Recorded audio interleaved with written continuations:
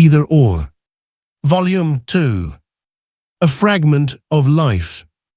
Containing the papers of B letters to A. Aesthetic validity of marriage. My friend, the lines upon which your eye first falls were written last. The aim of them is to make still one more attempt to force into the form of a letter the copious inquiry which is remitted to you herewith. Thus these lines correspond with the concluding lines, and along with them constitute an envelope, apprising you in an external way, as will many proofs of an internal character, that what you read is a letter. The thought that I was writing you a letter I was not willing to relinquish, partly because the time at my disposal does not permit the more careful composition which a dissertation demands, and partly because I was reluctant to let slip the opportunity of addressing you in the tone of earnest admonition which the form of a letter allows. You're so expert in the art of talking in perfectly general terms about everything without letting yourself be moved by it, that I am not tempted to set in motion your dialectical powers. You know well how the prophet Nathan behaved with King David when the king was willing enough to understand the parable the prophet set forth, but was not willing to understand that it applied to him. So to make the application plain, Nathan said, "Thou, O king, art the man."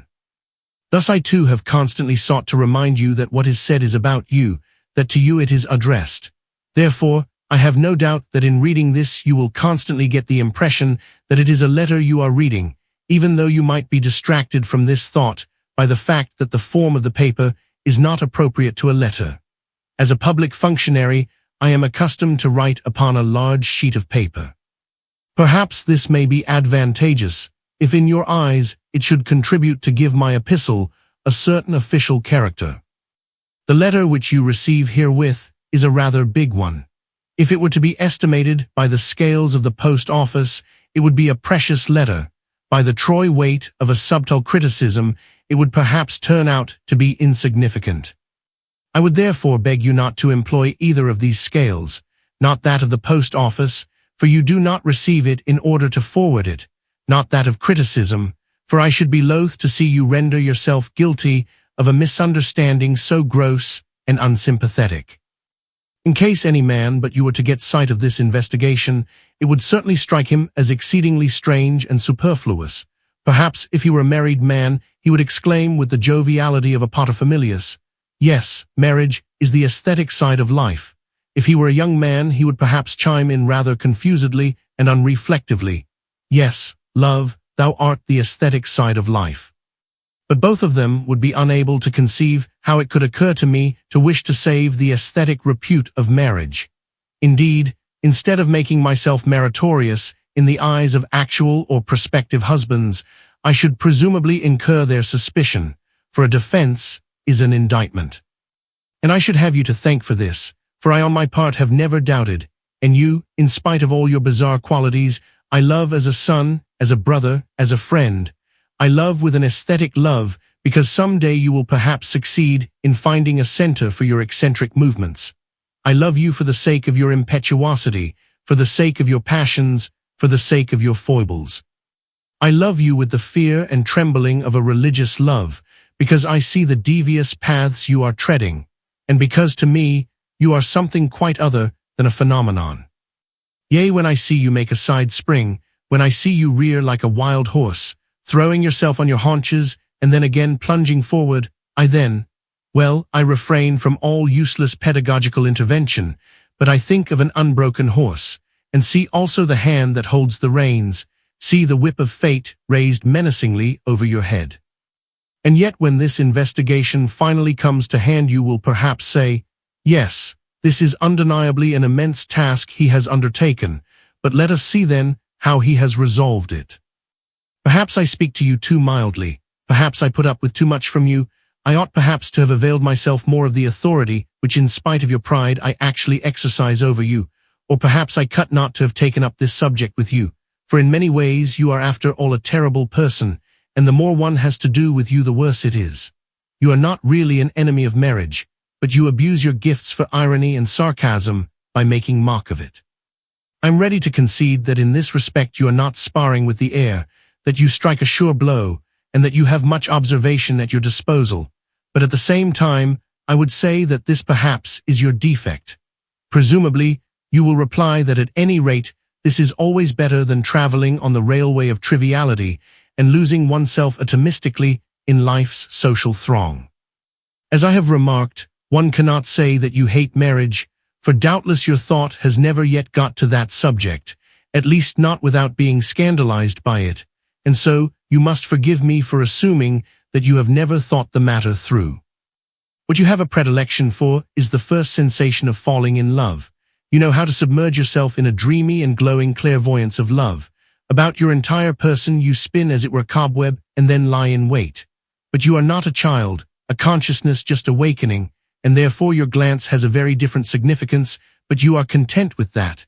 You love the accidental, a smile from a pretty girl in a situation which is interesting, a glance which you entrap. That is what you are on the lookout for. That is a theme for your idle imagination. You who always plume yourself upon being an observer must put up with it if you yourself become an object of observation. I will remind you of an instance which I observed. A pretty young girl who accidentally was seated beside you at table was too prim to bestow a glance upon you. It needs to be emphasized that the situation was accidental. You did not know her position, her name, her age, etc. For an instant you were puzzled as to whether this was merely prudery, or whether there was not mixed with it a little embarrassment, which under the proper illumination might make an interesting situation. She sat opposite a mirror in which you could see her. She cast a shy glance at it, without guessing that your eye had already taken up its abode there. She blushed when your eye met hers. Such sights you preserve as accurately and register as quickly as a daguerreotype, which, as you know, needs only half a minute, even in the worst weather. Ah, you are indeed a strange being. At one moment a child, at another an old man. At one moment you are thinking with prodigious seriousness about the loftiest scientific problems, proposing to sacrifice your life to them. The next moment you are an amorous fool. From marriage, however, you are a long way off, and I hope that your good genius will keep you from getting into bad ways, for sometimes I sense in you a trace of wanting to play at being a little Zeus. With your love you feel yourself so superior that doubtless you imagine every girl might count herself fortunate to be your sweetheart for a week. Your amorous studies you then for the time being carry on in conjunction with studies aesthetical, ethical, metaphysical, cosmopolitical, etc. One cannot really become angry with you. Evil has in you, as it had in the medieval conception, a certain seasoning of good nature and childishness. With regard to marriage, you have always behaved merely as an observer. There is something treacherous in wishing to be merely an observer. How often, yes, I am willing to admit it, how often you have diverted me, but how often you have tormented me too with your tales of how you have wormed yourself into the confidence now of this, and now of another husband, in order to see how deeply he was stuck in the marriage bog. To worm your way into the confidence of people, for that you really have great gifts, that I will not deny, nor will I deny that it is quite entertaining to hear you relate the results of it, and to witness your exuberant joy every time you are in a position to announce a really fresh observation. But honestly speaking, your psychological interest lacks seriousness, and is rather a hypochondriac curiosity. Now for the matter in hand. There are two things I must especially regard as my task: to show the aesthetic significance of marriage, and to show how the aesthetic element in it may be held fast in spite of the manifold obstacles of actual life. In order, however, that you may abandon yourself with the more security to the edification which this little treatise may possibly procure you, I will let a little polemical prelude precede my discussions, and in it take due account of your sarcastic observations. But with that I hope also that I shall have paid due tribute to the piratical states, and can then calmly pursue my calling. For after all, I am within my calling, when I who am a married man fight in behalf of marriage pro and CT focus. I assure you I take this matter so much to heart that I, who ordinarily do not feel tempted to write books, might actually be tempted to do so, if only I might hope to save a single marriage from the hell into which perhaps it has precipitated itself, or to render a few people more capable of realizing the most beautiful task proposed to men.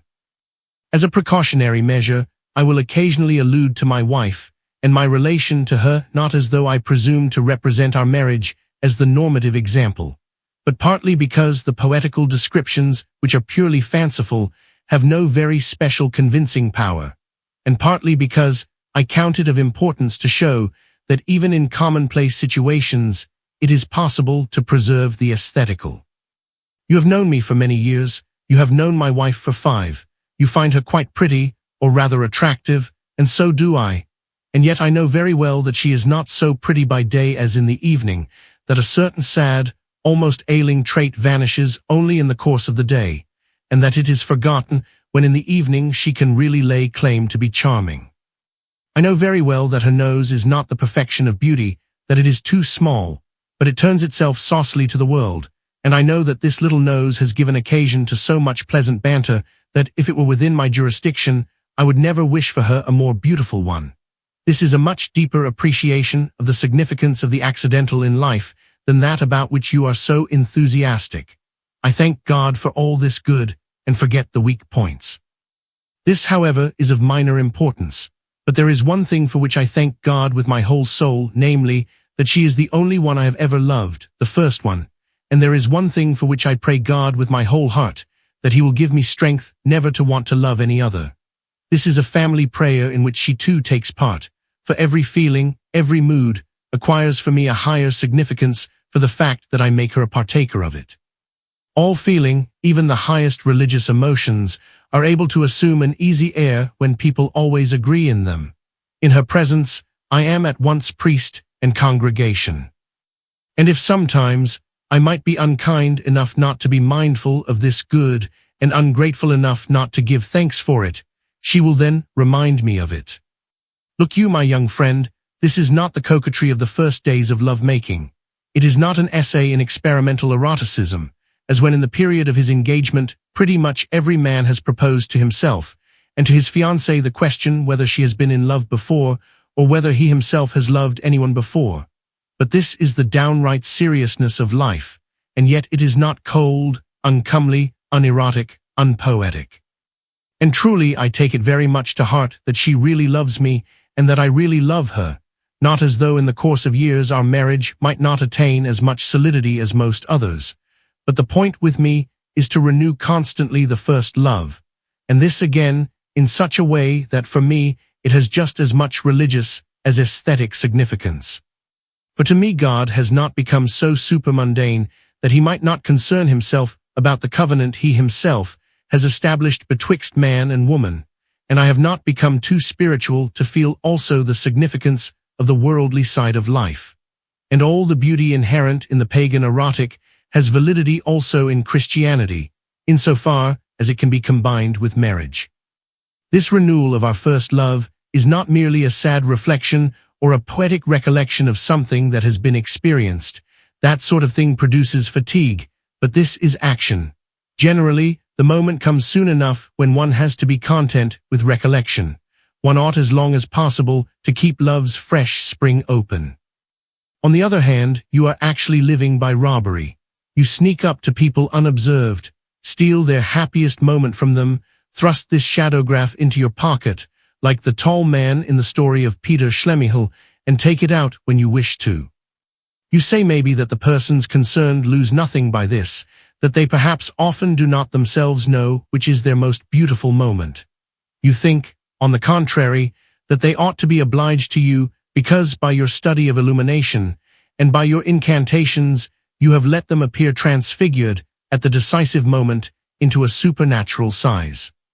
Perhaps they do in fact lose nothing by this, and yet the question remains whether it is not conceivable that they retained a recollection of it which always remained painful. But you lose your time, your peace of mind, your patience with life. For you know very well how impatient you are. You once wrote to me that patience to bear life's burdens must be an extraordinary virtue, that for your part, you did not even have patience to want to live. Your life resolves itself completely into interesting particulars of this sort, and in case one might venture to believe that the energy with which at such moments you are inflamed might acquire consistency and be spread evenly over your whole life, something great would surely come of you, for at such moments you are transfigured. There is an unrest within you, above which, nevertheless, consciousness soars clearly and lucidly.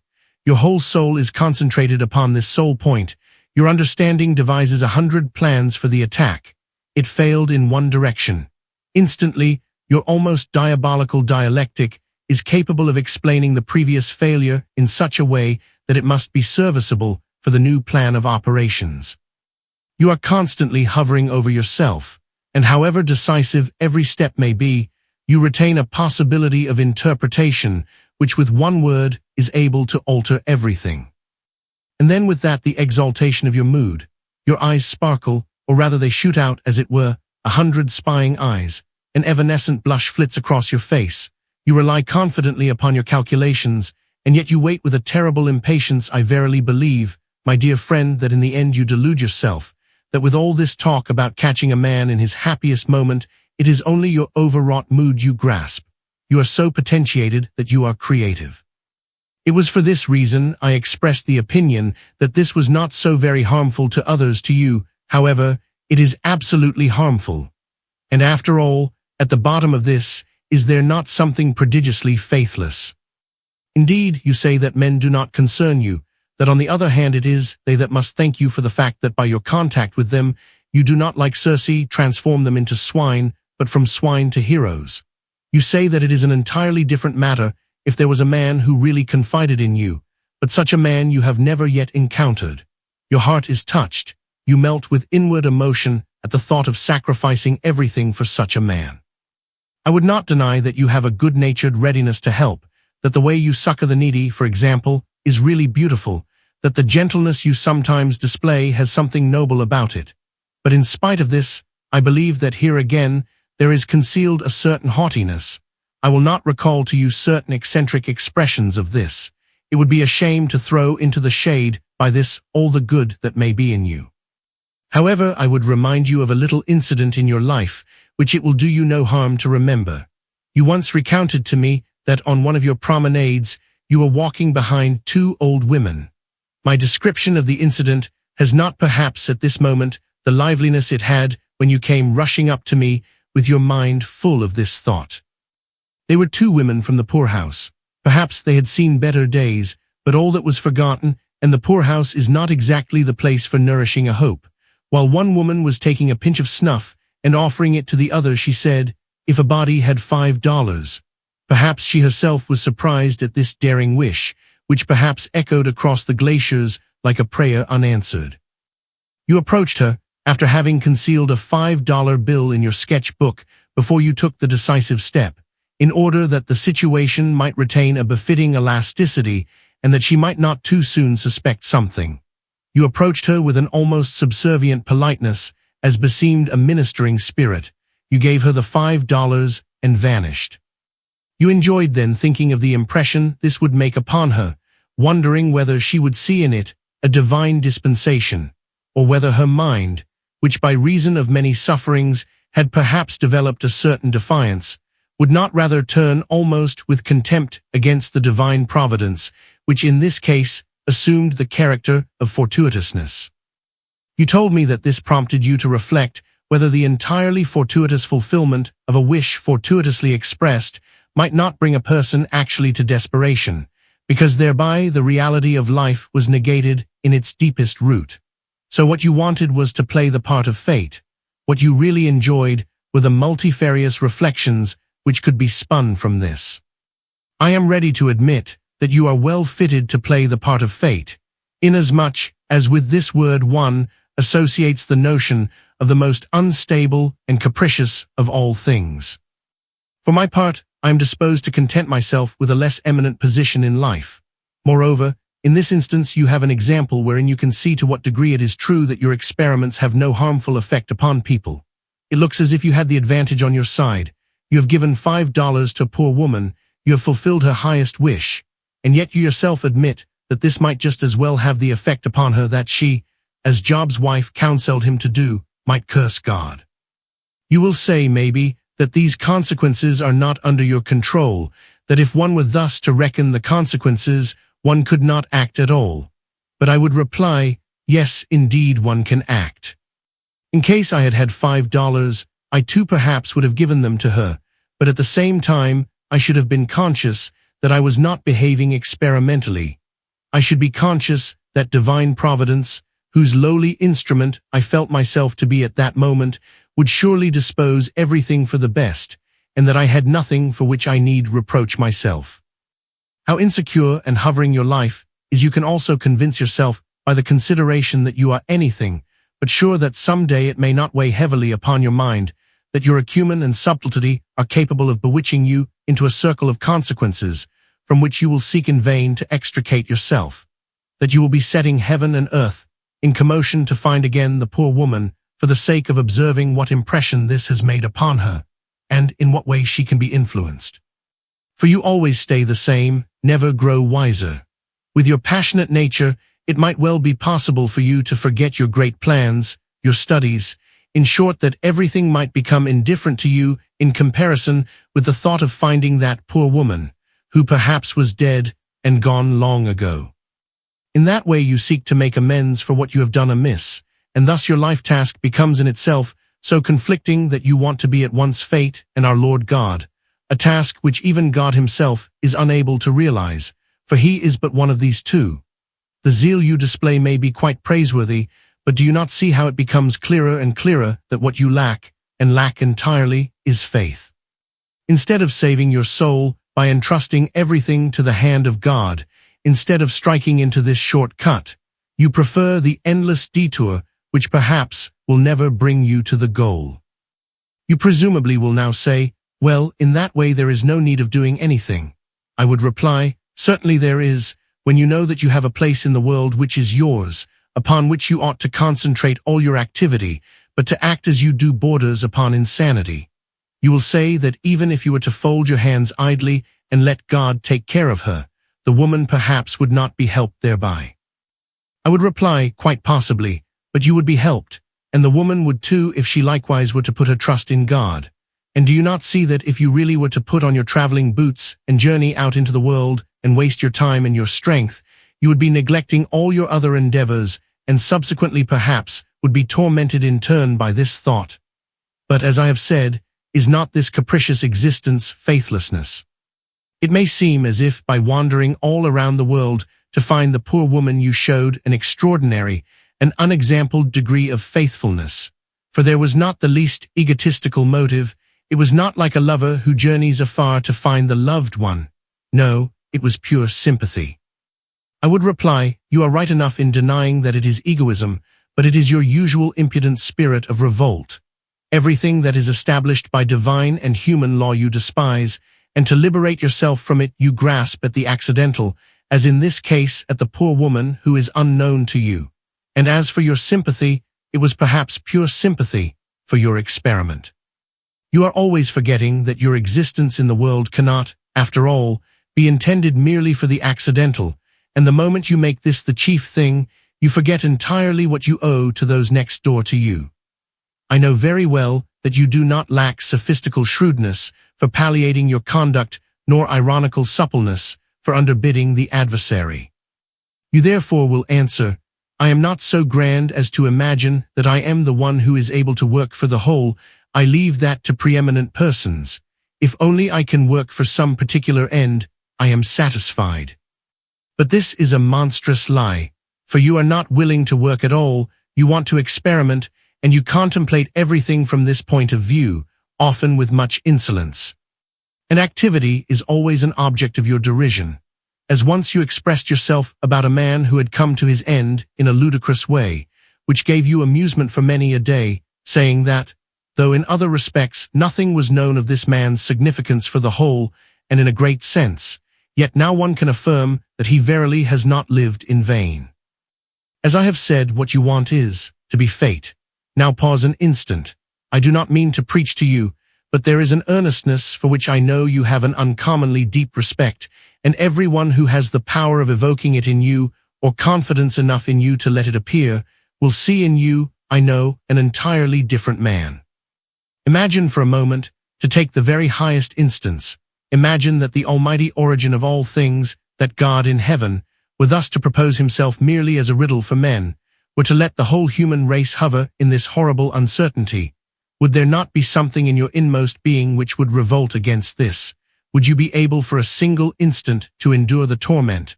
or would you for an instant be able to make your thought hold this horror fast? And yet he most of all, if I dare say so, might use this proud expression, "What matter men to me?" But therefore this is not true, and when I declare that God is incomprehensible, I raise my soul to the highest pitch. It is precisely in the most blissful moment I make this declaration. He is incomprehensible because his love is incomprehensible, incomprehensible because his love surpasses all understanding. When this is said of God, it denotes the highest excellence. When one is compelled to say it of a man, it denotes a fault, sometimes a sin, and Christ did not count it robbery to be equal with God, but humbled himself, and you would account the spiritual gifts bestowed upon you as robbery. But do reflect, your life is passing away, someday for you too the time will come when your life is drawing to close, when no longer is there any expedient that can prolong it, when memories alone are left, but not in the sense in which you love them, this mingling of poetry and truth, but the serious and faithful memory of conscience.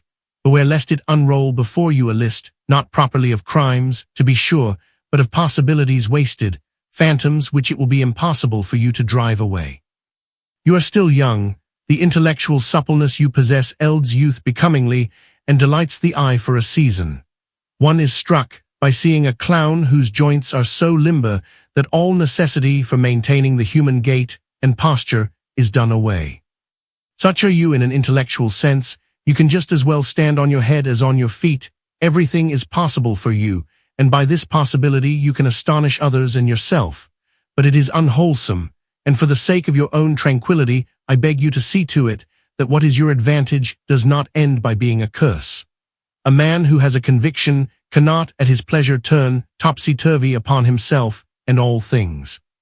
I warn you, therefore, not against the world but against yourself, and I warn the world against you.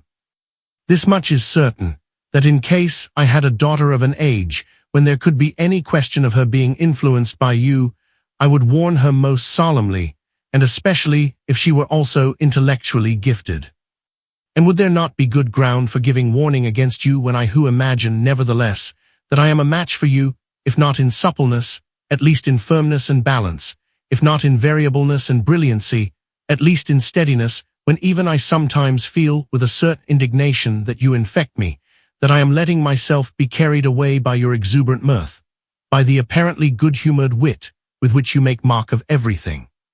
I'm letting myself be carried away into the same aesthetic intellectual intoxication in which you live. With you, therefore, I have a certain feeling of insecurity, being now too severe and now too indulgent. This, after all, is not so strange, for you are an epitome of every possibility, and so at one time I can see in you the possibility of perdition, at another of salvation. Every mood, every thought, good or bad, cheerful or sad, you pursue to its utmost limit, yet in such a way that this comes to pass rather in abstracto than in concuro. In such a way that this pursuit itself is little more than a mood from which nothing results, but a knowledge of it, not even so much that the next time it becomes harder or easier for you to indulge in the same mood, for you constantly retain a possibility of it. Hence, one can reproach you almost for everything and for nothing, because it is and is not chargeable to you. According to circumstances, you acknowledge or you do not acknowledge that you have had such a mood, but you are inaccessible to any calculation. What you care about is to have had the mood, completely and pathetically true.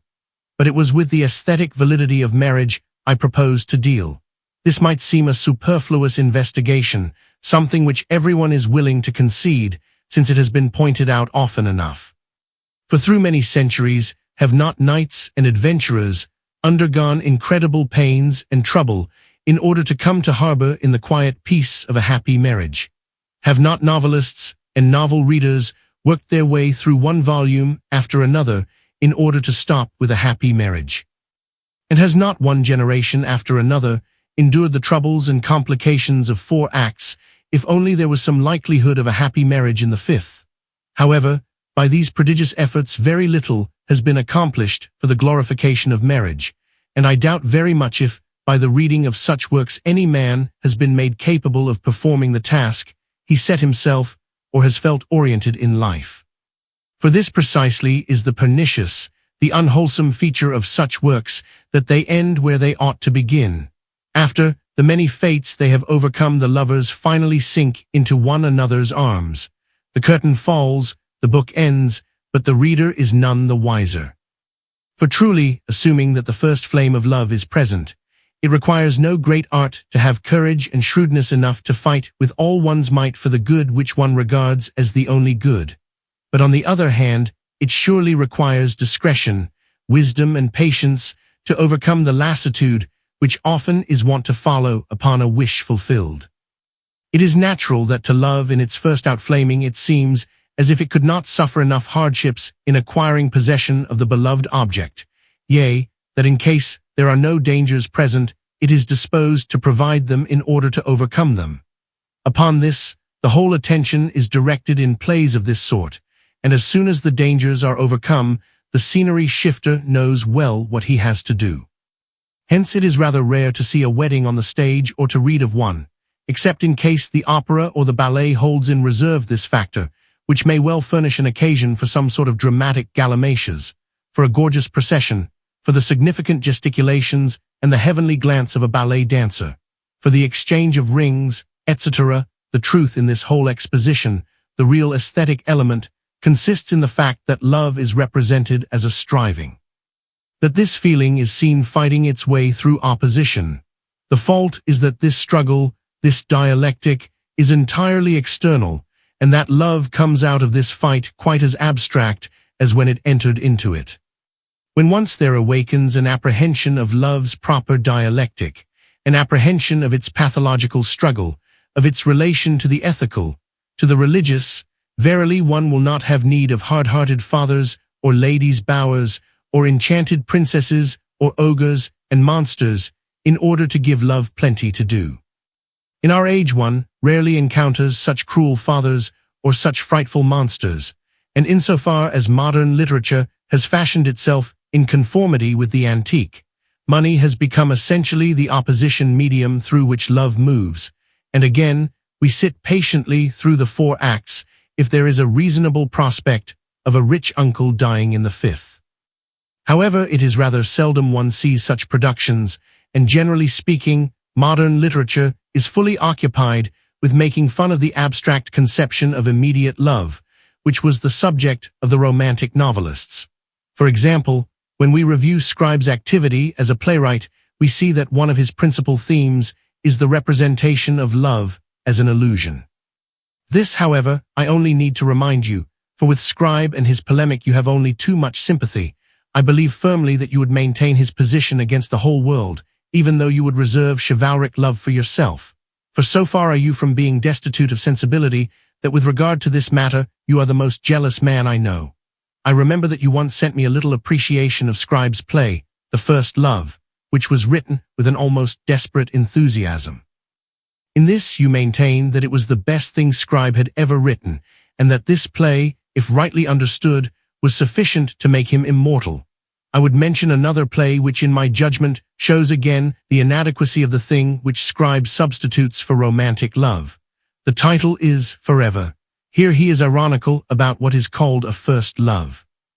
By the aid of a shrewd mother, who at the same time is a fashionable woman of the world, there has been fixed up a new love which the mother believes durable.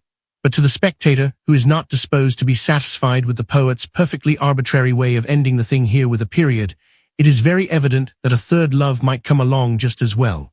Taking it all in all, it is remarkable how voracious modern poetry is, and for a long time it has been living on nothing else but love. Our age reminds one vividly of the dissolution of the Greek city-state. Everything goes on as usual, and yet there is no longer anyone who believes in it. The invisible spiritual bond which gives it validity no longer exists, and so the whole age is at once comic and tragic, tragic because it is perishing, comic because it goes on. For it is always the imperishable which sustains the perishable, the spiritual which sustains the corporal. And if it might be conceived that an exanimate body could, for a little while, continue to perform its customary functions, it would in the same way be comic and tragic. But only let our age go on consuming, and the more it manages to consume of the substantial value contained in romantic love, With all the more consternation will it some day, when this annihilation no longer gives pleasure, awaken to the consciousness of what it has lost, and despairingly feel its misfortune. We will now see whether the age which demolished romantic love has succeeded in putting anything better in its place. First, however, I will indicate the mark by which romantic love may be known. One might say in one word that it is immediate. To see her was to love her, or though she saw him only once through a slit in the shuttered window of her chamber, nevertheless, from this instant she loved him alone in the whole world. Here I ought properly, according to agreement, leave place for a few polemical outbursts, in order to promote in you the secretion of bile, which is an indispensable condition for the wholesome and profitable appropriation of what I have to say. But for all that, I cannot make up my mind to do so, and for two reasons, partly because this is a rather hackneyed theme in our time, and honestly it is incomprehensible to me that in this instance you want to go with the current, whereas ordinarily you go against it, and partly because I really have conserved a certain faith in the reality of romantic love, a sort of reverence for it, accompanied by some feeling of sadness. I therefore do no more than refer to the theme of your polemic in this field, the heading of a little article you wrote, Sentimental and Incomprehensible Sympathies, or the Harmonia Praestabilita of Two Hearts. Here we have what Goethe, with so much art in his book entitled Natural Affinity, first enabled us to divine in the symbolical language of nature, in order to show how it was exemplified in the world of spirit, only that Goethe endeavored to render this power of attraction intelligible by protracting it through a succession of moments, perhaps for the sake of showing the difference between the life of spirit and the life of nature, and did not emphasize the speed, the infatuated impatience and assurance with which an affinity seeks its mate. And after all, is it not beautiful to imagine that two beings are meant for one another? How often one has felt the need of reaching out beyond the historical consciousness, a longing, a nostalgia, for the primeval forest which lies behind us. And does not this longing acquire a double significance when with it there is associated the conception of another being which also has its home in these regions? Hence every marriage, even one which was entered upon after reflective deliberation, feels the need, at least in certain moments, of such a foreground. And how beautiful it is that the God who is spirit loves also the love which is earthly. The fact that among married people there is a great deal of lying in this respect, I am very ready to concede to you, and also that your observations in this field have amused me, but one ought never to forget the truth that is in it. Perhaps one or another man may think that it is better to have complete authority in the choice of his life's companion, but such an opinion discloses a high degree of narrow-mindedness and silly self-importance, with no inkling of the fact that the inborn quality of romantic love is freedom, and that its greatness consists precisely in this quality. Romantic love shows that it is immediate by the fact that it follows a natural necessity. It is based upon beauty, in part upon sensuous beauty, in part upon the beauty which can be conceived through and with and in the sensuous, yet not as if it came to evidence through a deliberation, but in such a way that it is constantly on the point of expressing itself, peeking out through the sensuous form. In spite of the fact that this love is essentially based upon the sensuous, it is noble nevertheless, by reason of the consciousness of eternity which it embodies, for what distinguishes all love from lust is the fact that it bears an impress of eternity. The lovers are sincerely convinced that their relationship is in itself a complete whole which never can be altered. But since this assurance is founded only upon a natural determinant, the eternal is thus based upon the temporal and thereby cancels itself. Since this assurance has undergone no test, has found no higher attestation, it shows itself to be an illusion, and for this reason it is so easy to make it ridiculous.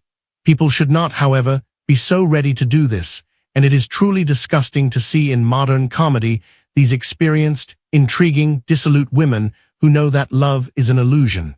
I know no creature so abominable as such a woman. No debauchery is so loathsome to me, and nothing is so revolting as to see a lovable young girl in the hands of such a woman. Truly this is more terrible than to imagine her in the hands of a club of seducers. It is sad to see a man who has learned to discount every substantial value in life, but to see a woman on this false path is horrible. Romantic love, however, as I have said, presents an analogy to morality by reason of the presumptive eternity which ennobles it and saves it from being mere sensuality. For the sensual is the momentary. The sensual seeks instant satisfaction, and the more refined it is, the better it knows how to make the instant of enjoyment a little eternity. The true eternity in love, as in true morality, delivers it, therefore, first out of the sensual. But in order to produce this true eternity, a determination of the will is called for. But of this I shall say more later. Our age has perceived very clearly the weak points of romantic love, and its ironical polemic against it has sometimes been thoroughly amusing. Whether it has remedied its defects, and what it has put in its place, we shall now see. One may say that it has taken two paths, one of which is seen at the first glance to be a false one, that is, an immoral path. The other is more respectable, but to my mind it misses the deeper values of love, for if love is in fact founded upon the sensuous, everyone can easily see that this immediate faithfulness of theirs is foolishness. What wonder then that women want emancipation, one of the many ugly phenomena of our age for which men are responsible. The eternal element in love becomes an object of derision, the temporal element alone is left, but this temporal again is refined into the sensuous eternity, into the eternal instant of the embrace. What I say here applies not only to a seducer here and there who sneaks about in the world like a beast of prey. No, it is appropriate to a numerous chorus of highly gifted men, and it is not only Byron who declares that love is heaven, marriage is hell. It is very evident that there is in this a reflection, something which romantic love does not have. For romantic love is quite willing to accept marriage too, willing to accept the blessing of the church as a pretty adjunct to the festivity, without attaching to it any real significance on its own account. By reason of its disposition to reflection, the love here in question has with a terrible firmness and induration of mind made up a new definition of what unhappy love is, namely, to be loved when one no longer loves, the opposite of loving without requital. And verily, if this tendency were aware what profundity is implied in these few words, it would itself shrink from it. For apart from all the experience, shrewdness, and cunning this definition reveals, it contains also a presentiment that conscience exists. So then the moment remains the principal thing, and how often one has heard these shameless words addressed by such a lover to a poor girl who could love only once. I do not demand so much, I am content with less. Far be it from me to require that you shall continue to love me to all eternity, if only you love me at the instant when I wish it. Such lovers know very well that the sensuous is transient, they know also what is the most beautiful instant, and therewith they are content. Such a tendency is, of course, absolutely immoral, yet on the path of thought it brings us in a way nearer our goal, forasmuch as it lodges a formal protest against marriage. Insofar as the same tendency seeks to assume a more decent appearance, it does not confine itself merely to the single instance, but extends this to a longer period, yet in such a way that instead of receiving the eternal into its consciousness, it receives the temporal, or it entangles itself in this opposition between the temporal and the eternal by supposing a possible alteration in the course of time. It thinks that for a time one can well enough endure living together, but it would keep open a way of escape, so as to be able to choose if a happier choice might offer itself. This reduces marriage to a civil arrangement. One need only report to the proper magistrate that this marriage is ended and another contracted, just as one reports a change of domicile. Whether this is an advantage to the state I leave undecided. For the individual in question, it must truly be a strange relationship. Hence one does not always see it realized, but the age is continually threatening us with it. And verily, it would require a high degree of impudence to carry it out. I do not think this word is too strong to apply to it, just as on the part of the female participant in this association, it would betray a frivolity bordering on depravity. There is, however, an entirely different disposition of mind which might get this notion into its head, and that is a disposition which I would deal with here more especially, since it is very characteristic of our age. For in fact such a plan may originate either in an egoistic or in a sympathetic melancholy, People have now been talking long enough about the frivolity of this age. I believe it is now high time to talk a little about its melancholy, and I hope that by this everything will be better clarified. Or is not melancholy the defect of our age? Is it not this which resounds even in its frivolous laughter? Is it not melancholy which has deprived us of courage to command, of courage to obey, of power to act, of the confidence necessary to hope? And now when the good philosophers are doing everything to give intensity to the actual, shall we not become so crammed full of it that we are suffocated? Everything is cut out except the present. What wonder then that for the constant dread of forfeiting this, one forfeits it? Well, it is true enough that we ought not to vanish in an evanescent hope, and that this is not the way to become transfigured in the clouds. But in order truly to enjoy, one must have air, and not only in moments of sorrow is it important to have the heavens opened, but also in the time of joy to have a free vista and the folding doors thrown open wide. It is true that enjoyment apparently loses by this a certain degree of the intensity it has by the help of such an alarming limitation. But it is not likely that thereby much will be lost, for this intensity has a good deal in common with the intense enjoyment of the Strasbourg geese, which cost them their lives. It might perhaps prove rather difficult to make you perceive this, but on the other hand, I surely do not need to explain to you the significance of the intensity one attains in a different way. For in this respect, you have great virtuosity uque dederunt formam, divitates artem fruendi. In case enjoyment were the chief thing in life, I would sit at your feet as a pupil, for in this you are a master. At one moment you are able to make yourself an old man in order to imbibe in slow draughts through recollection what you have experienced.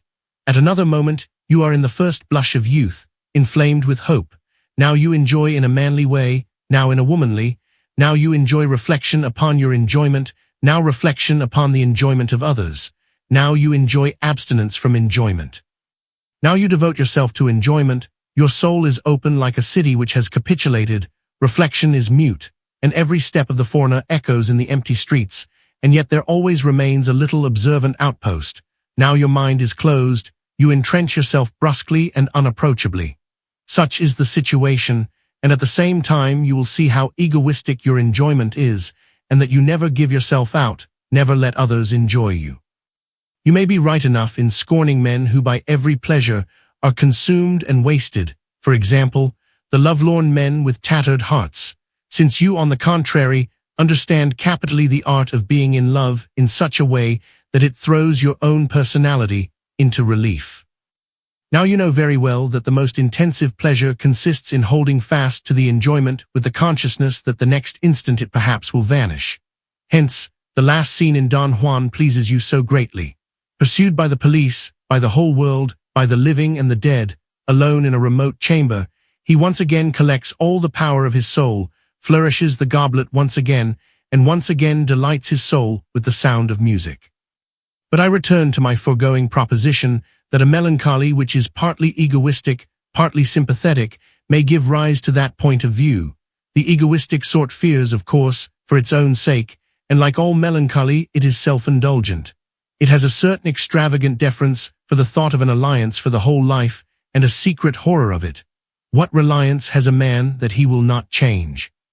Perhaps this being whom I now adore may change. Perhaps fate may subsequently bring me into association with another being who for the first time would be truly the ideal I had dreamt of. Like all melancholy, it is defiant and knows that it is thinking. Perhaps precisely the fact that I tie myself to one person by an irrevocable bond may make this being whom otherwise I should love with my whole soul intolerable to me. Perhaps, etc. The sympathetic melancholy is more painful, and at the same time rather nobler. It is fearful of itself for the sake of the other, who knows so surely that one may not change. Perhaps what I now regard as good in me may vanish, perhaps that by which I now captivate the loved one, and which only for her sake I wish to retain, may be taken from me, and there she stands then, deluded, deceived. Perhaps a brilliant prospect opens for her, she is tempted, she does not withstand the temptation. Great God, I should have that upon my conscience. I have nothing to reproach her for, it is I that have changed, I forgive her everything, if only she can forgive me for being so imprudent as to let her take a step so decisive. I know indeed in my heart that so far from talking her into it, I rather warned her against me. I know that it was her free resolution, but perhaps it was precisely this warning which tempted her, which let her see in me a better being than I am, etc., etc. It is easy to see that such a way of thinking is no better served by an alliance for 5 years than by one of 10, or even by an alliance such as Saladin formed with the Christians, for 10 years, 10 months, 10 weeks, 10 days, and 10 minutes. Indeed, is no better served by such an alliance than by one for the whole life. One sees very well that such a way of thinking feels only too deeply the significance of the saying, "Sufficient unto the day is the evil thereof." It is an attempt to live every day as though that day were the decisive one, an attempt to live as though every day were a day of examination. Hence, when one finds in our times a strong disposition to abolish marriage, this is not as in the Middle Ages because the unmarried life is regarded as more perfect, but the reason of it is cowardice and self-indulgence. It is also evident that such marriages as are contracted for a definite time are of no avail, since they involve the same difficulties as those which are contracted for a whole life, and at the same time are so far from bestowing the required strength for living that on the contrary, they enervate the inner power of married life, relax the energy of the will, and diminish the blessing of confidence which marriage possesses. It is also clear at this point, and will subsequently become more so, that such associations are not marriages, inasmuch as, though contracted in the sphere of reflection, they have not yet attained the consciousness of the eternal which morality has, and without which such an association is not marriage. There is also something upon which you will agree with me entirely, for how often and how surely have your mockery and your irony hit the mark when you were denouncing what you call fortuitous love affairs, and the bad infinity of love when one is looking with his sweetheart out of the window, and that instant a young girl turns the corner into another street, and it occurs to him, "It is with her I am really in love," but when he would follow her trace, he is again unsettled, etc. The other expedient, the respectable way, would be the marriage of convenience. The mere mention of it shows that reason intervenes, and that we have entered the sphere of reflection. One person and another, and you among them, have always made a dubious face at the union here implied between immediate love and the calculating understanding. For really, if one were to show respect for linguistic usage, it ought to be called a marriage of common sense. Especially are you accustomed, with an ambiguous use of words, to recommend respect as a solid foundation for the marriage relation. It shows how thoroughly reflective this age is, that it must help itself out with such a compromise as a marriage of convenience. Insofar as such an association waives all claim to real love, it is at least consistent, but at the same time, it thereby shows that it is not a solution of the problem. A marriage of convenience is therefore to be regarded as a sort of capitulation, necessitated by the complications of life. But how pitiful it is that this should be the only comfort that is left to the poetry of our age, the comfort of despairing, for it is evidently despair which makes such an alliance acceptable. It is contracted, therefore, more likely by persons who no longer are chickens, and who also have learnt that love is an illusion, and its realization at the most a plum desiderium. What it therefore has to do with is life's prose, subsistence, and social standing. Insofar as it has neutralized the sensuous factor in marriage, it appears to be moral, but it nevertheless remains a question whether this neutralization is not just as immoral as it is unesthetic.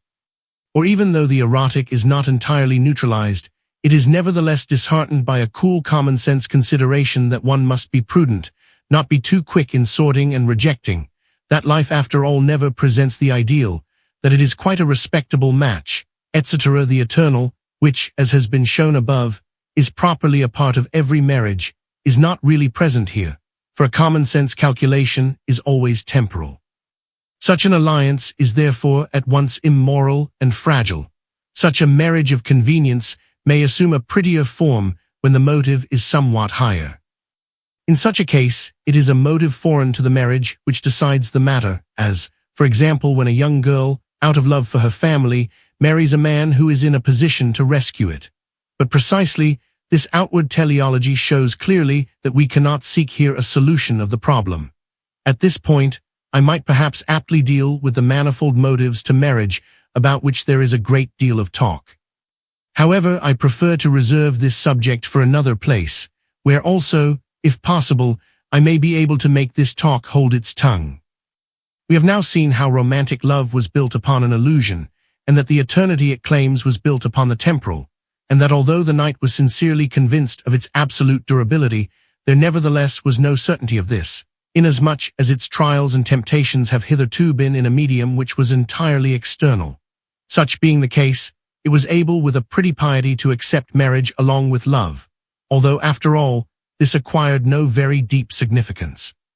We have seen how this immediate and beautiful, but also very naive love, being embodied in the consciousness of a reflective age, must become the object of its mockery and of its irony, and we have seen too what such an age was capable of substituting for it. Such an age embodied marriage in its consciousness, and in part declared itself on the side of love in such a way as to exclude marriage, in part on the side of marriage in such a way as to exclude love. Hence, in a recent play, a sensible little seamstress, speaking of the love of fine gentlemen, makes the shrewd observation, "You love us, but you don't marry us. The fine ladies you don't love, but you marry them." Herewith this little treatise, as I am compelled to call what I am here writing, although at first I thought only of a big letter, has reached the point from which marriage can be viewed in the right light. That marriage belongs essentially to Christianity, that the pagan nations have not brought it to perfection, in spite of the sensuousness of the Orient and all the beauty of Greece, that not even Judaism has been capable of this, in spite of the truly lyrical elements to be found in it. All this you will be ready to concede without compelling me to argue the matter. And this all the more because it is sufficient to remember that the contrast between the sexes has nowhere been made a subject for such deep reflection, that the other sex has received complete justice. But within Christianity, also love has had to encounter many fates before we learn to see the deep, the beautiful, and the true implications of marriage. Since, however, the immediately preceding age was an age of reflection, as is ours also to a certain degree, it is not so easy a matter to prove this. And since in you I have found so great a virtuoso in bringing the weaker sides into prominence, the task of convincing you of the side which I have undertaken to defend is doubly difficult. I owe you, however, the admission that I am much indebted to you for your polemic. When I think of the multifarious expressions of it which I possess in their dispersion, and imagine them gathered into a unity, your polemic is so talented and inventive that it is a good guide for one who would defend the other side. For your attacks are not so superficial that, if only you or another would think them through, they might not contain the truth, even though neither you nor your adversary observe this in the moment of conflict. Inasmuch as it appeared to be a defect on the part of romantic love that it was not reflective, it might seem reasonable to let true conjugal love begin with a kind of doubt. This might seem all the more necessary in view of the fact that we approach this subject with the prepossessions of a reflective age. I am by no means prepared to deny that a marriage might be artificially accomplished after such a doubt. But the question remains nevertheless whether the nature of marriage is not substantially altered by this, since it presupposes a divorce between love and marriage. The question is whether it is essential to marriage to annihilate the first love because of doubt as to the possibility of realizing it, in order to make conjugal love possible and actual through this annihilation, so that the marriage of Adam and Eve was really the only one in which immediate love was preserved inviolate, and that again chiefly for the reason which Musaeus citation 11 wittily suggests, that there was no possibility of loving anybody else. The question remains whether immediate love, the first love, would be secured against this skepticism by being assumed in a higher concentric immediacy, so that conjugal love would be in no need of ploughing under the beautiful hopes of first love, but conjugal love itself would be first love, seasoned with an admixture of determinants which would not detract from it, but would ennoble it. This is a difficult problem to prove, and yet it is of prodigious importance, lest in the ethical sphere we might have such a cleavage as exists in the intellectual sphere between faith and knowledge. And how beautiful it would be, my dear friend, you will not deny it, For after all your heart is susceptible to love, and your head is only too well acquainted with doubt. How beautiful it would be if the Christian might venture to call his God the God of love, in such a way as to think therewith of that unspeakably blissful feeling, the eternal force in the world, earthly love. In the foregoing discussion, I dealt with romantic and reflective love as discursive points of view, but now we are to see to what extent the higher unity is a return to immediate love, and accordingly to what extent, apart from the more which it contains also what was comprised in the first. It is now clear enough that reflective love constantly consumes itself, and that it stops arbitrarily now at this point, now at another. It is clear that it points beyond itself to the higher position, but the question is whether this higher experience cannot come at once into touch with the first love. Now this higher experience is the religious, in which the reflective understanding comes to an end, and just as for God nothing is impossible, so too for the religious individual nothing is impossible. In the religious sphere, love finds again the infinity which it vainly sought in the sphere of reflection. But in case the religious, higher though it certainly is than everything earthly, does not stand in an eccentric relation to immediate love, but in a concentric relation, unity might be brought about without any necessity for the pain which religion indeed can heal, but which, nevertheless, always remains a profound pain. One very rarely sees this matter made the subject of serious deliberation, because those who have feeling for romantic love do not bother much about marriage, and because on the other hand, so many marriages, unfortunately, are contracted without the deeper erotic, which is assuredly the most beautiful thing in a purely human existence. Christianity holds firmly to marriage. So in case conjugal love is unable to contain all of the first erotic, Christianity does not represent the highest development of the human race, and without doubt, it is a secret dread of such an incongruity which is largely responsible for the despair which permeates modern lyric, both in verse and in prose.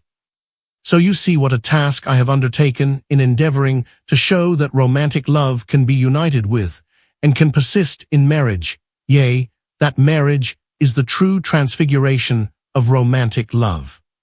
This is not by any means to cast disparagement upon the marriages which have been rescued from reflection and its shipwreck, nor would I be so unsympathetic as to grudge them my admiration. It is not to be denied that much can be done in this way, nor ought it to be forgotten that the whole tendency of the age often makes such marriages a dolorous necessity.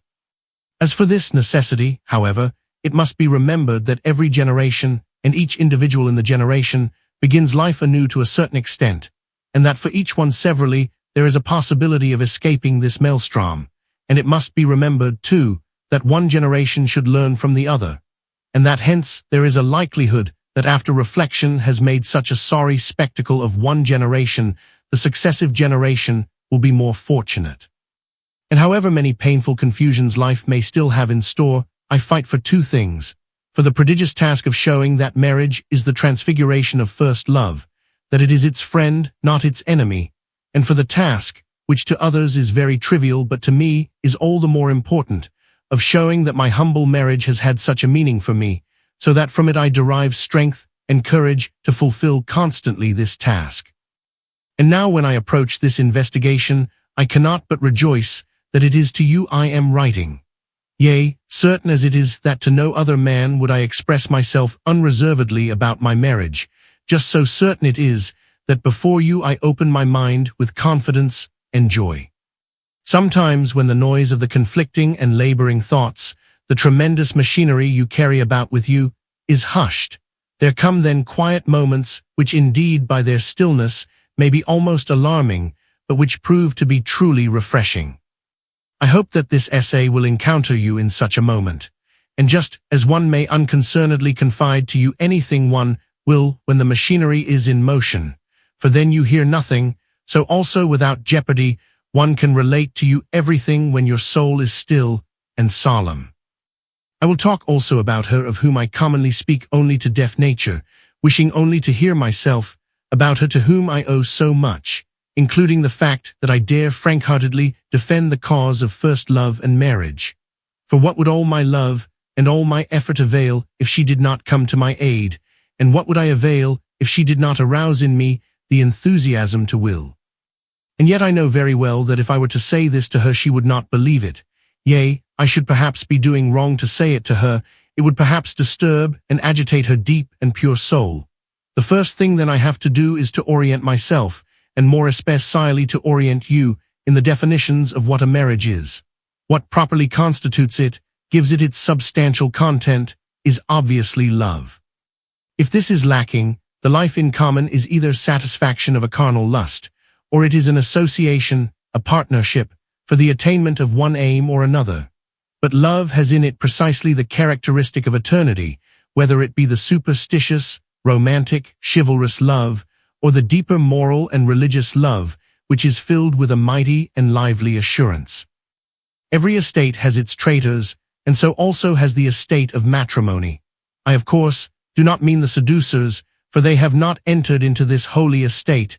I hope that this investigation will encounter you in a mood which does not incline you to smile at this expression. I do not mean those who by divorce have left the ranks, for at least they have had courage to be open rebels. No, I mean those who are only rebels in thought, who do not even venture to let the thought express itself in action, those miserable married men who sit and sigh over the fact that love has long ago evaporated out of their marriage. Those married men who, as you once said of them, sit like madmen, each one in his matrimonial partition, and shake the iron bars, and rave about the sweetness of engagement, and about the bitterness of marriage. Those married men who, according to your own observation, are the ones who, with a certain malicious joy, congratulate everyone who becomes engaged. I cannot describe to you how despicable they seem to me, and how much it delights me when such a husband takes you as his confidant, when before you he pours out his sufferings, repeats by rote all his lies about the happy first love, and you with a cunning look say, "Yes, I shall take good care not to get on smooth ice," and it embitters him even more that he cannot manage to drag you with him into a commune naufragium. It is to these married men you so often allude when you talk about a tender paterfamilias with 4 blessed children, whom he would like to see in Jericho. If there were actually something in what they say, then there must be a discrepancy between love and marriage, of such a sort that love would be relegated to one particular moment in time and marriage to another, but love and marriage would remain incompatible. So one would seek at once to discover what period it was to which love belonged, would find that it was the period of the engagement, the beautiful period of the engagement. With an agitation and emotion which savors of the burlesque, these people know how to prate continually about the joys of the days of their engagement. I must now admit that I have never had much liking for the spoony sweetmeats of the engagement period, and the more one makes of this period, the more it appears to me to resemble the time many men take before jumping into the water, first walking back and forth on the float, sticking now one hand, now one foot into the water, finding it now too cold, now too warm. If it actually was a fact that the engagement is the most beautiful time, truly I fail to see why they get married, or supposing they are right, why anybody gets married. Nevertheless, they do get married with all possible bourgeois exactness, when aunts and cousins and neighbors and friends find the marriage suitable, betraying in this the same drowsiness and apathy as they do in regarding the engagement as the most beautiful period.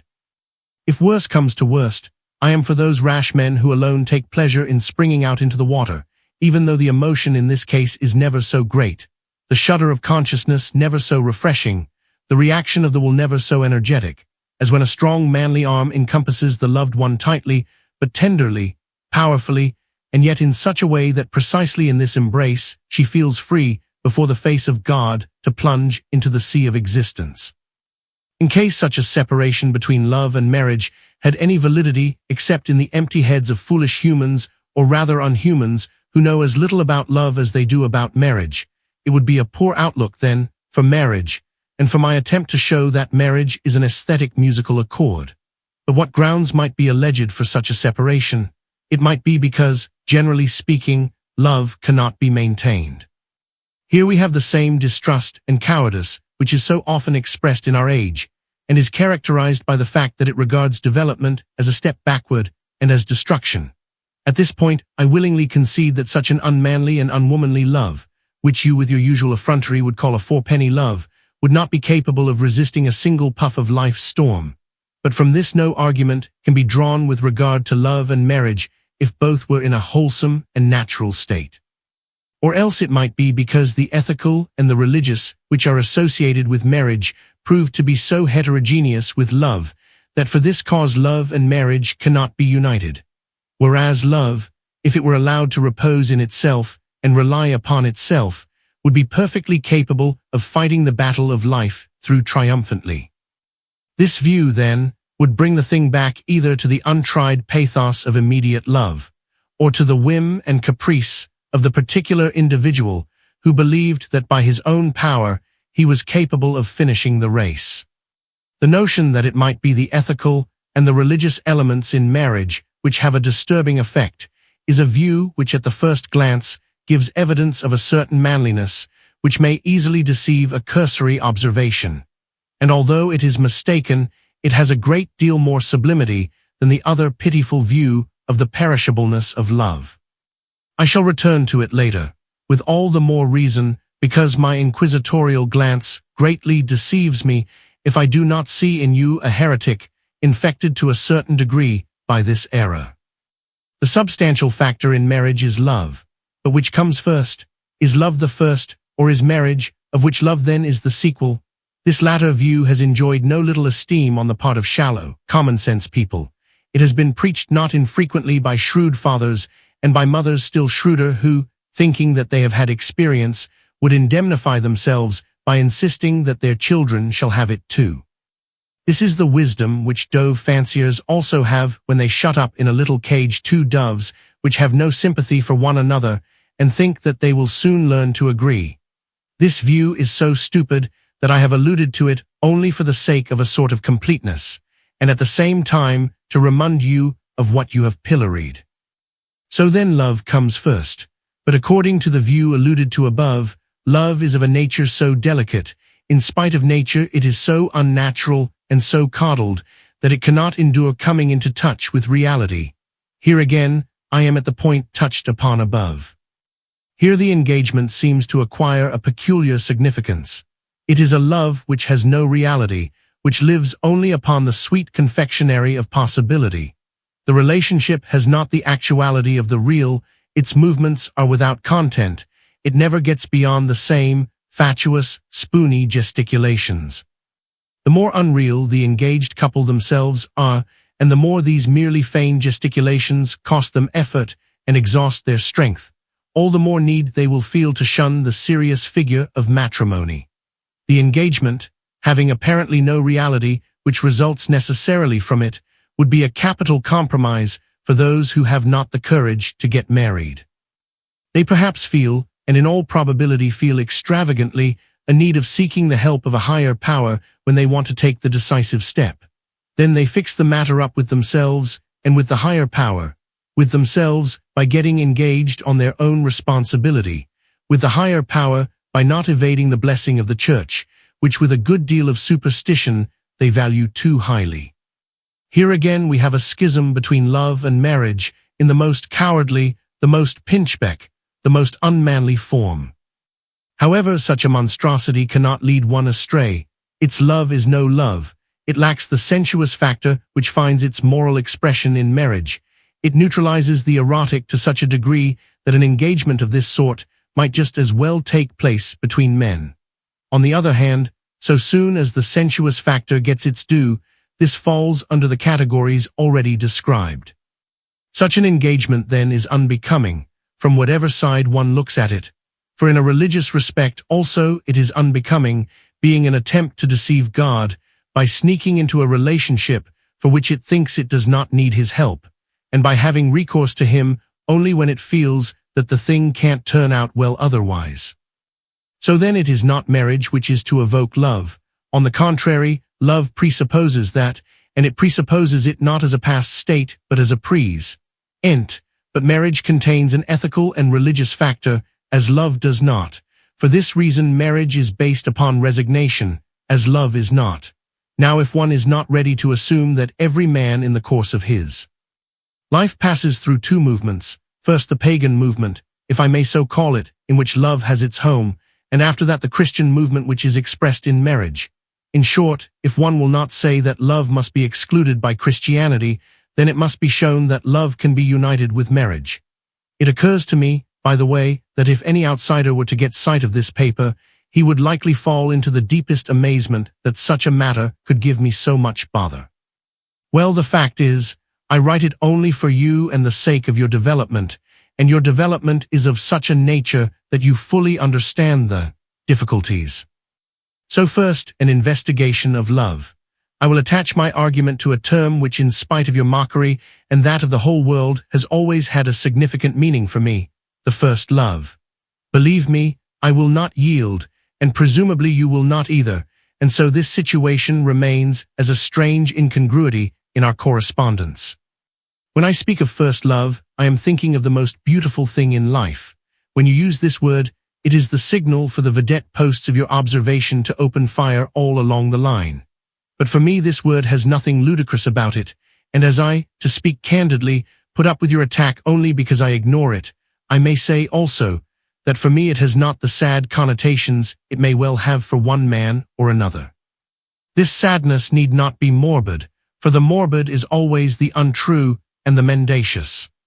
It is a fine and healthy sign when a man has had ill luck with his first love, when he has learned to know the pain of it, but has yet remained faithful to his first love, has yet preserved faith in first love.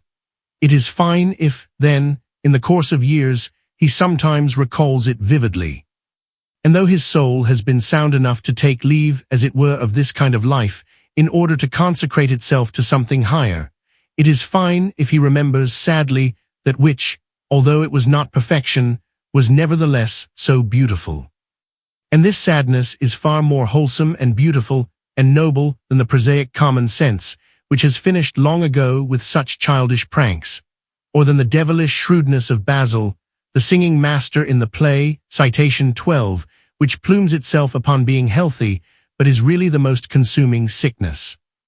For what does it profit a man to gain the whole world and lose his own soul? For me this phrase, the first love, contains no sadness at all, or at all events only a little seasoning of sad sweetness. For me it is a battle cry, and although I have been for several years a married man, I still have the honor of fighting under the victorious banner of first love.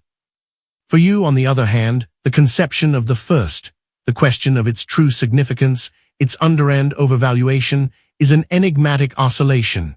At one moment, you are solely possessed by an enthusiasm for the first.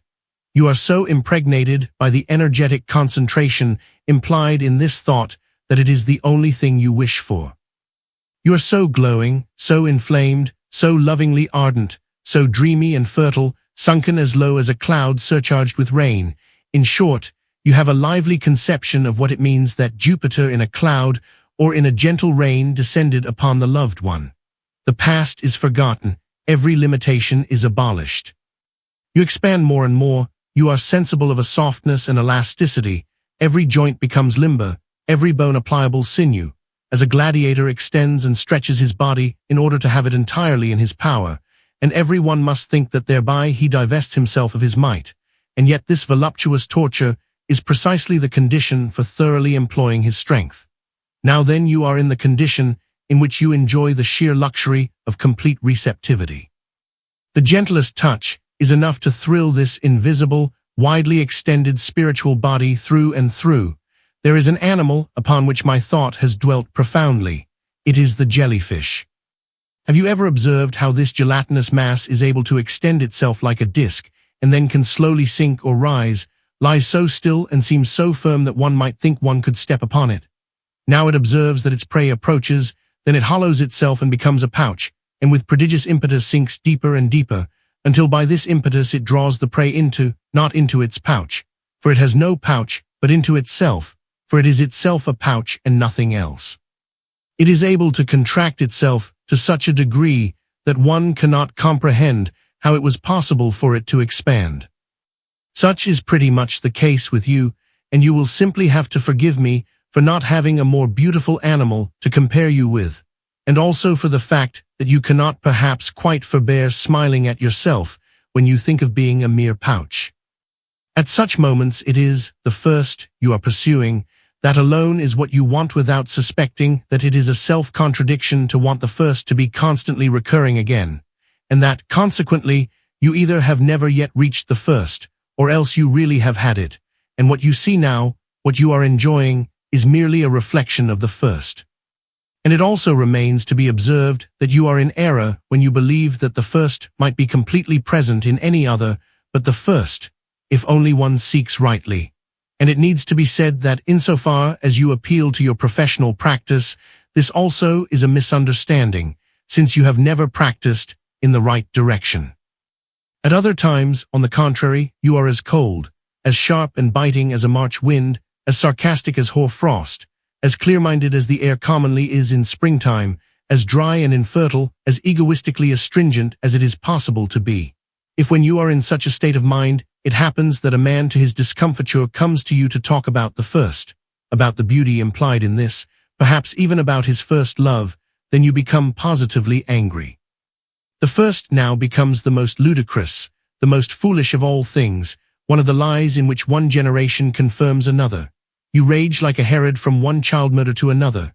You are able, then, to talk without end about how cowardly and unmanly it is to cling to the first, asserting that the truth lies in what is acquired, not in what is given. I recall that in this mood you once came to my room.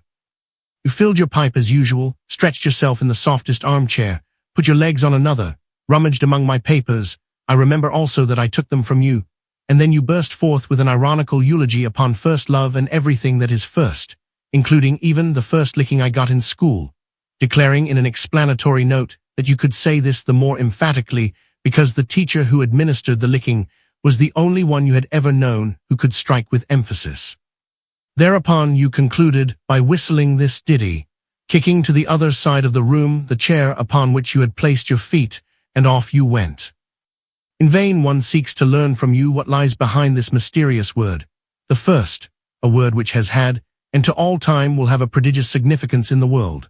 The significance which this word has for the particular individual is definitive for his spiritual situation as a whole, while the fact that it has no significance for someone shows that he is not attuned in such a way that he can be touched by lofty impulses and be set in vibration by their touch. However, two ways lie open before the man to whom the first is significant. Either the first contains promise for the future, is the forward thrust, the endless impulse. Such are the fortunate individuals for whom the first is simply the present, but the present is for them the constantly unfolding and rejuvenating first. Or the first does not impel the individual. The power which is in the first does not become the impelling power in the individual, but the repelling power, it becomes that which thrusts away. Such are the unfortunate individualities who constantly withdraw more and more from the first. The latter situation, of course, cannot come about totally without any fault on the part of the individual. With this word, the first, all who are touched by ideas associate a notion of solemnity, and only when used of things belonging to a lower sphere does the first mean the worst. You are prolific with examples of this use of it. The first printer's proof. The first time a man puts on a new dress coat, etc., the more probability there is that a thing may be repeated, the less significance does the first acquire, the less the probability of repetition, the greater is its significance. On the other hand, the more significant that thing is which for the first time announces itself, the less is the probability of its being repeated. If there is something so important as to be even eternal, all probability that it may be repeated vanishes. Hence, when one has talked with a certain sad seriousness of the first love as of something which could never be repeated, this is no disparagement of love, but a lofty eulogy of it as the eternal power. Thus, for the sake of making a little philosophical flourish, not with the pen but with thought, God only once became flesh, and it would be vain to expect this to be repeated. In paganism, it could happen oftener, but this was precisely for the reason that it was not a true incarnation. Thus man is born only once, and there is no probability of a repetition. The notion of transmigration of souls fails to appreciate the significance of birth. I will illustrate further what I mean by a few examples. The first green, the first swallow, we hail with a certain solemnity. The ground of this, however, is the idea we associate with it, so that here what is announced by the first is something different from the first itself, the one first swallow, for example. There is an engraving which represents Cain murdering Abel. Adam and Eve are seen in the background. Whether it has value as a work of art, I am not competent to decide, but the title inscribed beneath it has always interested me. Prima Cedes, Primi Parents, Primus Luctus. Here again, the first has profound significance, and in this instance, what we reflect upon is the first itself, but more with relation to time than to content, since one does not see the continuity with which the whole is posited by the first. The whole might, of course, be understood as the sin transmitted to the race. The first sin, if by that we think of the sin of Adam and Eve, would, it is true, lead one to think of continuity, but as it is the nature of evil not to have continuity, you will easily perceive why I do not use this example. One more illustration. It is well known that several rigorous sects in Christendom wanted to prove the limitation of God's grace from the words in the Epistle to the Hebrews about the impossibility of renewing again to repentance those who once were enlightened and had fallen away. Here then the first had all of its deep significance. In this first, the deep Christian life as a whole came to evidence, and he then who apprehended it amiss was lost. But in this case, the eternal is dragged down too much into temporal determinants. But this example may serve to explain how the first is the whole content. But now when what is implied in the first rests upon a synthesis of the temporal and the eternal, everything I have set forth above evidently retains its validity. In the first, the whole is present implicitly, kappa alpha tau, letter 1F70, kappa rho eta mu iota nu. Now again, I am not ashamed to mention the word first love. To the fortunate individualities, the first love is at the same time the second, the third, the last. The first love has here the determinants of the eternal. To the unfortunate individualities, the first love is a moment. It has the determinants of the temporal. For the fortunate individualities, the first love, in the very fact that it is the present. For the others, in the very fact that it is the past. Inasmuch as there is reflection also in the fortunate individualities, this when directed toward the eternal in love will be, to love a guiding providence, whereas reflection upon the temporal will be the demolition of love. Thus for him who reflects in a temporal way the first kiss, for example, will be a past fact, as Byron has made it in a little poem. For him who reflects in an eternal way, it will be an eternal possibility. All this has to do with the predicate we attach to love when we call it the first. I now go on to consider more expressly the first love. As a preliminary, I will beg you to recall the little contradiction we encountered. The first love comprises the whole content, and if such be the case, the shrewdest thing would be, it seems, to pluck it and go on to a second first love. But in taking the first in vain it vanishes, and one doesn't get the second. But after all, is not the first love merely the first? Yes, but when we reflect upon the content, it is the first only insofar as we remain in it. If one remains in it, does it then become a second love?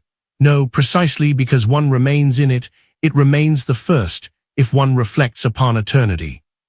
The Philistines who think that now they have about reached the period of life when it would be suitable for them to look around and listen around for a helpmeet, perhaps by an advertisement in the newspaper, have already excluded themselves once for all from first love, and such a Philistine state of mind cannot be regarded as the condition which precedes first love. It is, of course, conceivable that Eros might be compassionate enough to play upon such a man the prank of making him fall in love.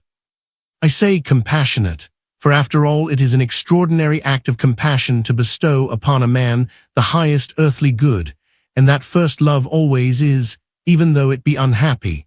But this chance always remains an exception, and the man's previous condition affords no explanation of it. If one would believe the priests of music, who in this respect are most like believers, and if in turn one would give heed to Mozart, surely then the condition which precedes first love must be described by recalling the saying that love makes blind. The individual becomes as if blind. One can almost see this by looking at him.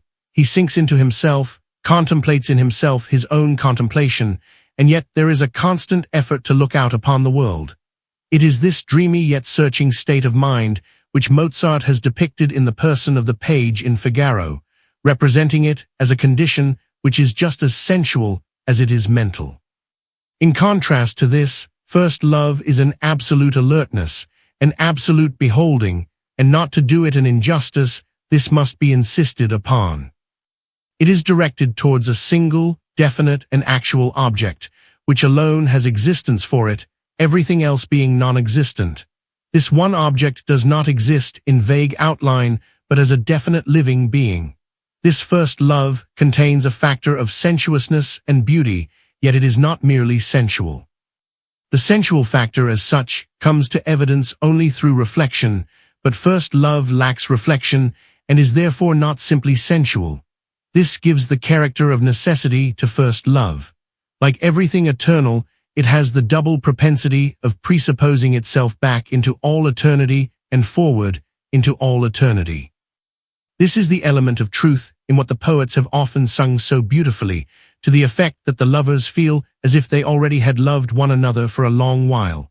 This is the element of truth in the inviolable faithfulness of chivalry, which fears nothing, is not alarmed by the thought of any disuniting power. But since all love is characterized as a unity of freedom and necessity, so it is in this case. Precisely in the necessity, the individual feels himself free, is sensible in this of his whole individual energy. Precisely in this, he senses the possession of all that he is. It is for this reason one can inherently observe in every man whether he truly has been in love.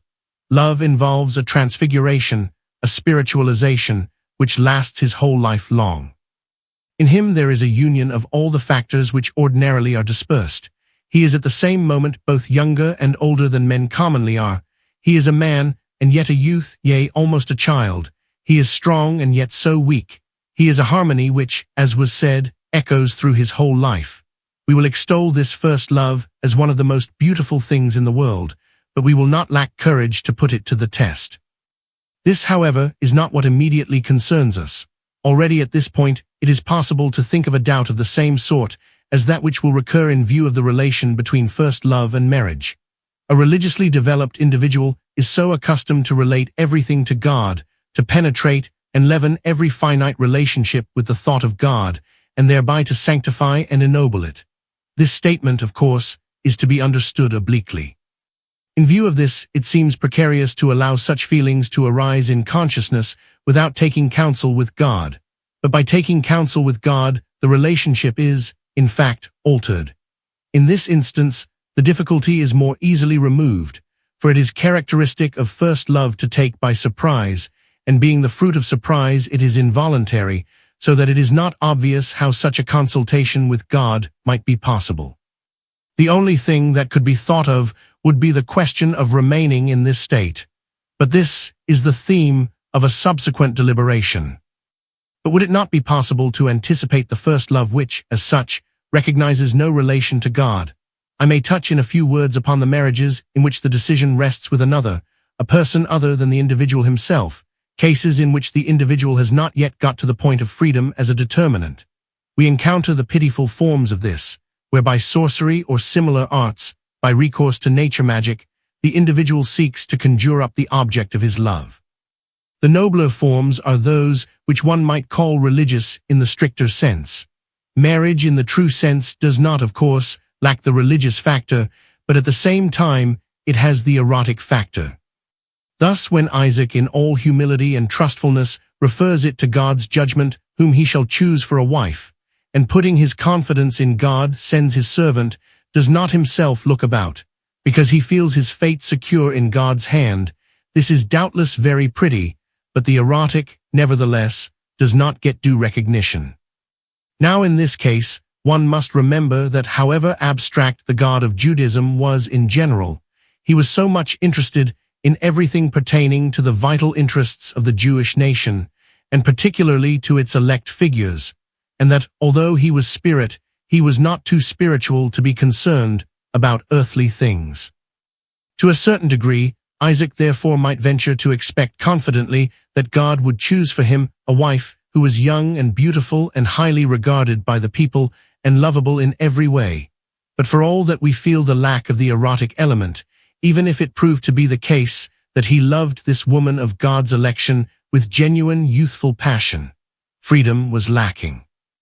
In Christianity, one sees from time to time an obscure mixture of the erotic and the religious, which is attractive by reason of its obscurity and ambiguity, and which has in it just as much coquetry as childish piety. This, naturally, is to be found particularly in Catholicism, and with us among the common people. I ask you to imagine, and I know that you can do it with pleasure, for this surely is a situation.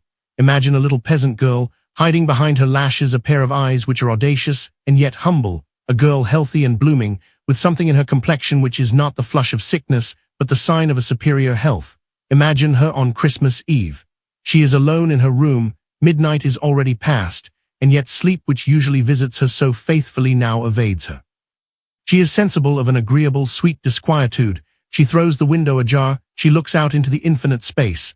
Alone with the silent stars, a little sigh makes her feel so light. She shuts the window, and with a seriousness which yet has constantly the possibility of lapsing into roguishness she prays, "Ye three kings of Orient wise, disclose a vision to my eyes.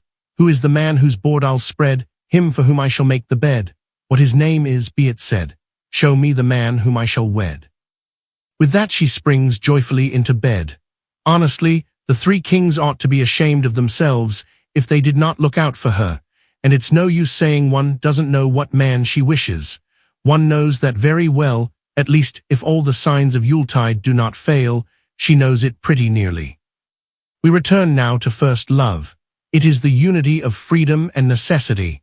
The individual feels drawn to the other individual by an irresistible power, but precisely in this is sensible of his freedom. It is a unity of the universal and the particular. It has the universal as it has the particular up to the limit of the fortuitous. But all this it has, not by virtue of reflection, but immediately. The more definitely first love has this character, the more wholesome it is, and the greater is the probability that it is a first love. With an irresistible power it draws the two together, and yet in this they enjoy complete freedom. Now I have no hard-hearted fathers at hand, no sphinxes which must first be overcome, and as I have wealth enough to provide them with a dowry, and not having assumed the task, like novel writers and playwrights, of stretching out the time to the torment of the whole world, the lovers, the readers, and the spectators, then in God's name let them come together.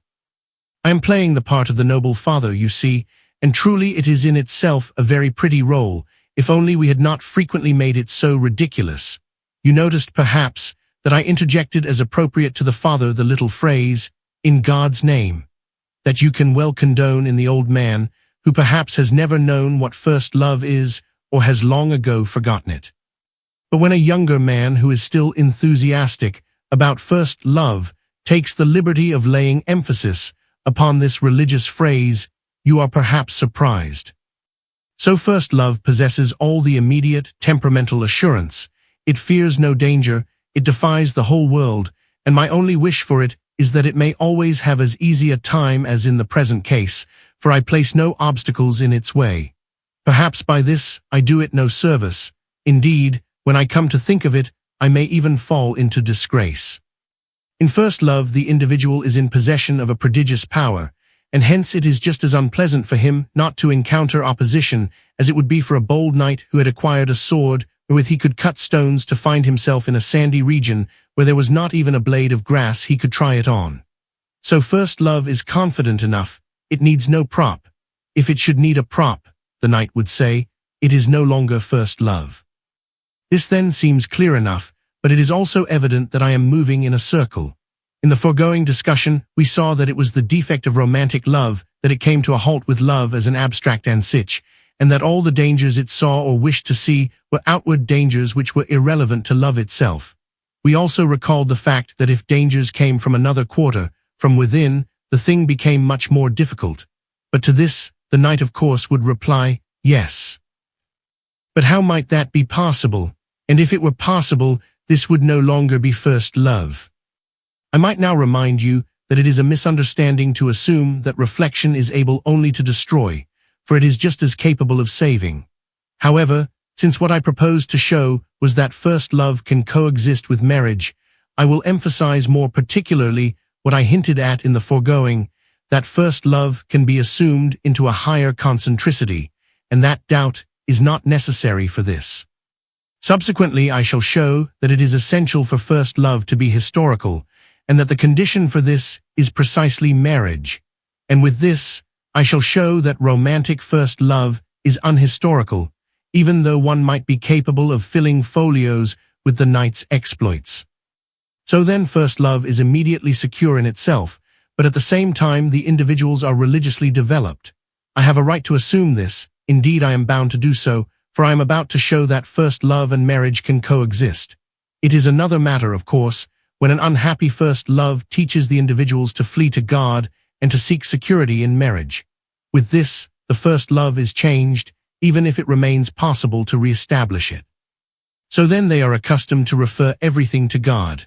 Now it is not in time of sorrow they seek God, neither is it fear or dread which impels them to pray. Their heart, their whole being, is replete with joy. What more natural than for them to thank God for it? They fear nothing, for outward dangers will have no power over them, and as for inward dangers, first love does not know them at all. But by this expression of thanksgiving, first love is not changed. No disturbing reflection has molested it. It is assumed into a higher concentricity. But like all prayers, such a thanksgiving is united with a readiness to act, not in an outward but an inward sense, in the present case with the will to hold this love fast. The nature of first love is not changed by this, no reflection molests it, its firm composition has not been dissolved, it still has its blessed self-assurance, it is merely assumed into a higher concentricity. Perhaps in this higher concentricity it does not know at all what it has to fear, it perhaps thinks of no danger, and yet by this good resolution, which is a kind of first love, it is elevated into the ethical sphere. But here you will object that by using constantly the word concentricity, I am guilty of a petitio principii, since I ought to start out with the proof that these regions we are dealing with are eccentric. To this, I may reply that if I were to start out from eccentricity, I should never reach concentricity. But I also beg you to remember that, when I start out from the latter, I prove at the same time that the other regions are eccentric. So then we have put first love in relation to the ethical and the religious, and it appeared that its nature need not be changed thereby, and it was precisely the ethical and the religious which seemingly made the union of first love and marriage impossible. So everything seems to be all right. However, I know you too well to venture to hope to put you off, as you would say, with that sort of thing. You are acquainted with absolutely all the difficulties in the world. With your swift and piercing mind, you have thought with great speed of a multiplicity of scientific tasks, of personal relationships, etc., but everywhere you have halted at the difficulties, and I hardly believe that it will be possible for you in any single instance to get over them. In a certain sense, you resemble a pilot, and yet you are the exact opposite. A pilot knows the dangers and conducts the ship safely into the harbor. You know the shoals, and you always run the ship aground. Of course, you do the best you can, and do it, one must concede, with great alacrity and efficiency. You have such a practiced eye for men, and for the seaways that you know at once how far out you must go with people in order to run them aground.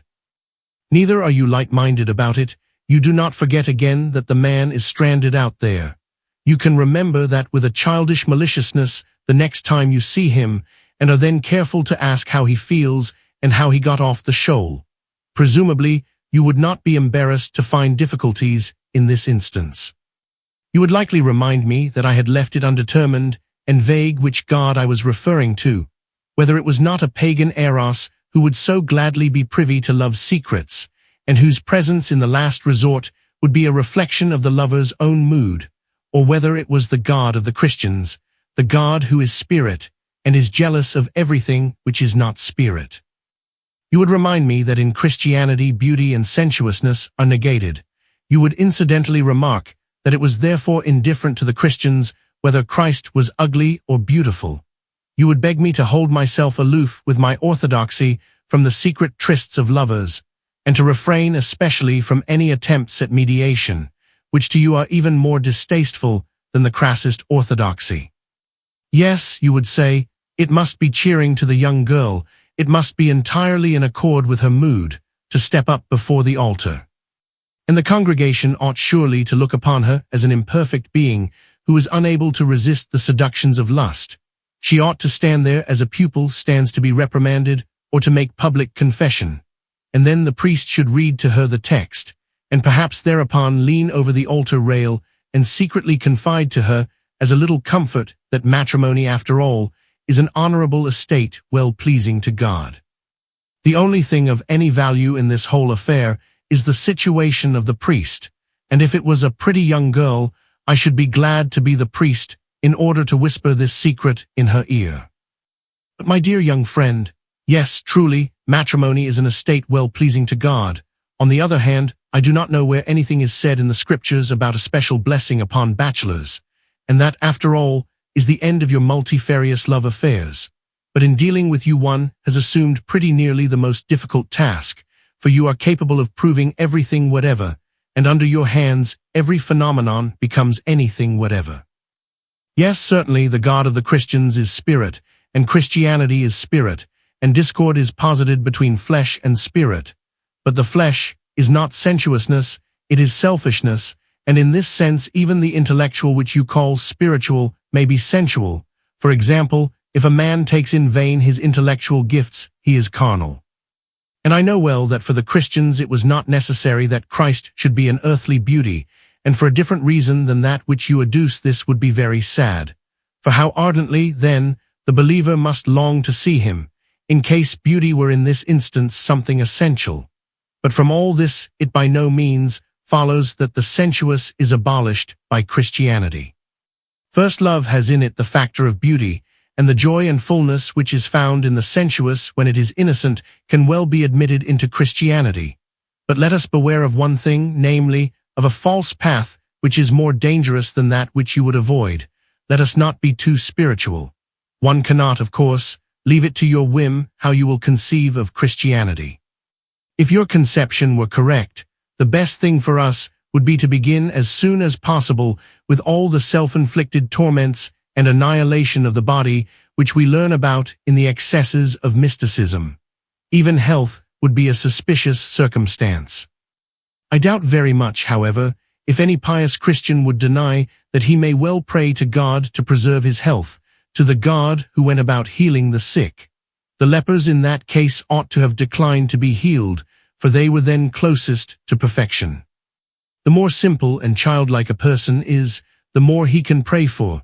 But since among other things it is a characteristic of first love to be childlike, I cannot see why it too might not venture to pray, or rather, keeping to the foregoing line of thought, why it might not venture to thank God, without its nature being changed thereby. But perhaps you still have something more on your conscience. You may as well come out with it, the sooner the better, if in view of one expression or another in what follows you should be prompted to say, "But I never expressed myself in that way." I would reply, that is perfectly true, but you, my good Mr. Observer, must forgive a poor married man if he has presumed to make you the object of his observation. You conceal something within you which you never frankly utter. Hence it is that in every expression of yours there is so much energy, so much elasticity, because it suggests something more which you leave to be guessed, some outburst still more terrible. So then you have found that after which your soul aspired, which it thought it was about to find in many mistaken trials. You have found a girl in whom your whole being finds repose, and although you might seem to be a little too experienced, this nevertheless is your first love, of that you are convinced. She is beautiful, why of course. Charming, I have no doubt of it, and yet her beauty does not find its expression in the normal, but in the unity of the manifold, in the accidental, in the self-contradictory. She is soulful, you don't say so.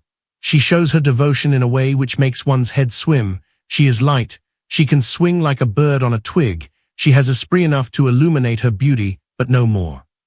The day has come when you are to assure yourself of the possession of all that you own in the world, a possession, however, of which you are thoroughly sure.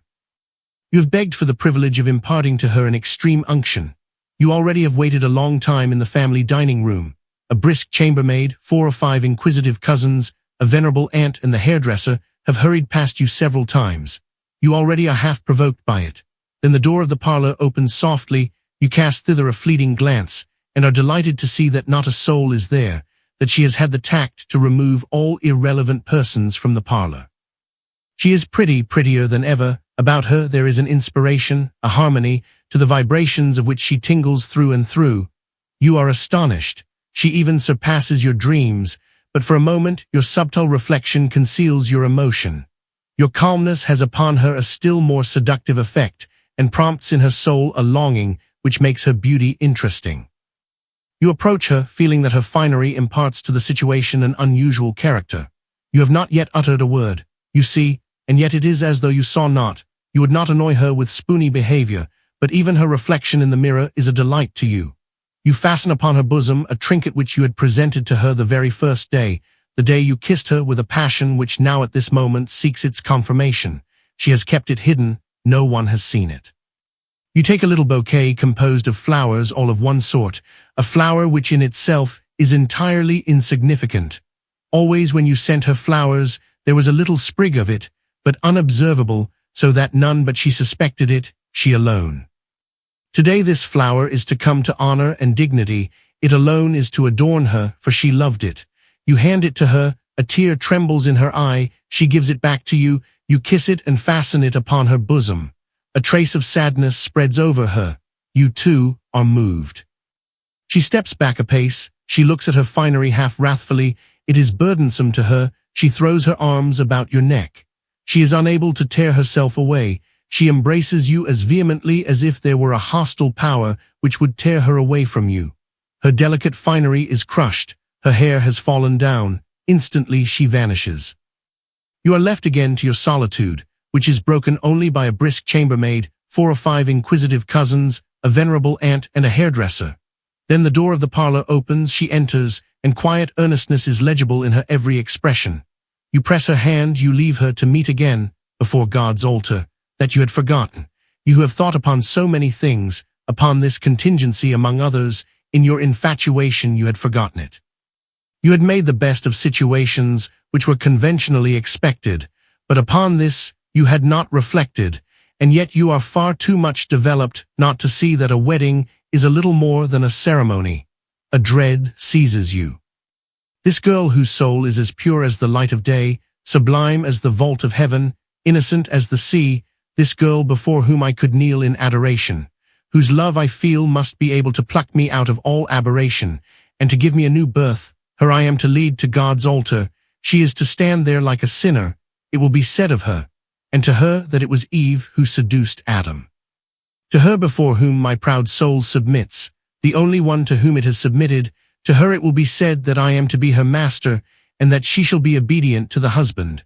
The moment has come, the church already stretches out its arms for her, and before it gives her back to me, it will first impress a nuptial kiss upon her lips, not the nuptial kiss for which I would give all the world.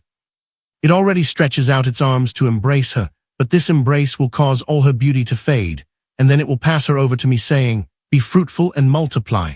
What sort of a power is this which dares to intrude between me and my bride, the bride I myself have chosen and who has chosen me, and this power would command her to be faithful to me, because a third party, which then she would love more than me, commanded it, and it bids me be faithful to her.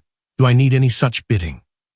I who belong to her with my whole soul, and this power defines our relationship to one another, it says that I am to command and she to obey. But suppose I have no desire to command, that I feel too lowly for that.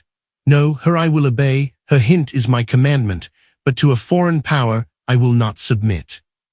No, I will flee with her far away while yet there is time, and I will pray the night to cover us, and the silent clouds to recount to us fairy tales in bold symbols appropriate to a nuptial night. And under the immense vault of heaven I will intoxicate myself with her charms, alone with her, alone in the whole world, for the clouds are my thoughts, and my thoughts are clouds. And I will cry out and conjure all powers in heaven and on earth that nothing may disturb my good fortune, and I will put them to the oath and have them swear to this. Yes, far, far away, that my soul may regain its health, that my breast may again be able to draw breath, that I may not be stifled in this stuffy air. Away. Yes, that I would say too, Procul, O Procul est profani. But have you also reflected whether she will follow you on this expedition?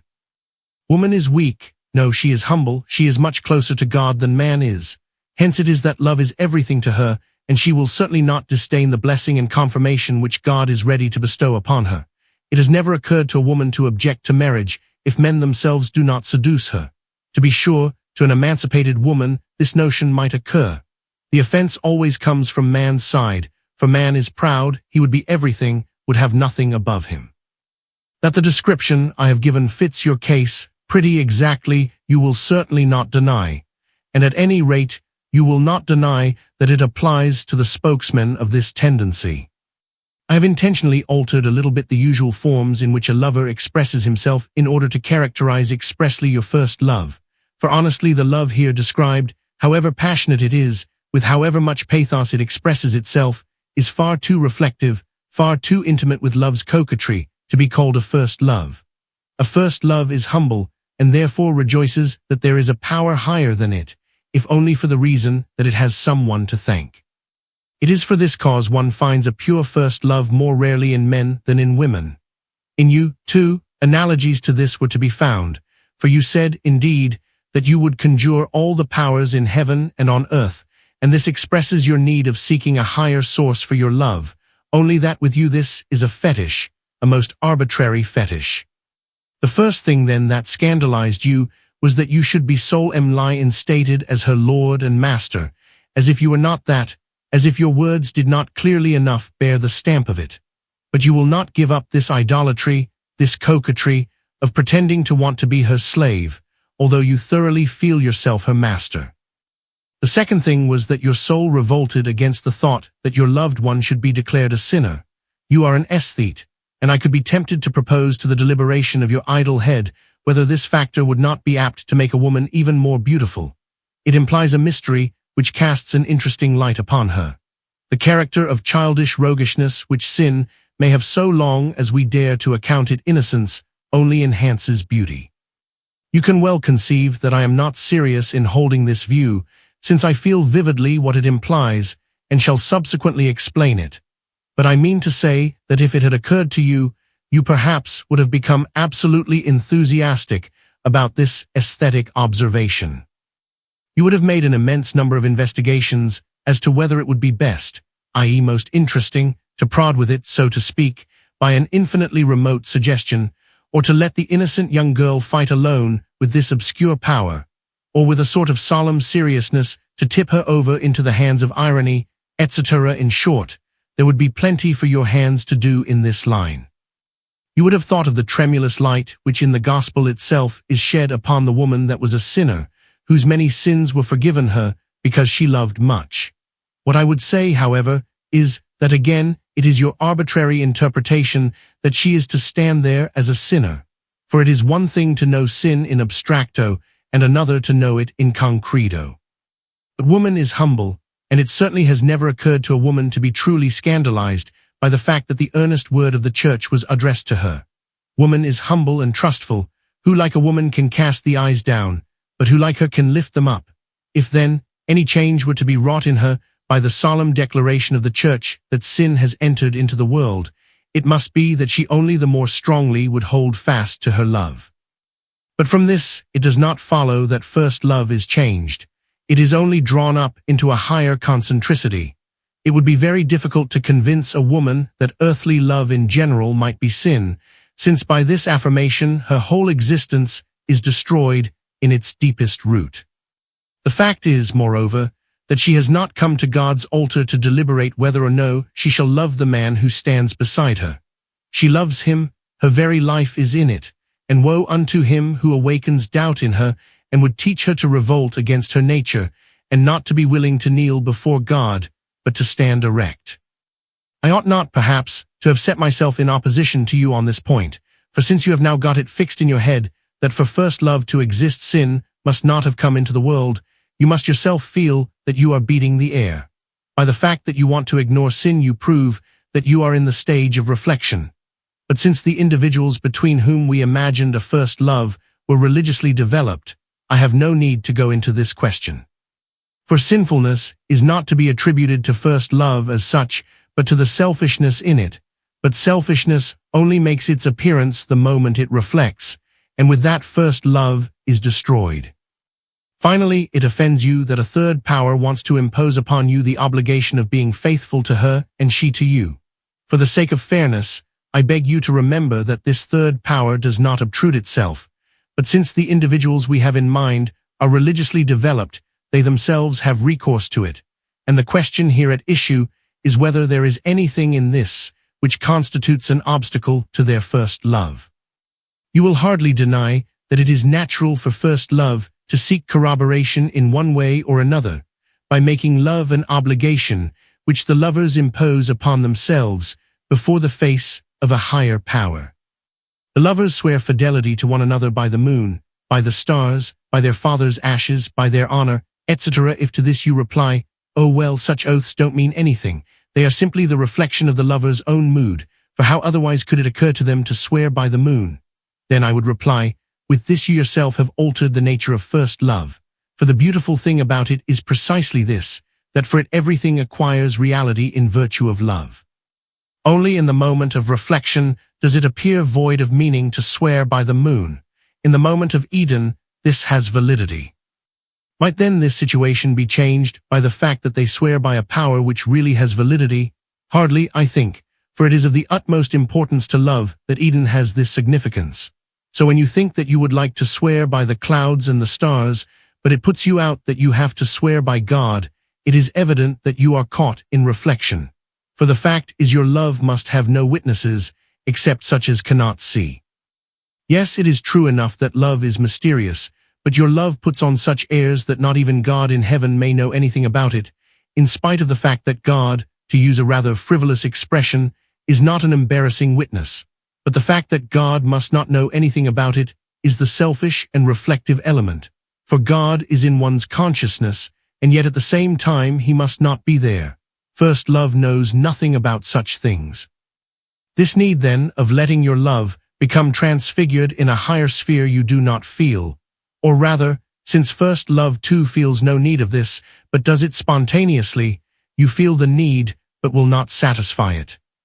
If I were inclined for a moment to return to your feigned first love, I would say that you might perhaps succeed in conjuring all powers, and yet not far from you there grew a mistletoe 16. It shot up, it revealed to you its coolness, yet it hid within it a deeper warmth, and you both rejoiced in it. But this mistletoe symbolizes the feverish restlessness, which is the life principle in your love.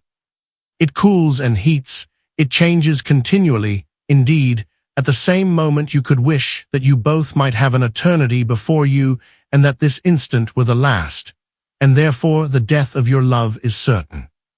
We have seen then how first love could come into relation with the ethical and the religious without the intervention of a reflection which would alter its nature, since it was merely drawn up into a higher centricity, always in the sphere of immediacy. In a certain sense, a change has been brought about, and it is this which I will now consider as the metamorphosis, so it might be called, of the lovers into bride and bridegroom. When first love is referred to God, this comes to pass for the fact that the lovers thank God for it. With this an ennobling transformation is effected. The weakness to which the male is most prone is to imagine that he has made a conquest of the girl he loves. In this, he is sensible of his superiority, but there is nothing aesthetic in that. In thanking God, however, he humbles himself under his love, and truly it is far more beautiful to receive the beloved from God's hand than to have subdued the whole world in order to make a conquest of her. Moreover, the man who truly loves will not find repose for his soul before he has thus humbled himself before God, and in truth, the maiden he loves means too much to him for him to dare to take her as a prey, even in the fairest and noblest sense, and if he might find joy in conquering and acquiring her, he will know that the daily acquisition throughout a whole life is more comely than the preternatural force of a brief period of love-making. But this does not come to pass by reason of a preliminary doubt, but it comes to pass by immediacy. The real life principle in first love remains intact, but the fusel oil, if I may use this expression, the undesirable ingredient, is taken away. For the other sex it is rather natural to feel the predominance of man and to submit to it, and yet, even though the woman feels joyful and happy in being nothing, she is in the way of becoming more or less disingenuous. Then, when she thanks God for the beloved, her soul is secured against suffering, by the fact that she thanks God she removes the man she loves just so far from her that she is able to draw breath. And this does not come to pass in consequence of an alarming doubt, but by immediacy. Already I have indicated above that even the illusory eternity in first love makes it moral. Now when the lovers refer their love to God, this act of thanksgiving imparts to it an absolute stamp of eternity, as does also resolute purpose and the sense of obligation. And this eternity will not be founded upon obscure forces, but upon the eternal itself. Purpose has at the same time another significance. That is, it implies the possibility of a movement in love, and hence, also, the possibility of liberation from the difficulty attendant upon first love as such, that it is incapable of budging from the spot. The aesthetical aspect of it consists in its infinity, but the unaesthetical in the fact that this infinity cannot become finitized. I will elucidate by a more figurative expression the fact that the addition of religion cannot disturb first love. Indeed, the religious is properly the expression for the conviction that man, by God's help, is lighter than the whole world, the very same faith which accounts for the fact that a man is able to swim. If then there were a swimming belt which could hold one up, one might suppose that a man who had been in mortal danger would always carry it, but one might also suppose that one who had never been in mortal danger would likewise carry it. The latter supposition corresponds to the relation between first love and the religious. First love girds itself with the religious, even though no painful experience or alarming reflection has gone before. Only I must beg you not to press this analogy too far, as if religion stood in a merely external relation to first love. I have shown in the foregoing that such is not the case. Let us then cast up the account once for all. You talk so much about the erotic embrace. What is that in comparison with the matrimonial embrace? What richness of modulation in the matrimonial mine, in comparison with the erotic? It reaches not only in the seductive eternity of the instant, not only in the illusory eternity of fantasy and imagination, but in the eternity of clear consciousness, in the eternity of eternity. What power there is in the matrimonial mine! For will, resolution, and purpose have a deeper tone. What energy and pliability! For what is so hard as will, and what so soft? What power of movement! Not merely the confusing enthusiasm of obscure impulses, for marriage is made in heaven, and duty permeates the whole body of the universe to its utmost limits, and prepares the way, and gives assurance that to all eternity no obstacle shall be able to unsettle love. So let Don Juan keep the leafy bower, and the night the starry dome of heaven, if he can see nothing above it. Marriage has its heaven still higher up.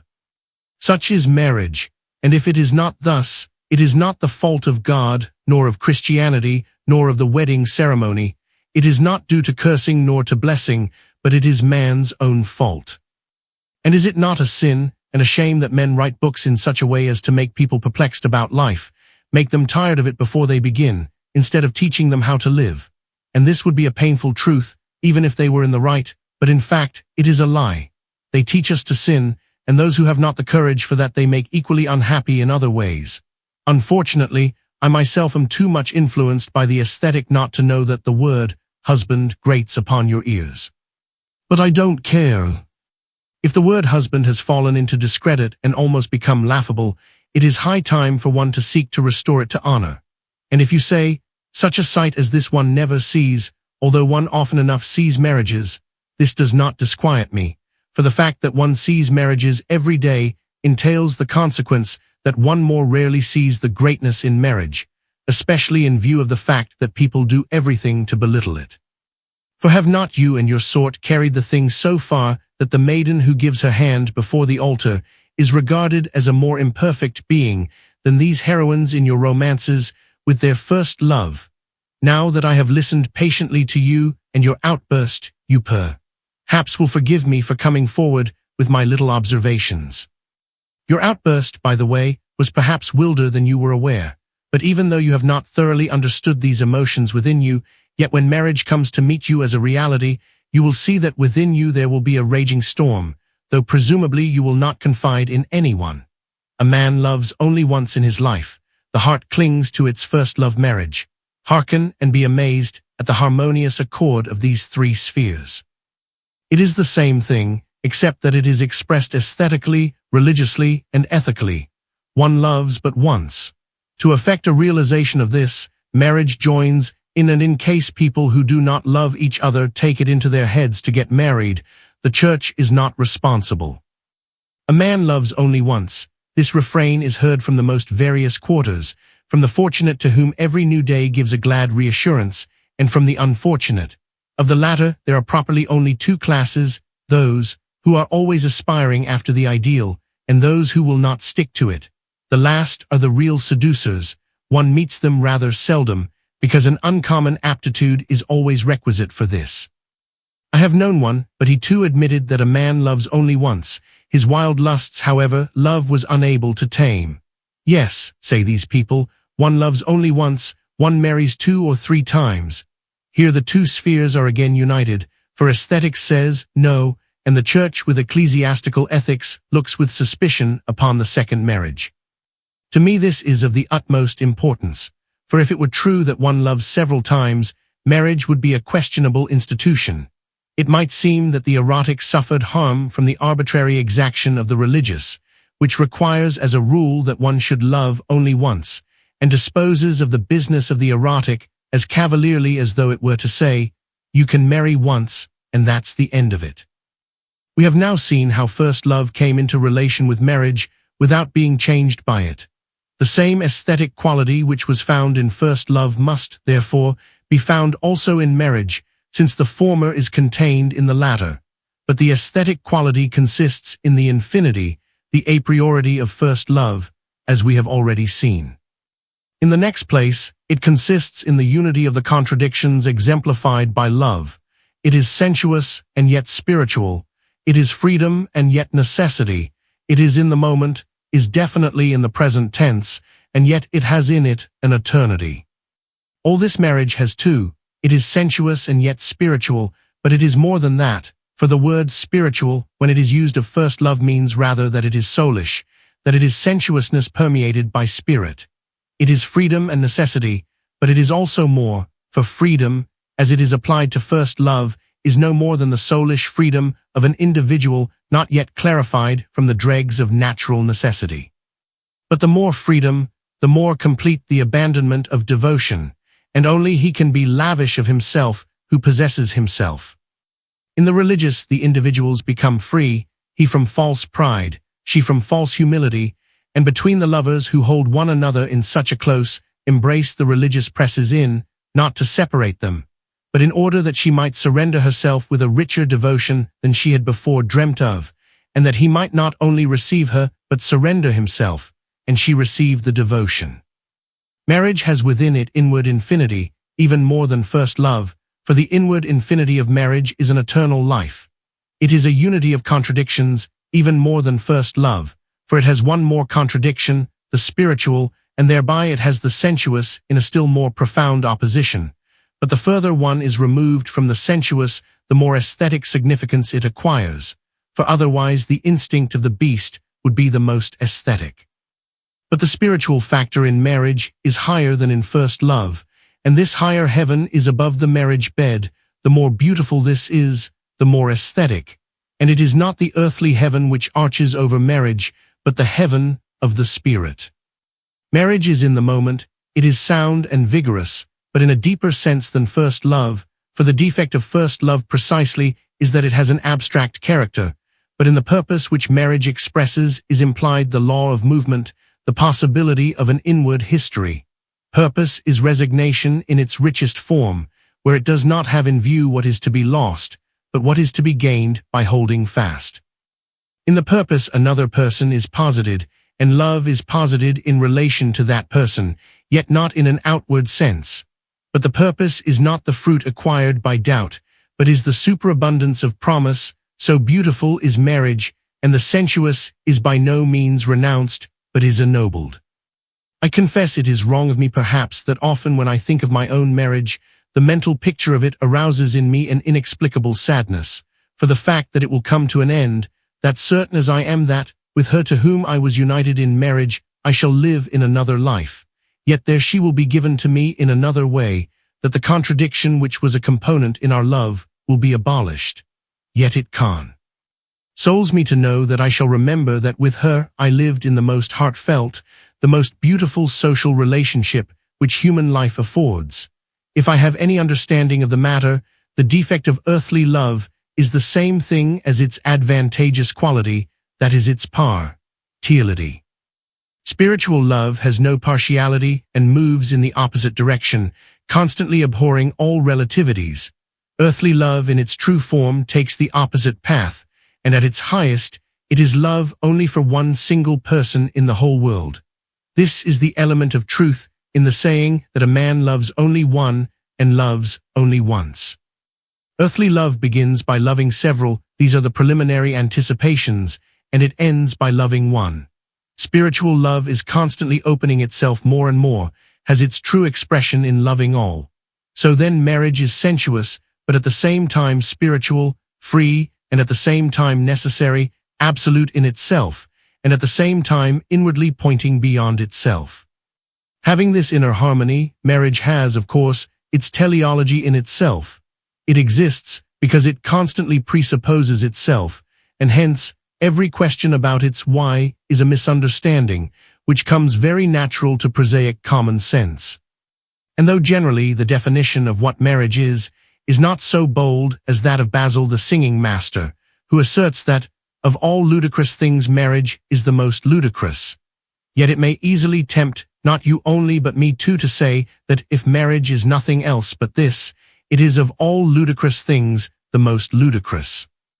Meanwhile, let us as a diversion look a little more closely at one and another of these answers. Even though between your laughter and mine there is a vast difference, we can very well laugh a little in company.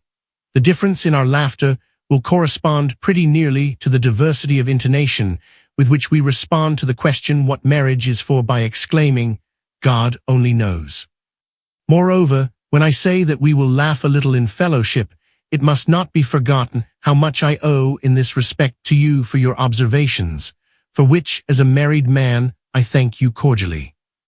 For when people are not willing to perform effectually the most beautiful task, when they want to dance everywhere else, but on the roads which is assigned to them as the dancing place, let them become a sacrifice for you and other cunning persons who behind the mask of a confidant know how to make fools of them. But there is one point I would spare, one point at which I never have and never shall permit myself to laugh. You have often said that it might be a capital thing to go around and ask every man severally why he had married, and one would find that it was a very insignificant circumstance which was the determining cause. And so you seek the ludicrous element in the fact that such an immense effect as a marriage, with all its consequences, can issue from such a small cause. I shall not linger to point out the incorrectness of your argument when you regard the little circumstance quite abstractly, nor to observe that if the little circumstance comes to something it is because it is superadded to a multiplicity of determinants. What I would dwell upon is the beauty in marriages which have as little why as possible. The less why, the more love that is, when it is genuine. For the frivolous it will of course be evident in the result that it was a little why. For the serious man it will to his joy be evident that it was an immense why. The less why the better. Among the lower classes marriage is generally entered into without any very great why, but therefore these marriages echo far less frequently with so many hows. How they are to get along, how they are to provide for their children, etc. Marriage needs nothing more than its own why. But that is infinite, and therefore in the sense in which I have been using the word, it is not a why. Of this you too will easily be convinced, for if to the wherefore, alleged by such a Philistine husband one were to reply with the true, therefore, he presumably would say like Basil the singing teacher in Heiberg's play, so let us invent a new lie. You will also perceive why I am neither able nor willing to see the comical side of this lack of a why, because I fear that with this the true why will be lost. The true why is only one, but at the same time it has in it an infinity of energy and power which is able to smother all hows. The finite why is an agglomeration, a swarm from which each takes his own, the one more, the other less, each more foolish than the other. For even if a man could unite all the finite whys at the inception of his marriage, he would be precisely the poorest of husbands. One of the most reputable answers, apparently, to the why of marriage is that marriage is a school for character, One marries in order to ennoble and improve one's character. I will attach myself to a definite fact which I owe to you. There was a government employee you had got hold of. That is your own expression, and it is just like you, for when there is a subject for your observation, there is nothing you shrink from. You consider that you are justified by your vocation. Moreover, he was a rather clever fellow, and had in particular a good knowledge of languages. The family was gathered around the tea table. He was smoking his pipe. His wife was no beauty, looked rather simple, was old in comparison with him, and in view of all this one might promptly come to the conclusion that there must be a queer why. At the table sat a newly married woman, young and rather pale, who seemed to know another why. The wife herself poured tea. A young girl of 16, not pretty but plump and lively, passed it around. She appeared not yet to have attained a why.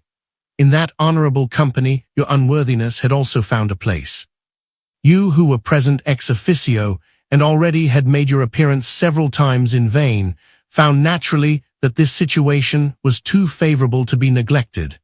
Just in those days, there was talk about a broken engagement.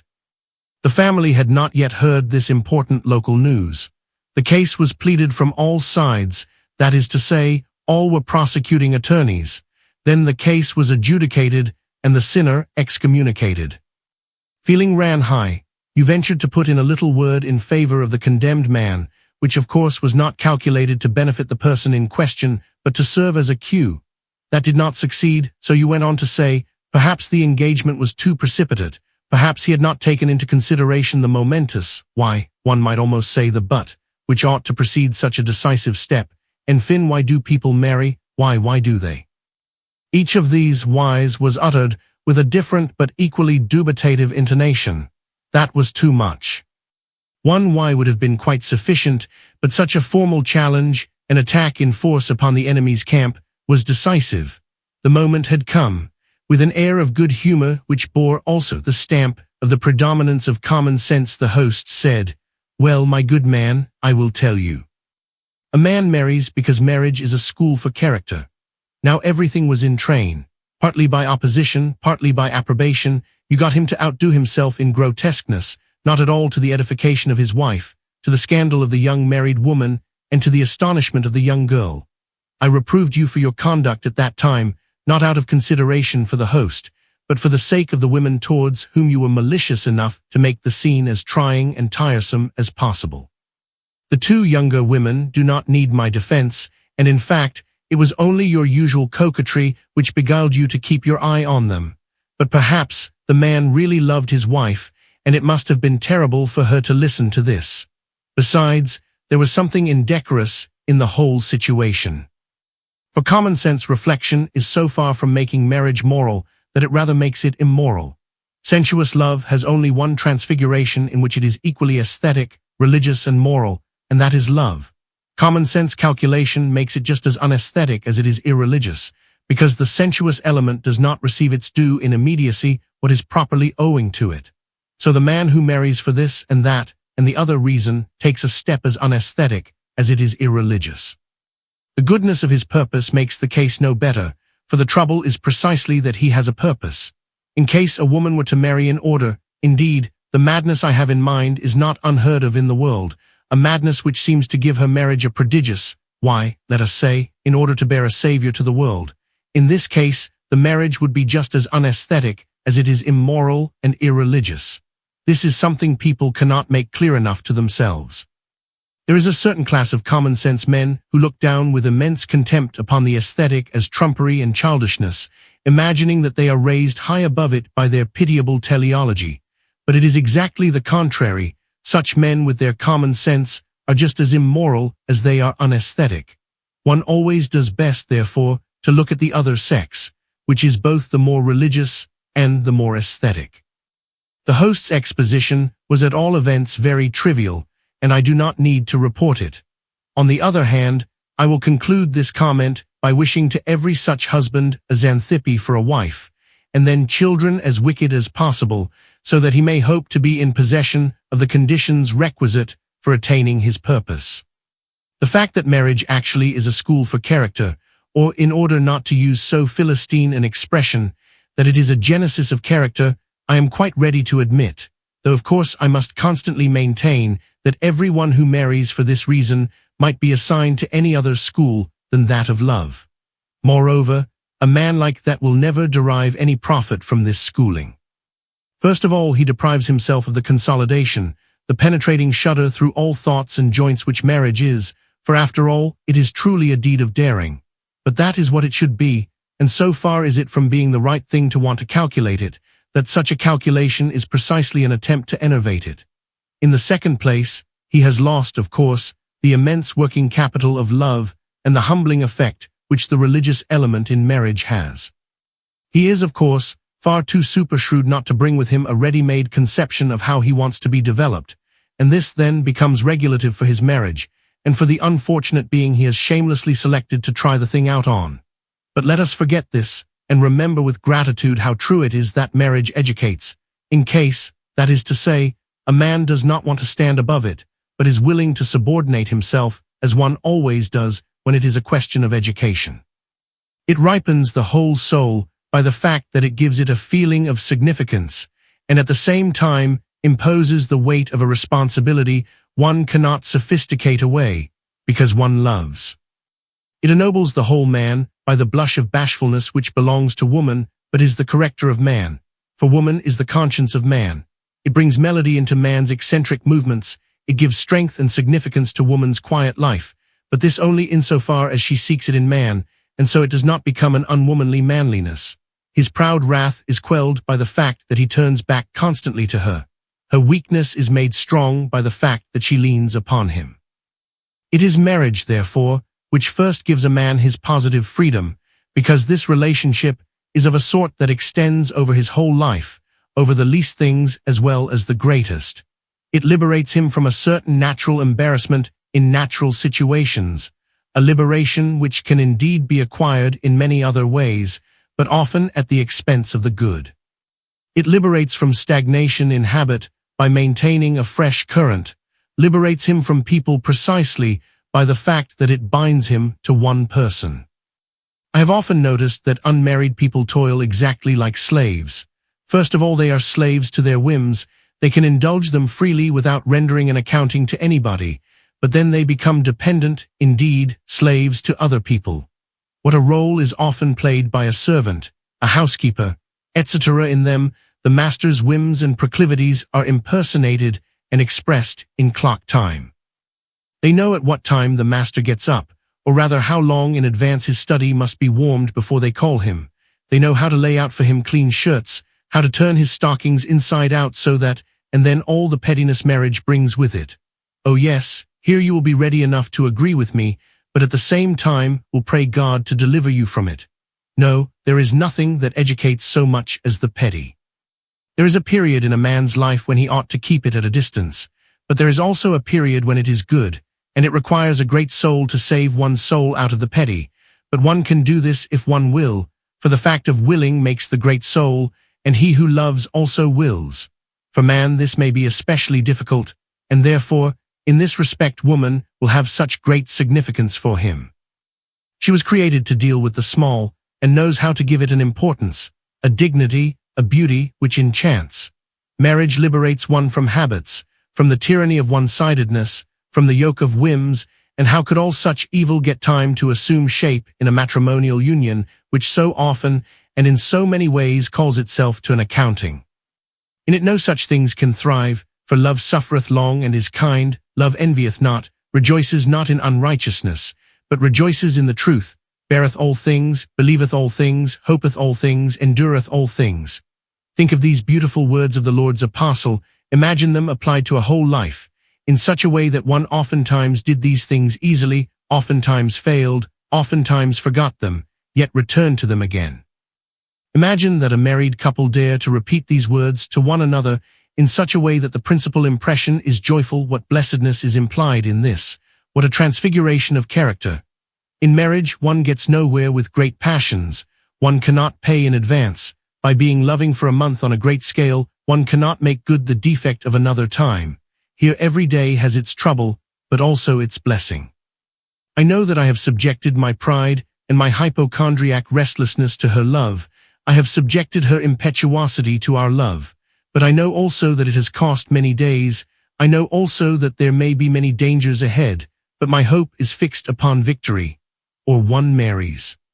To have children, to make one's humble contribute he can pull them on easily, how to have cold water ready when he has washed in tepid water, to close the windows when he goes out, to put out the bootjack and slippers for him when he comes home, etc., etc. All this the servants, especially if they are a bit shrewd, know very well how to do in spite, then, of the fact that all this is done punctiliously. Such unmarried persons are often not satisfied. They are able, in fact, to purchase for themselves the satisfaction of every wish. Once in a while they are ill-tempered and peevish, then cack and good-natured. A few dollars make it all right. The servant promptly learns to take advantage of this.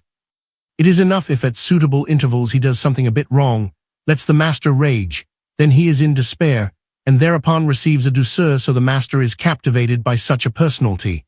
He doesn't know whether he ought to wonder most at his punctuality or at the sincere repentance he shows when he has done something amiss. Thus such a personality becomes indispensable to the master and is a perfect despot, to the propagation of the human race. Imagine he were to have no children. His contribution would then be humble indeed.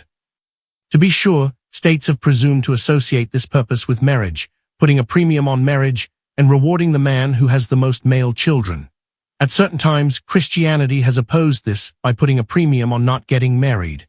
Even though this was a misunderstanding, it nevertheless shows a profound respect for personality that to this degree one would not treat the particular individual merely as a moment in a process, but as the definitive reality.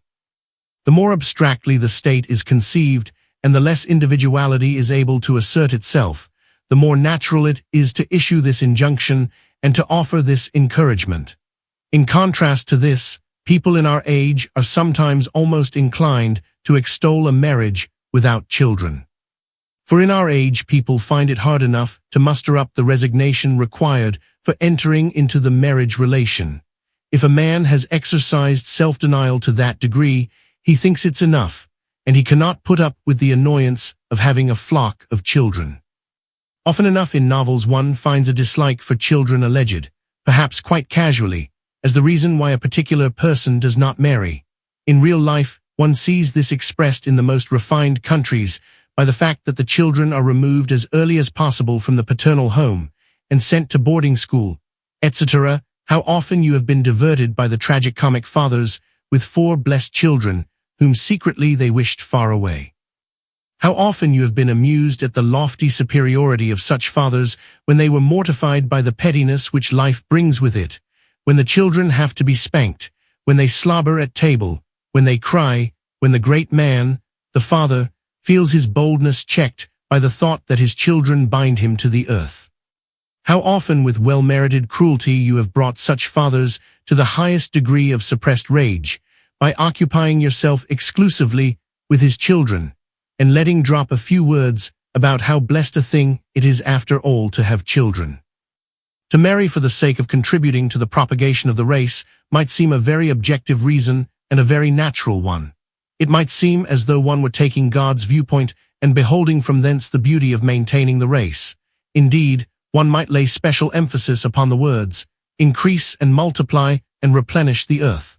And yet such a marriage is as unnatural as it is arbitrary, nor has it any support in Holy Scripture. For in the Bible we read that God established marriage because it is not good for man to be alone, hence, in order to give him company. Although to some scoffers at religion there might seem to be something a bit questionable about the companionship which began by casting man into perdition, that really proves nothing, nor will I appeal to this event as a motto for all marriages, for only after woman had done this was the most hearty comradeship established between them. Then we read these words, that God blessed them. These words people completely overlook. And when in one place, the Apostle Paul admonishes woman with a good deal of severity to learn in quietness with all subjection, and to be in quietness, and thereupon, having stopped her mouth, he adds, to humiliate her still more, she shall be saved through childbearing. I truly never would have forgiven the apostle for this base opinion, if he had not made it all right again by adding, if they, i.e. the children, continue in faith and love and sanctification with sobriety. It occurs to me in this connection that it may seem strange that I, whose duties leave so little time for study, and whose studies such as they are generally take a very different direction, should appear to be so well versed in the Holy Scriptures that I could apply for the final examination in theology. An old pagan, Seneca I think it was, affirmed that by the time a man had reached his 30th year, he ought to be so well acquainted with his constitution that he could be his own physician. And so I, too, am of the opinion that, when a man has reached a certain age, he ought to be able to be his own priest. Not as though I were by any means inclined to disdain participation in public worship and the instruction which is there offered, but I think that one ought to be clear in one's own mind about the most important relationships of life, about which, by the way, one rather rarely hears anything very definite said in a sermon. I have an idiosyncrasy against edifying books and printed sermons, so when I cannot resort to church, I have recourse to the Scriptures. I commonly seek enlightenment from one learned theologian or another, or from some learned work in which are to be found the most important passages of Scripture dealing with the subject in question, and I read them through. Thus I was already married, and had been married for half a year before it occurred to me to reflect seriously upon what the New Testament teaches about marriage. I had been present at several weddings before my own, so I was acquainted with the sacred texts which are recited on that occasion. Nevertheless, I desired to have a little more complete acquaintance, and therefore had recourse to my friend Pastor Olofsson, who was here in town just at that time. Following his instructions, I found the principal passages and read them through in my wife's hearing. I well remember the impression made upon her by that passage from St. Paul. This was a singular situation. I did not know the passages of Scripture I was about to read to her, and I did not wish to examine them beforehand. I cannot bear to be prepared for the impression I shall make upon her. Such a thing suggests an unbecoming distrust. This you might well take to heart. For it is true you are not married, and so have no person to whom in the strictest sense you are obliged to be candid, but your preparations really reach the point of being ludicrous. You are well able to fool people, you can even seem to do everything as casually, as impromptu as possible, and yet I believe that you are not able to say goodbye without having deliberated how you will say it. But to return to marriage, and to the married people who are indefatigable in perpetuating the race. A marriage of this sort is wont sometimes to hide behind a more aesthetic screen. There is an ancient noble family of distinction which is about to die out. There are only two representatives left, a grandfather and his grandson. It is the only wish of the venerable old man that his grandson might marry in order that the race might not be obliterated. Or it is the case of a man to whose life not so much importance attaches, but who thinks back with a certain sadness, if not to a more remote time, at least to his parents, and he loves them so dearly that he could desire that this name might not die out, but be kept in the grateful memory of living men. Perhaps he pictures to himself how beautiful it would be if he could talk to his children about their grandfather, dead long ago, to fortify their lives by such an ideal picture, to inspire them to everything noble and great by this presentation of him. He will think, perhaps, that he could pay off something of the debt he owes to his parents. Now all this is very well and very pretty, but essentially it is irrelevant to marriage, and a marriage contracted for such reasons is as unaesthetic as it is immoral. I may seem harsh in saying this, but it is true. Marriage can only be undertaken with one purpose, by which it becomes in the same degree ethical and aesthetical, but this purpose is immanent. Every other purpose separates what belongs together, and thereby reduces both the spiritual and the sensuous factors to finite terms.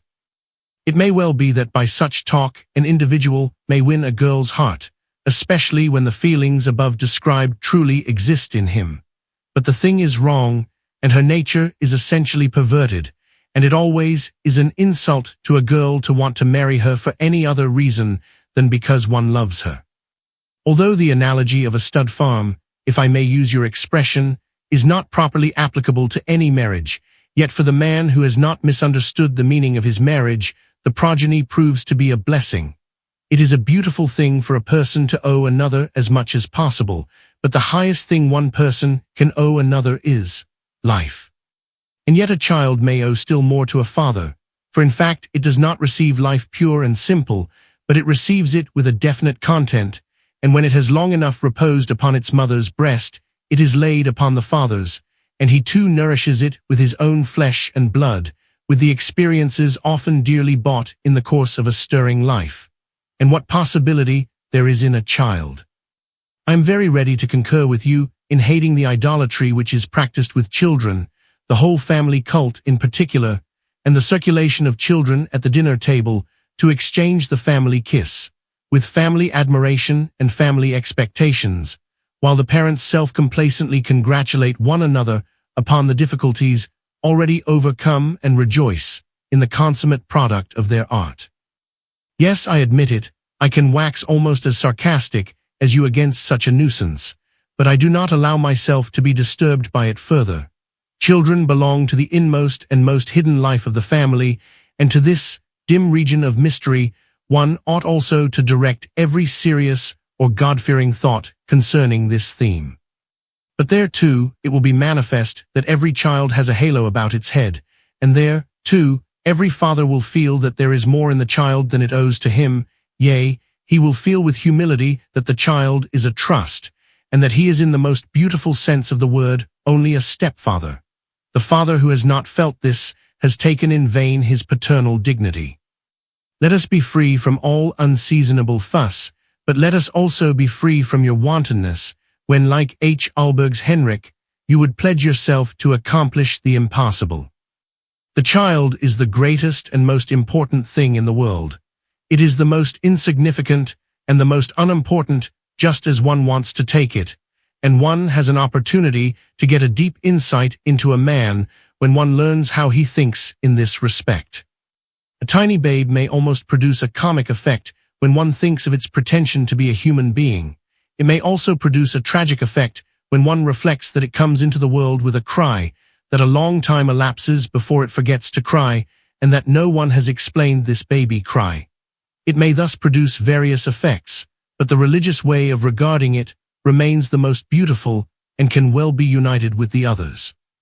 And now as for you, you indeed love possibility, and yet the thought of children will certainly not produce a joyous effect upon you, that you will admit, for I have no doubt that your inquisitive and vagabond mind has taken a peep into this world. This distaste is attributable, of course, to the fact that you want to have possibility under your control. You like to be in the same condition as children when they are waiting in the dark room for the revelation of the Christmas tree, but a child is evidently a possibility of a very different sort, and of so serious a sort that you would hardly have patience to put up with it. And nevertheless, children are a blessing. It is right and seemly that a man should think with profound seriousness upon the responsibility he bears for the child, but if he does not sometimes remember that it is not merely an obligation imposed upon him, but that it is also a blessing, and that God in heaven has not forgotten, as even men do not forget, to lay a gift in the cradle, then that man has not opened wide his heart either to aesthetic or to religious feelings. The better a man is able to hold fast to the conviction that children are a blessing, the more conflicts he has to overcome, and the less dubious he is in conserving this jewel which is the only thing the infant possesses, and lawfully possesses because God himself has confirmed to it this right. All the more beautiful, the more aesthetic, the more religious it is. I, too, sometimes saunter about the streets, abandoning myself to my own thoughts and the impressions momentarily made upon me by the surroundings. I have seen a poor woman who carried on a small business, not in a shop nor in a stall, but in an open place, standing there in rain and wind with a babe in her arms. She was herself clean and neat, and the babe was carefully wrapped. I saw her many times. A fashionable lady came by and almost rebuked her because she did not leave the child at home, all the more because it was only an obstacle to her. And a priest passed by that same way, and he approached her and offered to put the child in an asylum.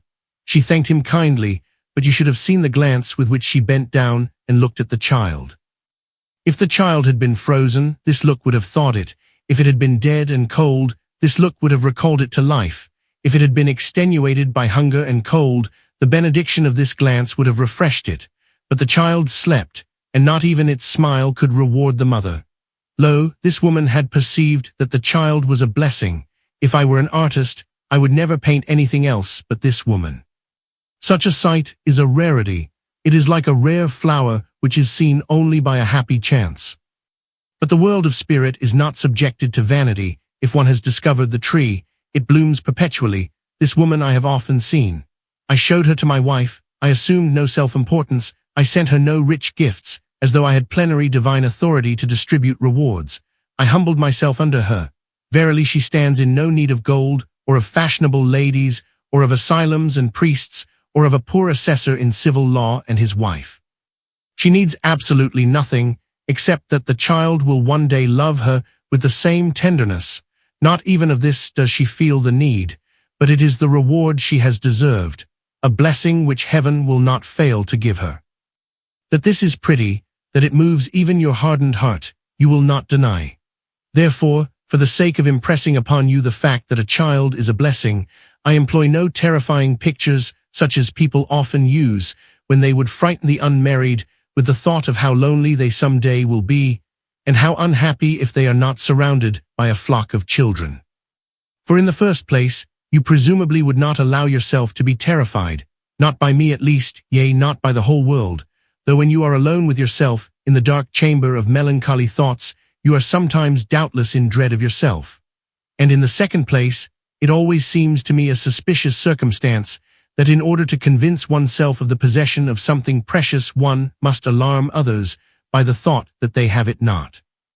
Mark then, if you will, utter the word which hovers upon your lips, scoff at the four-seated Holstein wagon, divert yourself, if you will, by the reflection that the excursion is no further than to Fredensburg. Drive past us, if you will, in your matchless Viennese carriage, but beware of indulging often in your mockery, which directed to this theme might perhaps quietly develop an ideal longing in your soul which would be a dear punishment for you to pay. But in still another sense children are a blessing, because one has so very much to learn from them.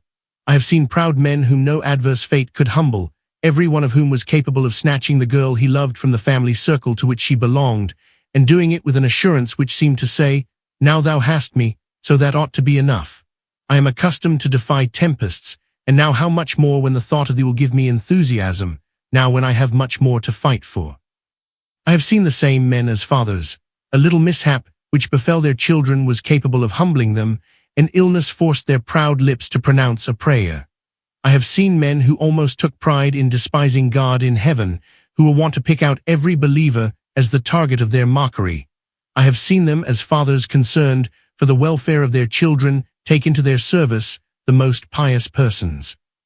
I have seen girls whose proud glance made Olympus tremble, whose vain mind was fixed only upon pomp and finery. I have seen them as mothers endure every humiliation, begging almost like mendicants what was for the advantage of their children. I think of a particular case. It was that of a very proud lady. Her child fell ill. One of the physicians of the city was called. He refused to come on account of a previous experience with that family. And now she went to him and waited in his antechamber in order to move him to come by her prayers. But what is the use of these striking descriptions, which, even if they are true, are not so edifying as the simpler examples which are visible every day for those who have eyes to see? Moreover, one has much to learn from children in another way. In every child there is something original, and upon that all abstract principles and maxims come to grief. One must start from the beginning, often with much toil and trouble. There is profound significance in the Chinese proverb, "Bring up your child well, thus you will know how much you owe your parents." And then consider the responsibility which is laid upon the father. One consorts with other men, one attempts to convey to them a notion of that which one regards as the right. One perhaps makes several attempts. When this is of no avail, one has nothing more to do with them, one washes one's hands. But when comes the moment when a father dares, or rather when a fatherly heart can resolve to give up every further attempt? A man lives over again his whole life in his children, and only now does he understand his own life. To you, however, it is no use talking about all this. There are things of which one can never form a concrete conception without having experienced them, and among these is that of being a father. And now, finally, about the beautiful way in which a man by means of his children is connected with a past and with a future. although one may not have quite 14 noble ancestors and be concerned about producing the 15th in the line, yet one has, in reality, a far longer genealogy, and it is truly a cheering thing to see how in families the human race assumes, as it were, distinct types. The unmarried man, too, can, of course, make such reflections, but he will not, to the same degree, feel prompted to do so, nor entitled to, since, to a certain degree, he is encroaching intrusively. Another case is that when one marries in order to acquire a home, one has become bored at home, one has traveled abroad and been bored, one has come home again and been bored. For company's sake, one keeps a remarkably fine water spaniel and a full-blooded mare, but one still feels the lack of something. At the restaurant, where one meets with like-minded friends, one looks in vain for an acquaintance who for a long time has not turned up. One learns that he has married, one becomes soft-hearted and sentimental in one's old age. One feels that everything is so empty around one, no one is waiting for one when one stays away. The old housekeeper is at bottom a very honest woman, but then she doesn't know in the least how to cheer one up and make things a bit agreeable. One marries, the neighbors clap their hands in approval, they find that he has acted shrewdly and sensibly, and thereupon they go on to talk about the most important factor in housekeeping, the supremest earthly good, an honest and reliable cook, whom one can trust to go to the market alone, and a nimble chambermaid who is so smart that one can use her for everything. If only such a bald-headed old hypocrite would be content with marrying a night nurse, but generally that is not the case. The best is not good enough for him, and finally he succeeds in catching a pretty young girl who is manacled to such a galley slave. Perhaps she has never loved. What a horrible misunderstanding. You see, I let you have the floor. However, you must admit that among the simpler classes, more especially, one finds marriages which have been contracted for the purpose of getting a home, and which are quite pretty. It is the case of men fairly young who, without being especially knocked about in life, have earned a sufficient income, and then think of marrying. This is pretty. I know too that it would never occur to you to direct your mockery against such marriages. A certain noble simplicity gives them at once an aesthetic and a religious aspect, for here there is no egoistic trait in the thought of wanting to have a home. On the contrary, it is associated with the conception of a duty, a calling, which is laid upon them, but at the same time is a duty dear to them. One only too often hears married people console themselves and alarm the unmarried by saying, "Yes, at least we have a home, and when we grow older a place of refuge." Sometimes they add, with a rare Sunday flourish in the edifying style, "Our children and children's children will one day close our eyes and mourn for us." The opposite is the fate of the unmarried, they imply. They admit with a certain envy that these have the best of it for a while when they are young. They secretly wish that they were not yet married, but their turn will come. They liken the unmarried to the rich man in the parable who has his good things in advance. All such marriages suffer from the defect that they treat one single factor in marriage as the purpose of marriage, and hence they often feel deluded, the first class, of course, more especially, when they must admit that marriage after all means a little more than the acquisition of a comfortable, agreeable, and convenient home. But let us ignore the wrong side in order to see the beautiful and the good. It is not granted to every man to extend his activity so very far, and many of those who imagine that they are working for something great find themselves sooner or later deluded. By this I by no means intend to refer to you, for you, of course, are too clever not to scent the illusion at once, and it has often enough been the target of your mockery.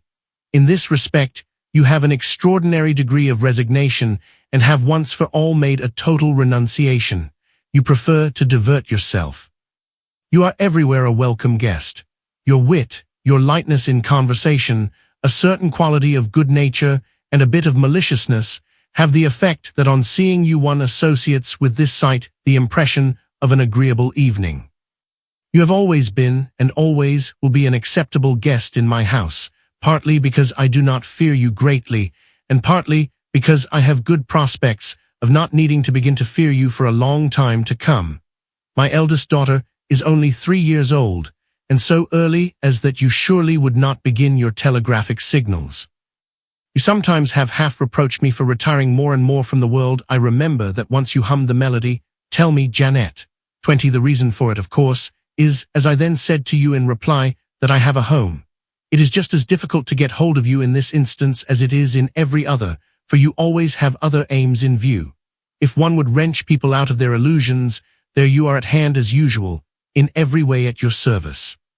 You are absolutely indefatigable in ferreting out illusions in order to smash them. You talk so sensibly, so understandingly, that everyone who has no closer acquaintance with you must believe you are a sedate man. However, you have not reached the truth. You have come to a stop with the destruction of illusions, and inasmuch as you have wrought that destruction in all possible and imaginable directions, you have really worked yourself into a new illusion, the illusion that one can stop there. Yes, my friend, you are living in an illusion, and you accomplish nothing. Here I have pronounced the word which has always had such a strange effect upon you. Accomplished, you say. Who has ever accomplished anything? That is precisely one of the most dangerous illusions. I do not busy myself in any way. I divert myself especially at the expense of those who believe they are accomplishing something. And is it not indescribably comic that a person can believe this? I shall not plague the world by such great pretensions. Whenever you talk on this theme, you make an exceedingly disagreeable impression upon me. It revolts me because there is in it an impudent untruth, which when delivered with your virtuosity always assures you of victory, or at least always brings the laughter around to your side. I remember one occasion when you had been listening for a long time to a man who had become indignant at your talk, answering him not a word, but merely goading him by your sarcastic smile, and then, to the universal delight of those present, you replied, "Well, yes, when you add this speech to all the rest you have accomplished, one can at least not blame you for the belief that you truly are accomplishing something in gross and in detail." When you talk like this, it pains me, because I feel for you a certain compassion. If you do not restrain yourself, a rich nature will go to ruin in you. It is because of this gift you are dangerous. Because of this your outbursts as well as your coolness have a power which I have never known in any other among the many who dabble at the profession of being discontented. You do not belong to this class either. It is the object of your satire, for you have gone much further. You are joyful, you affirm, and delighted with life. You smile, you walk with a jaunty flourish of your hat. You do not strain yourself with life's sorrows. You have not even allowed your name to be inscribed in any society for triple lamentations. But precisely for this reason, your utterances are so dangerous to younger men, for they must be impressed by the mastery you have attained over everything in life. Now I will not say to you that a man should accomplish something, but I will say, if there are particular passages in your life over which you throw an impenetrable veil, might they not be the sort of things you wish to accomplish, although your melancholy moans with pain at accomplishing so little? And how entirely different the whole thing appears within you. Is it not there a profound sorrow over the fact that you are able to accomplish nothing? I know at least one situation. You once let fall a few words about it which did not pass unnoticed. Certainly, you would give everything to be able to accomplish something. Whether it is your own fault that you cannot, whether it is your pride which must be broken before you can, I do not know, and I shall never press you further. But why will you take side with all the bad elements which rejoice in your power to ensure a triumph? Too often, as I have said, one feels how little it is one is able to accomplish in the world. I do not say this despondently. I have no reason to reproach myself. I believe I perform the duties of my office conscientiously and joyfully, and I shall never feel tempted to mix in things which do not concern me with the hope of accomplishing more. But this activity of mine is a very limited one, and really it is only by faith one possesses assurance that one is actually accomplishing something. But then, beside this, I have my home. With regard to this, I often think of the beautiful words of Jesus, the son of Sirach, which I would beg you also to consider. He that getteth a wife entereth upon a possession, a helpmeet for him, and a pillar of repose. Where no hedge is the possession will be laid waste, and he that hath no wife will mourn as he wandereth up and down. For who will trust a nimble robber that skippeth from town to town? Even so, who shall trust a man that hath no nest, and lodge it wheresoever he findeth himself at nightfall? I did not marry in order to have a home, but I have a home, and it is a great blessing I am not, and I believe you would not venture to call me a fool of a husband. I'm not my wife's husband in the sense that the Queen of England has a husband.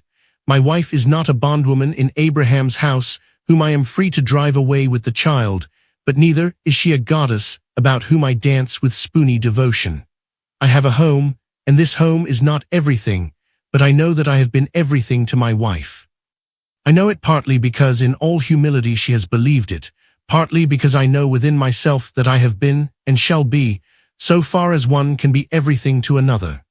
Here I am able to illustrate for you the beauty of the fact that a person can be everything to another without being reminded of it by any finite or particular thing whatsoever. Upon this point I can talk with all the greater assurance, because she certainly is not cast into the shade. She stood in no need of me. It was not a poor girl I married, doing her an act of charity, as the world says with all possible contempt of itself. It was not a silly fool whom I married for other reasons, and out of whom by my wisdom I have brought forth something good. She was independent, and more than that, she was content with so little that she did not need to sell herself. She was wholesome, more sound than I, although more impetuous. Of course her life could not be so active as mine, nor so reflective. With my experience I could perhaps save her from many errors, but her wholesomeness made that superfluous in truth. She owes me nothing, and yet I am everything to her. She had no need of me, but for this cause I have not been indifferent. I have watched over her, and like Nehemiah I am armed even in my sleep, to repeat an expression which came to my tongue on a similar occasion, and to show you that I have not forgotten your sarcastic observation that this might be a great embarrassment to my wife. My young friend, I am not troubled by such an observation, as you can see from the fact that I repeat it, and repeat it, I assure you, without wrath. So I have been nothing, and yet everything to her. You, on the other hand, have been everything to a multitude of people, and at bottom you have been nothing to them. And suppose also that in the temporary connections you form with men you were able to endow one man with such a treasure of the interesting that he had enough for his whole lifetime, which is to assume the impossible. Suppose that he really gained something from you, yet you yourself lost, for after all you had found no single individual to whom you could wish to be everything. And even if this were a mark of your greatness, this greatness is in truth so painful that I will pray God to exempt me. The notion which one must first of all associate with the home is that of action, in order to get away from every false and contemptible thought of ease. In man's enjoyment even there ought to be an element of action, even if it is not expressed in any external and palpable deed. In this way, a man may be active even though he does not seem to be, whereas woman's domestic activity is more apparent. But in the next place, there is associated with the home such a concretion of small details that it is very difficult to say anything about them in general. In this respect, every house has its characteristic features, and it might be interesting to compare a variety of such peculiarities. Naturally, every such characteristic ought to permeate the common spirit of the home, and nothing is more abhorrent to me than the separatistic humbug in families which from the very first make a point of showing how special everything is in their house, which sometimes go so far as to speak a language of their own, or one so full of enigmatic allusions that a man does not know what to make of it. The proper thing is for the family to have such a characteristic distinction, but the art is to hide it. Those who marry in order to have a home are always making loud complaint that there is no one expecting them, no one to welcome them, etc. This shows clearly enough that really they have a home only when they imagine themselves outside. Praise God, I do not have to go out, whether to remember or to forget that I have a home. The feeling has often gripped me most sensibly when I am sitting, nor do I need to go into the parlor or the dining room to ascertain that I have a home. This feeling often grips me when I sit quite alone in my workroom.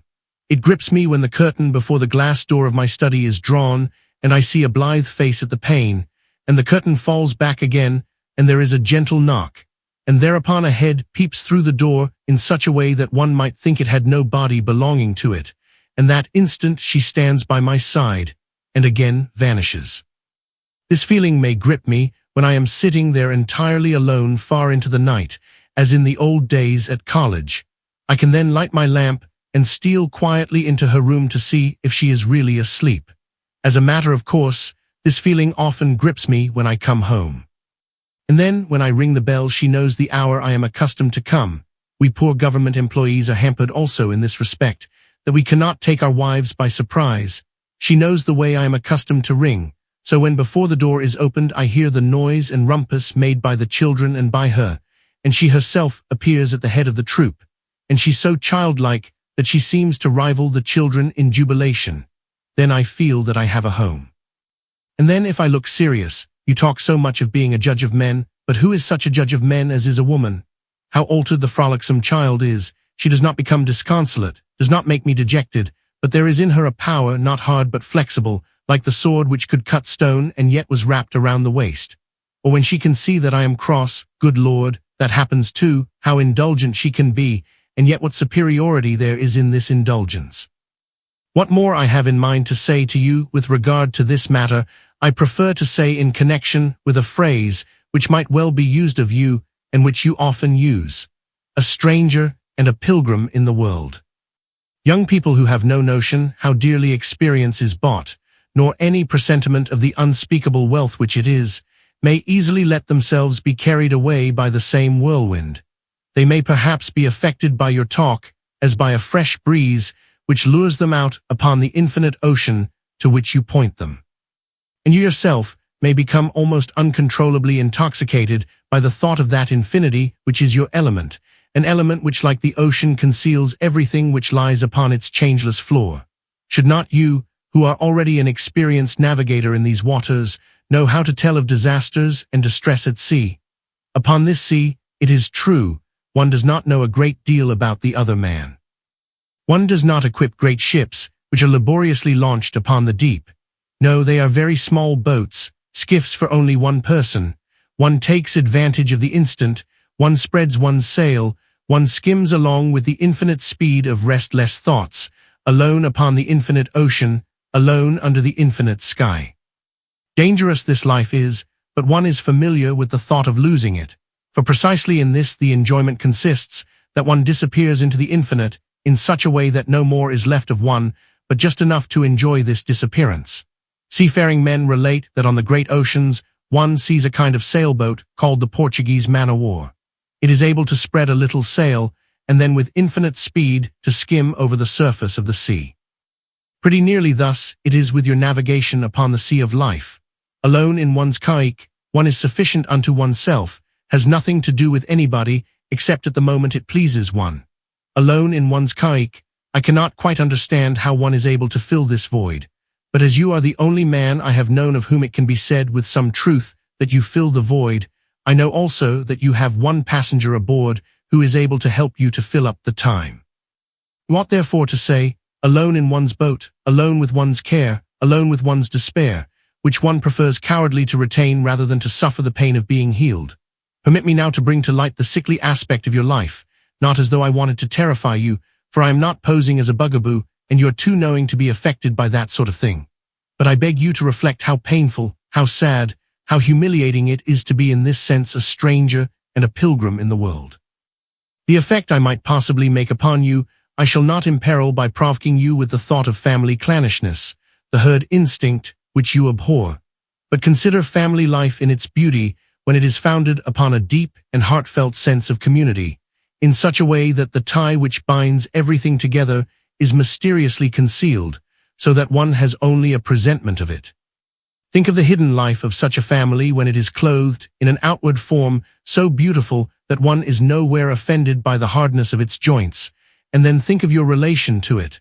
Such a family would be precisely to your taste, and perhaps you would often take delight in entering this circle.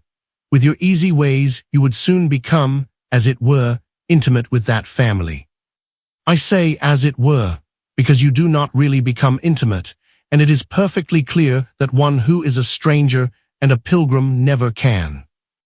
They would regard you as a welcome guest. They would, perhaps, be kind enough to make everything as agreeable for you as possible. They would be complacent towards you. Yes, they would treat you as a child to whom one is attached. For your part, you would be inexhaustible in your attentions to the family, inventive to delight them in every way. To be sure, this is all very pretty, and in a moment of chagrin over the fact that no real intimacy exists, you might be tempted to say that you don't care to see the family in dressing gowns, the daughter in slippers, and the mother in curl papers. And yet the correct behavior of this family in your presence implies, if you will look more closely, a prodigious humiliation for you. Thus, every family would have to behave towards you, and you would be humiliated by it. Or do you not believe that the family keeps hidden an entirely different life, which is its sanctuary? Do you not believe that every family has its household gods, although they are not put in the vestibule? And in that utterance of your chagrin, is there not concealed a very refined weakness? For really I do not believe that, if ever you were married, you could bear to see your wife in negligee, unless this were a fine dress expressly calculated to please you. You think, of course, that you have done much for the family by entertaining them, by shedding upon them a certain aesthetic luster, but suppose that the family cared very little for this in comparison with the inner life it possesses. You will have the same experience in relation to every family, and proud as you are, this is a humiliation. No one shares sorrow with you, no one confides in you. You think indeed that they often do. You have enriched yourself, in fact, with manifold psychological observations. But this is often a delusion, for people are commonly willing to talk to you superficially because that sets in motion the interesting in you, which in itself has already the agreeable quality which prompts them to desire this medicine when they do not need it.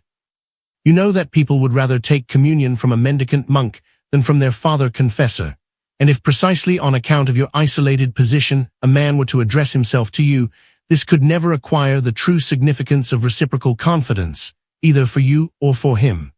Not for him, because he would feel how arbitrary it was to pick you out as a confidant, and not for you, because you could not close your eyes to the equivocal character of your competence. Undeniably you are a good operator. You understand how to penetrate into the most secret recesses of sorrow and grief, yet so shrewdly that you never forget the way back. Well, I assume that you succeeded in healing your patient, but you got out of it no true and deep joy, for the whole thing bore the stamp of arbitrariness, and you had no responsibility. It is only responsibility that bestows a blessing and true joy, and that even though one may not do the thing half as well as you, it often bestows a blessing when one accomplishes nothing. But when one has a home, then one has responsibility, and in itself, this responsibility gives assurance and joy. Precisely because you are not willing to have responsibility, you must find it quite natural, though you often complain of it, that people are ungrateful to you. It is rather rare, however, that you meddle with healing. Commonly, as I have said, your principal business is that of destroying illusions, and occasionally working people into illusions. When one sees you with one or two young men, sees how with a few exercises you already have helped them thoroughly over their childish illusions, which are nevertheless salutary in so many ways, how they then become lighter than reality, how the wings sprout, while you yourself, like an old experienced bird, give them an exhibition of what it means with a beat of the wings to soar over the whole of existence. Or when you undertake a similar course of training with young girls and study the difference in the mode of flight, noting that in the male flight one hears the beat of the wings, whereas the female flight is like a dreamy stroke with the oars. When one sees this, one cannot be angry with you for the art which brings this to pass, but who ought not to be angry with you for the light-mindedness implied in it. You may surely say of your heart, as is said in the old verse, Mein Herz ist wie ein Taubenhaus, die ein fliegt hierin, die andere fliegt heraus, mein Herz ist wie ein Taubenhaus, die ein fliegt hierin, die andere fliegt heraus, only that in your case one does not so much see that the thoughts fly in as that they are constantly flying out. But beautiful as a dovecote is when used as a symbol of a quiet domestic home, it truly should not be used in this way. And is it not painful and sad to let life go past one thus, without ever gaining a firm position? Is it not sad, my young friend, that for you life never acquires content? There is something sad in the feeling that one is growing old, but it is a far deeper sadness which grips one when one cannot grow old. I feel precisely at this moment how much justification I have in calling you my young friend. The distance of 7 years between us is not exactly an eternity. I will not boast of mental maturity in comparison with you, but I can boast of a maturer view of life. Yes, I feel that I really have grown older, but you constantly hold fast to youth's first surprise. And when sometimes, though it is rather seldom, I feel weary of the world, this is associated with a feeling of exaltation. I think of the beautiful words, "Blessed are they that rest from their labors." I do not deceive myself by thinking that I have had a great work to do in life. I did not sort it out. It was assigned to me, and even if it was a lowly business, it has been my business to be glad of it, in spite of its being lowly. You certainly do not rest from your labors. Rest is a curse to you. You can live only in unrest. Rest is your polar opposite. Rest makes you more restless. You are like a hungry man whom food makes only more hungry, a thirsty man whom drink makes only more thirsty. But I return now to the previous theme, the finite aims with which people enter upon marriage. I have mentioned only 3 because these appear to have something in their favor for the fact that they take into consideration one or another of the real factors in marriage, although for their one-sidedness they are just as ridiculous as they are irreligious. I will not dwell upon a multitude of finite aims which are so perfectly paltry that one cannot even laugh at them. As when one marries for money, or from jealousy, or for prospective advantage, because there are good prospects of her dying soon, or that she may live long and prove to be a blessed branch which bears much fruit, so that by her one may sweep into one's pocket the inheritance of a whole series of uncles and aunts. This sort of thing I prefer not to dwell upon. As an outcome of this investigation, I can emphasize here the fact that marriage, in order to be aesthetic and religious, must, as it was proved, have no finite why. But this was precisely the aesthetical feature of first love, and so here again marriage is on a level with first love, and the aesthetic feature of marriage is that in itself it conceals a multiplicity of whys, which life gradually brings to light in all their blessedness. However, since what I propose to prove in the first instance is the aesthetic validity of marriage, and since what distinguishes marriage is the ethical and religious element, which insofar as it seeks to express itself in a particular form finds this in the wedding ceremony, I will dwell upon this topic, in order that I may not seem to treat the question too lightly or give the slightest appearance of wishing to conceal the schism between love and marriage which you and others, for different reasons, seek to establish. You may be right in affirming that, if many people do not remark upon this schism, it is because they lack the energy and the culture requisite for thinking clearly over either of these things. However, let us examine more closely the wedding ceremony and its formulas.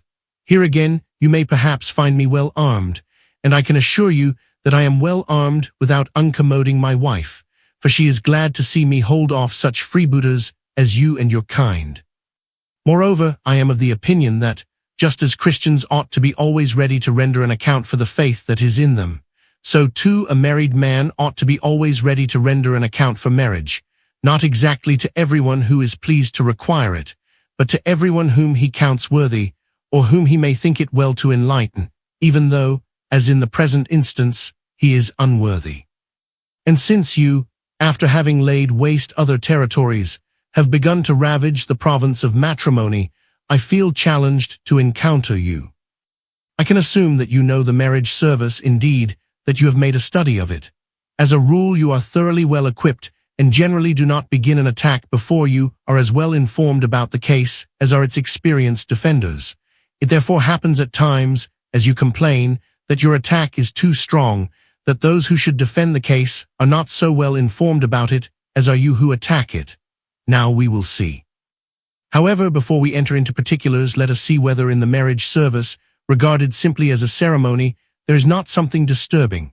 The wedding, in fact, is not a thing which the lovers themselves in an exuberant moment have happened to think of, a thing which they could give up as a matter of course, if in the meantime they should have a different notion.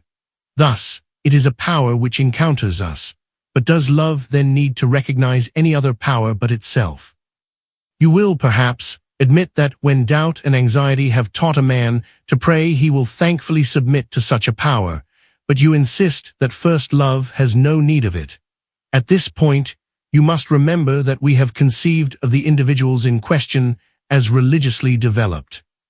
I am not concerned, therefore, to ask how religion can develop in a man, but how it can subsist along with first love, and certain as it is that unhappy love may make a man religious, it is just as certain that religious individuals can love. Religion is not so foreign to human nature that a rupture is necessary in order to awaken it. But if the individuals in question are religious, then the power which encounters them in the wedding ceremony is not foreign to them. And as their love unites them in a higher unity, so does the religious lift them to a still higher plane. What then does the wedding ceremony accomplish? It provides a survey of the genesis of the human race, and therewith it grafts the new marriage upon the great body of the race. Thereby it presents the universal, the essentially human, and evokes it in consciousness. Perhaps this offends you, you say, perhaps, at the very instant when one is uniting oneself to a person so tenderly that everything else disappears from view. It is distasteful to be reminded that es ist ein alt Geschichte, something that has been and is and will be. You would rejoice in that which is peculiar in your love. You would suffer the whole passion of love to glow in you, and you do not wish to be disturbed by the thought that Tom, Dick, and Harry have the same experience. It is exceedingly prosaic, you say, to be reminded of one's numerical significance. In the year 1750, on such a day at 10 o'clock, Mr. NN and the estimable Miss NN. The same day at 11 o'clock, Mr. NN and Miss NN. This sounds to you perfectly dreadful, yet in your reasoning there is concealed a reflection which has been disturbing to first love. Love, as we have already observed, is a unity of the universal and the particular, but the wish to enjoy the particular in the sense you propose indicates a reflection which has placed the particular outside the universal. The more the universal and the particular interpenetrate, the more beautiful love is. Greatness, whether in the immediate sense or in a higher sense, does not signify being peculiar, but the possession of the universal in the peculiarity. Therefore, to first love an introduction which recalls the universal cannot be disturbing. Moreover, the marriage service gives more than that, for in pointing to the universal, it leads the lovers back to the first parents. It does not stop with the universal in abstracto, but exhibits it as it was expressed by the first couple in the human race. This is an indication of what every marriage is. Every marriage, like every human life, is at the same time this particular thing, and yet the whole, at once an individual and a symbol. Thus it furnishes the lovers with the most beautiful picture of a couple who are not disturbed by reflecting about other people. It says to the individuals, thus you also are a couple. It is the same experience which is here repeated in you. You also are now standing here alone in the infinite world, alone before the face of God. So you see that the wedding furnishes what you require, but that at the same time it gives more, that at one and the same time it gives the universal and the particular. But the marriage service proclaims that sin has entered into the world, and to be reminded so emphatically of sin is surely discordant at the moment when one feels most pure. In the next place, it teaches that sin entered into the world along with marriage, and this hardly seems encouraging to the respective partners. The Church, of course, can wash its hands if anything unfortunate come out of it, for it has not flattered with a vain hope. That the Church does not flatter with a vain hope might of itself seem to be a good thing. Moreover, in saying that sin entered into the world along with marriage, the Church, nevertheless, permits marriage, and it might be a grave question whether it teaches that sin entered by means of marriage. In any case, it proclaims sin merely as man's universal lot, making no definite application to the individual, and least of all does it say, you are about to commit a sin. It is certainly a very difficult thing to expound in what way sin entered in along with marriage. It might seem as if sin and the sensuous were here identified. However, such cannot be the case, inasmuch as the Church permits marriage. Yes, you would say, it does so only when it has taken away all the beauty of earthly love. By no means, I would reply. At least, not one word to this effect is to be found in the marriage service. In the next place, the Church proclaims the punishment of sin, that woman shall bear children with pain and be subject unto her husband. But after all, the first of these consequences is surely of such a nature that, if the Church did not proclaim it, it would proclaim itself. Yes, you reply, but the disturbing thing is that this is said to be the consequence of sin. You find it aesthetically beautiful that a child is born with pain, it is a mark of respect for a human being, a symbolic indication of the significance of the fact that a man comes into the world, in contrast to the beasts which, the lower they are in the scale, the more easily they bring forth their young. I may here again lay emphasis upon the consideration that this is proclaimed as the universal lot of mankind, and the statement that a child is born in sin is the profoundest expression for its highest dignity. It is a glorification of human life that all that pertains to it is referred to the category of sin. In the next place it is said that the wife shall be subject unto her husband. At this point you will perhaps say, yes, that is pretty, and it has always pleased me to see a woman who loves her husband as her Lord. But it offends you that this is regarded as the consequence of sin, and you feel called upon to be the champion of woman. Whether you thereby are doing her a service I leave undecided, but I believe that you have not comprehended the nature of woman in all its inwardness, for it belongs to her nature to be more perfect and more imperfect than man. If one would indicate the purest and most perfect quality, one says, a woman. If one would indicate the weakest, the most feeble thing, one says a woman. If one would give a notion of a spiritual quality raised above all sensuousness, one says a woman. If one would give a notion of the sensuous, one says a woman. If one would indicate innocence in all its lofty greatness, one says a woman. If one would point to the depressing feeling of sin, one says a woman. In a certain sense, therefore, woman is more perfect than man, and this the Scripture expresses by saying that she has more guilt. If again you will remember that the Church only proclaims the universal lot of woman, I do not think that from this there can proceed anything disquieting to first love, but only to reflection, which does not understand how to cleave to her with this possibility in mind. Furthermore, the Church does not make woman a mere slave.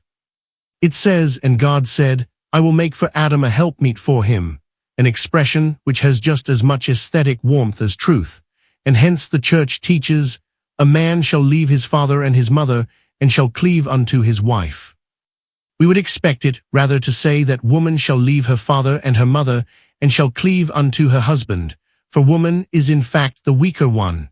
In the scriptural expression, there is a recognition of woman's importance, and no knight could be more gallant toward her. Finally, as for the curse which fell to man's lot, the circumstance that with the sweat of his brow he shall eat bread, does indeed seem with one word to drive him out of the honeymoon of first love. The fact that this curse, like all divine curses, as often has been remarked, conceals in itself a blessing proves nothing here, forasmuch as the experience of it must always be reserved for a subsequent time. But I would remind you that first love is not cowardly, that it does not fear danger, and that therefore in this curse it will see a difficulty which cannot terrify it.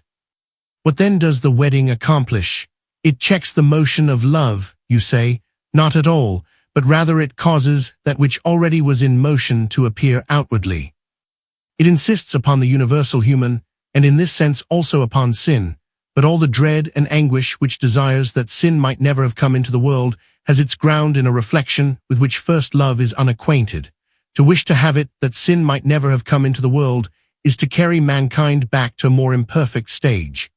Sin has entered in, but when the individuals have humbled themselves under it, they stand higher than they stood before. Thereupon the Church turns to the individual and puts to him several questions. Thereby it may seem that he is prompted to reflect. Why such questions? Love has its assurance in itself. But the Church puts the questions not to make one waver, but make one firm, and to let that which already is firm express itself. Here the difficulty emerges that in its questions the Church seems to take no account at all of the erotic. It asks, hast thou taken counsel with God, and with thy conscience, and then with friends and acquaintances? I shall not insist here upon the very obvious advantage of the fact that such questions are asked by the Church with profound seriousness. The Church, to use your own expression, is not a marriage agency. Can the parties concerned be disturbed by that? In fact, they have gratefully referred their love to God and have thus taken counsel with him. For when I thank God, it is a way, though an indirect way, of taking counsel with him. If the Church does not ask if they love one another, this is by no means because it would nullify earthly love, but because it assumes it. Thereupon, the Church requires a vow. We saw above how splendidly love can be assumed into a kind of higher concentricity. Resolution makes the individual free, but, as has been explained, the more free the individual is, the more aesthetically beautiful is marriage. It has thus been made clear, I think, that insofar as the aesthetic character of first love is discovered in its present tense as an immediate infinity, marriage may be regarded as a glorification of it and is more beautiful than it is. This, I think, is obvious from the foregoing discussion, and in the immediate context, we have seen also that all the talk about the disparagement of love by the Church is utterly unfounded and exists only for him who has taken offense at religion. But if such is the case, the rest follows of itself, for what remains is the question whether this love can be realized. When you have conceded all that I have urged hitherto, you will perhaps say, well, it is just as difficult to realize marriage as to realize first love. To this, I reply no, for in marriage there is the law of motion. First love remains an unreal and such, which never acquires inward content, because it moves only in an external medium. In the ethical and religious purpose, marital love possesses the possibility of an inner history and is distinguished from first love as the historical from the unhistorical. First love is strong, stronger than the whole world, but the instant doubt occurs to it, it is annihilated. It is like a sleepwalker who with infinite security can walk over the most perilous places, but when one calls his name, he plunges down. Marital love is armed, for by the resolution the attention is not directed merely towards the environment, but the will is directed towards itself, towards the inward man. And now I invert everything and say, the aesthetic does not lie in the immediate, but in the acquired, but marriage is precisely the immediacy which has mediacy in itself, the infinity which has finiteness in itself, the eternal which has the temporal in itself. Thus marriage proves to be the ideal in a double sense, both in the classical and in the romantic understanding of the word. When I say that the aesthetic lies in the acquired, this is not by any means to affirm that it lies in the effort as such, for this is negative, and the merely negative is never aesthetic. On the other hand, when there is an effort which has content in itself, a struggle which has victory in itself, then in that duality I have the aesthetic. This, I think I ought to call to mind in view of the enthusiasm of despair with which people in our age hear the acquired exalted in contrast to the immediate, as though the whole point were to lay everything waste in order to build anew. It has really alarmed me to hear the jubilation with which younger men, like the men in the Reign of Terror, which followed the French Revolution, cry out, de omnibus dubitandum. Perhaps this is narrow-mindedness on my part. Nevertheless, I believe that one should distinguish between a personal and a scientific doubt. Personal doubt is an entirely separate thing, and such an enthusiasm for destruction as one often hears talk of leads at the most to the consequence that a great many men venture out upon the deep without possessing the power to doubt and therefore perish, or they fall into a vacillation which likewise is certain destruction. If, on the other hand, the conflict of doubt develops in a particular individual the power to overcome doubt, such a sight is uplifting, inasmuch as it shows what a man is capable of, but it is not properly beautiful, for to be beautiful it must have immediacy in itself. Such a development brought about by doubt of the extremist sort seeks what one might describe as the transformation of a person into an entirely different one. Beauty, however, consists in acquiring the immediate in and with doubt. This I must emphasize in opposition to the abstract way of conceiving doubt, the idolatry with which it is regarded, the foolhardiness with which people plunge into it, the blind confidence with which they hope for a glorious issue out of it.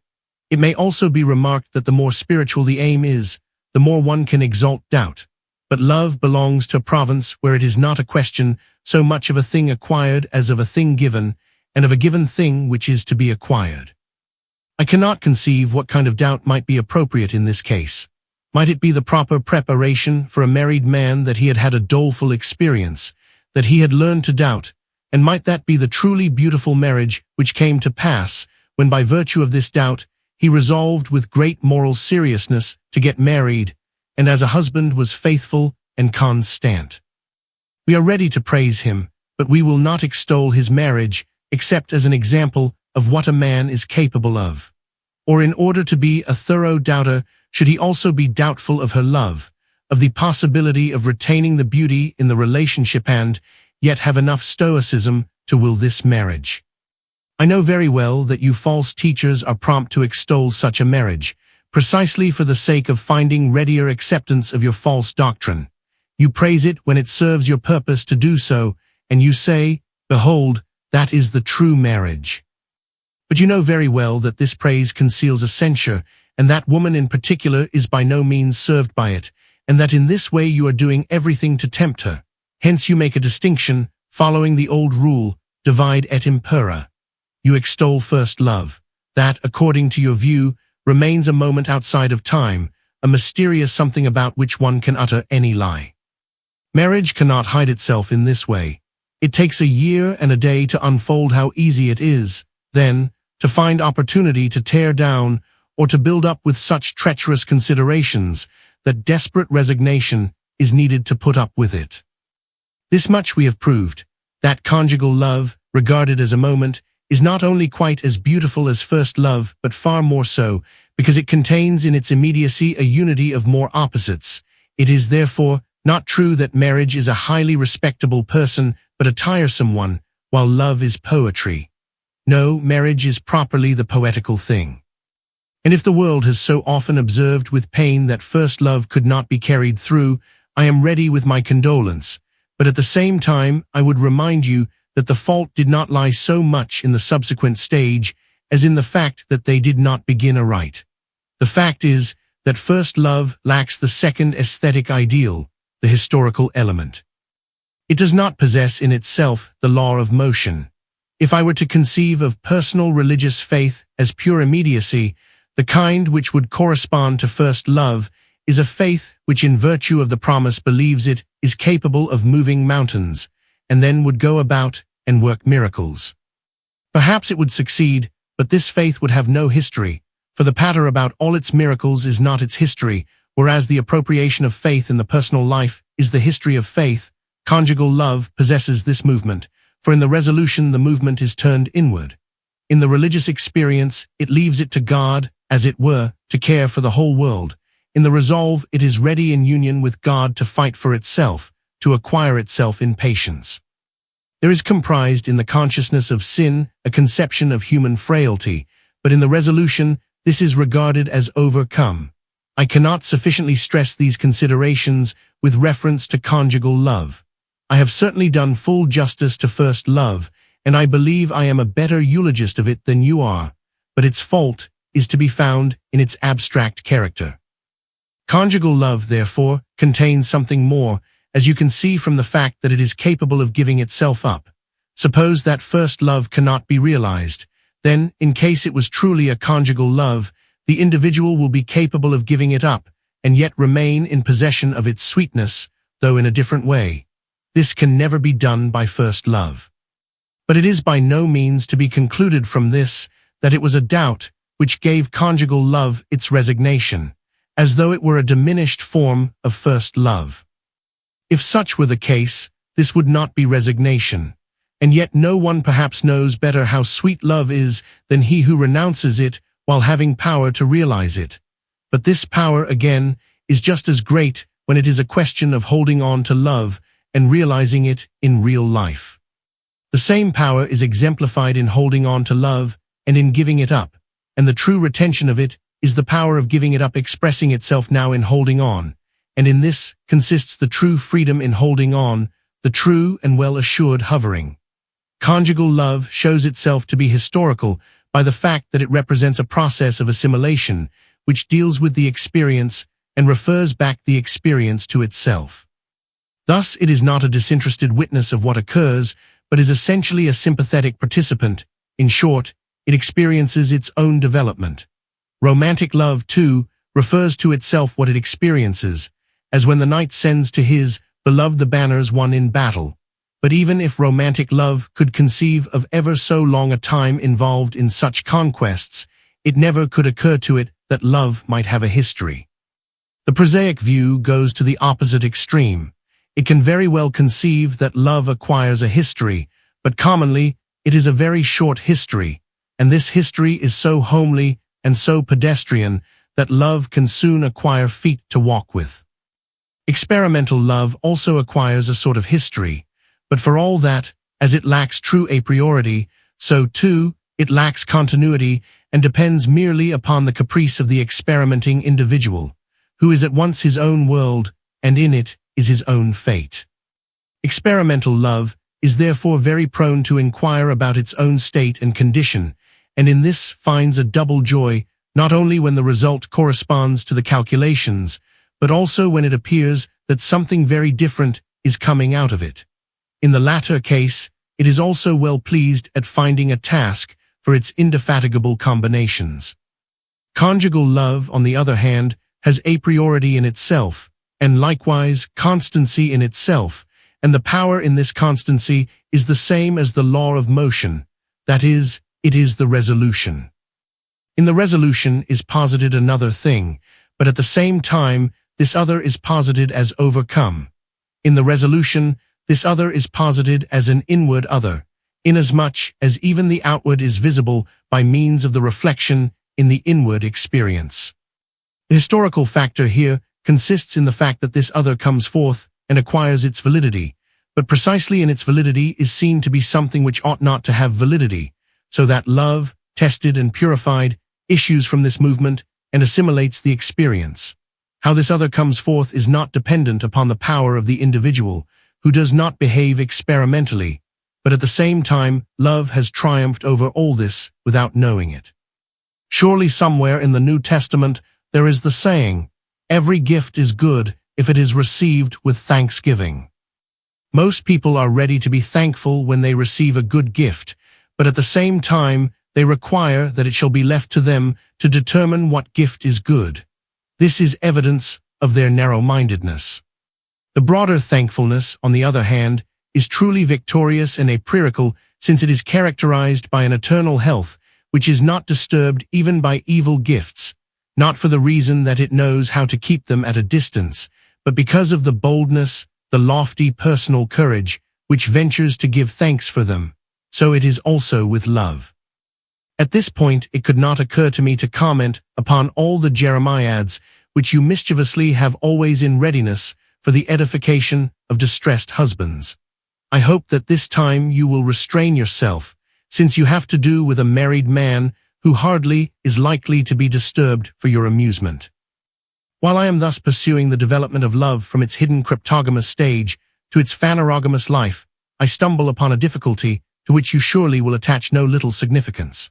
I assume for the sake of argument that I have succeeded in convincing you that the religious and ethical factors which distinguish conjugal love do by no means detract from it. I assume that in your inmost being you are profoundly convinced of this, and would now by no means disdain a religious point of departure.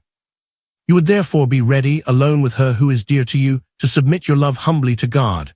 You are really deeply touched and affected, but now attention, I utter one word, the congregation, and with that everything vanishes as in the ballad. You will never succeed, I believe, in getting beyond the determinant of inwardness. The congregation, you say, the dear congregation, which in spite of its multiplicity is nevertheless a moral person. Would that, along with the tiresome traits which all moral persons have, it possessed this good trait, that it had one head upon a single neck. Like Caligula, I know what I would do. You surely know the story of the crazy man who had the fixed idea that the room in which he lived was full of flies, so that he was in danger of being suffocated by them. With desperate fear and with desperate fury he fought for his existence. So you seem to be fighting for your life against just such an imaginary swarm of flies, against what you call the congregation. However, the situation is not really so dangerous. But in the first place, I will enumerate the most important points of contact with the congregation, merely reminding you, by the way, that first love has no right to reckon it to its credit that it knows no such difficulties, for this is due to the fact that it is kept entirely abstract and comes into no contact with reality. You will know very well how to distinguish an abstract relationship to an environment if it is resolved by an abstraction. You can perfectly well put up with it if you have to pay the priest and the parish clerk and a functionary of the government, for money is a capital means for resolving every personal relationship. Therefore, you initiated me into your plan of never doing anything and never receiving anything, not even the most trifling, without giving or receiving money. Indeed, one might expect that, if ever you were to get married, you would be capable of paying a douceur to everybody who comes to witness your joy in taking this step. In that case, you need not be surprised that the congregation increases in number, or that what the crazy man feared from the flies should in reality happen to you. What you fear is the personal relationship which by polite inquiries, by congratulations, by compliments, yea, even by wedding presents, makes a pretension to being a relationship which is incommensurable with money and seeks to display all possible sympathy, in spite of the fact that precisely on this occasion you on your behalf, and that of the lady, would prefer to dispense with all sympathy. By the aid of money, you say, one can liberate oneself from a multitude of ludicrous situations. With money one can stop the mouth of the church trumpeter, who otherwise would loudly herald one's nuptials. With money one can be dispensed from being proclaimed before the whole congregation as a husband, a proper husband, in spite of the fact that one would prefer to be such for one person alone. This is not my invention, it is your description. Can you recall how you once raved on the occasion of a church wedding? You suggested that, just as at an ordination, the whole company of the clergy who are present come forward to lay their hands upon the ordinand, so should the whole tenderly sympathetic fraternity present at the wedding come forward, and salute the bride and bridegroom with a congregational kiss.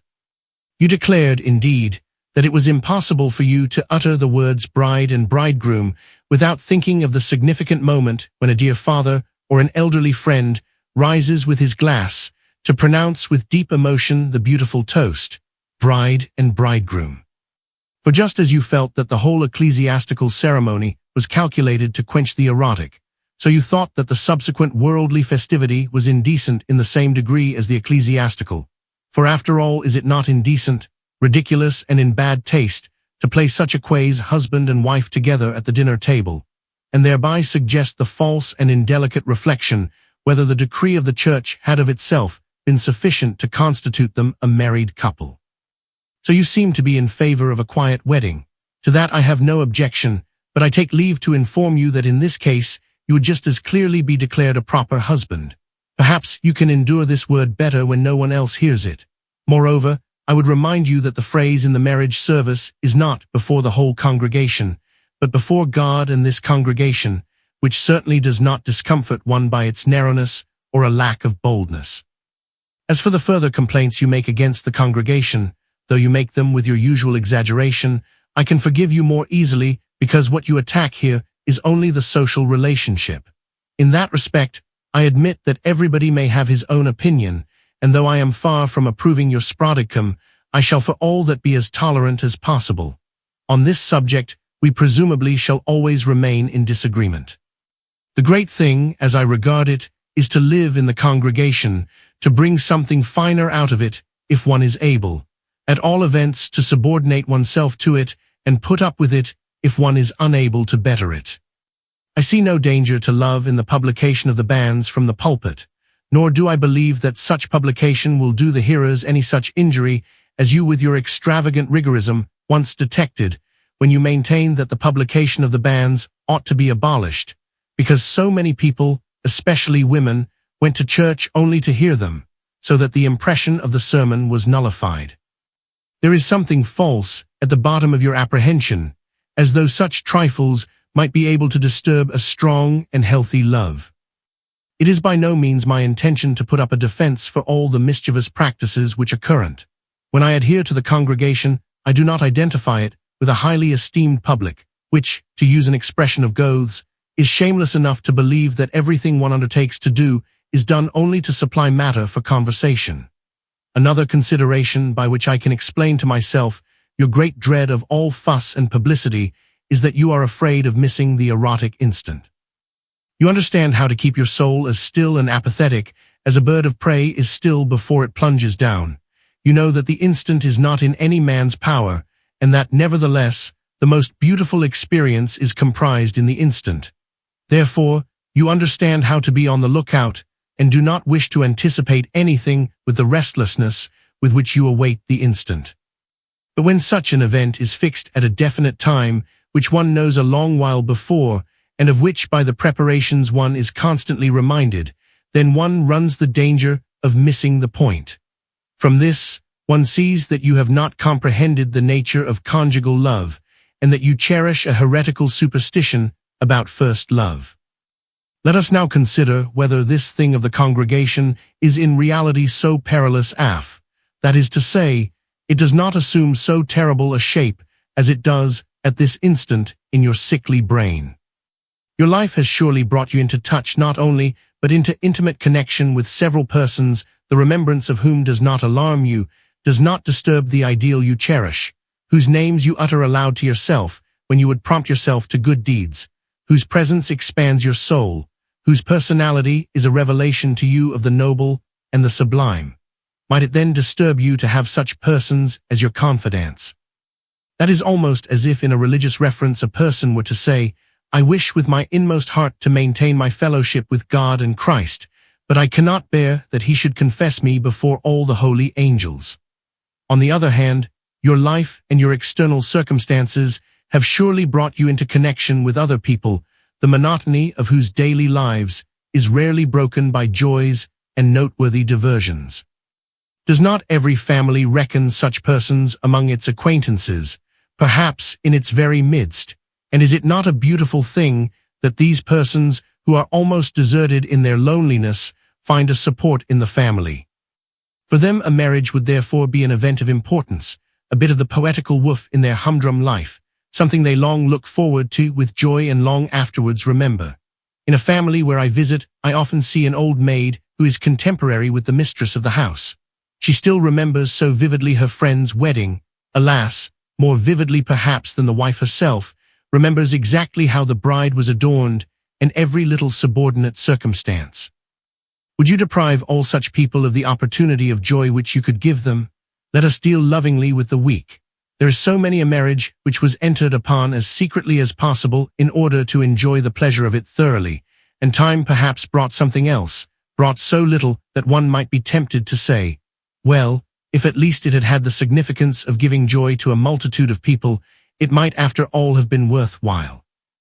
As you know, I hate prying into family affairs as much as you do, but on the one hand I know how to keep this at a distance, and on the other hand I know how to rise superior to it. And you with your acrimonious wit, your polemical talent, your artillery, might you not know how to call it to order? You indeed do so, but none the less it disturbs you. I will not prescribe to you any limits, but do not forget my principle, do not forget, if it be possible, to realize the still more beautiful ideal. Remember that the art is, if it be possible, to save such men, not to defend yourself. I might prescribe this as a prudential maxim, for you know very well that the more one isolates oneself, the more intrusive one makes these ineffectual gossipy people. You know it who so often have made sport of them by whetting their curiosity, and then letting the whole thing dissolve into nothing. I might prescribe this as a prudential maxim, but I will not do so, for I have too much respect for the truth of what I say to be willing to degrade it. Every process of becoming, in the proportion precisely that it is a healthy process, has an element of the polemical. So, too, has every conjugal union, and you know very well that I hate the ilquahad behavior in family life, the insipid communio bonorum, which makes marriage seem as if it were marriage with the whole family. If conjugal love is a genuine first love, it has something hidden about it, it does not wish to display itself, does not devote its life to the ostentation of family visits, does not derive its nutriment from polite congratulations and an exchange of compliments, nor from an idolatrous adoration of the family, that you know very well. I have no objection if you let your wit play upon this sort of thing. In many ways I agree with you, and I believe that it would not do you and the good cause any harm if sometimes you would allow me, as the experienced forester, to indicate the decayed trees which ought to be felled, but also to mark others with a cross as a sign that they are to be spared. I feel no hesitation in affirming that mysteriousness is the absolute requisite for preserving the aesthetic quality in love, not, however, as though one were to make an affectation of it, pursue it as an end, take it in vain, enjoy merely the pleasure of the mysterious. It is one of the pet notions of first love that it would like to flee to an uninhabited island. This has been held up often enough to ridicule. I shall take no part in the iconoclastic savagery of our age. The fault is to be found in the fact that first love believes there is no way in which it can be realized except by flight. This is a misunderstanding due to its unhistoric character. The art is to remain in the multifarious environment and yet preserve mystery. Here again I might insist upon it as a prudential maxim that only by remaining among people does mystery acquire its true energy. Only by encountering this opposition does its point bore in more and more deeply. I will not do so, for the same reason as before, and also because I always recognize a relationship to other people as something which has reality. But art is required for this, and conjugal love does not shun such difficulties, rather it preserves and acquires itself in them. Moreover, the conjugal life has so much else to think about that it doesn't get time to wear itself out with a polemic against a particular antagonist. Inwardly, this prime requisite may be expressed by its polar opposite, open-heartedness, candor, publicity, for this is the life principle of love, and here in the intimate life secretiveness is its death.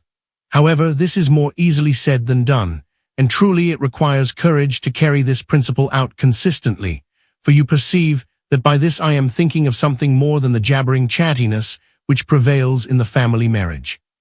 There can of course be no question of secretiveness where there is publicity, and the more secretiveness there is, the more difficult is the other.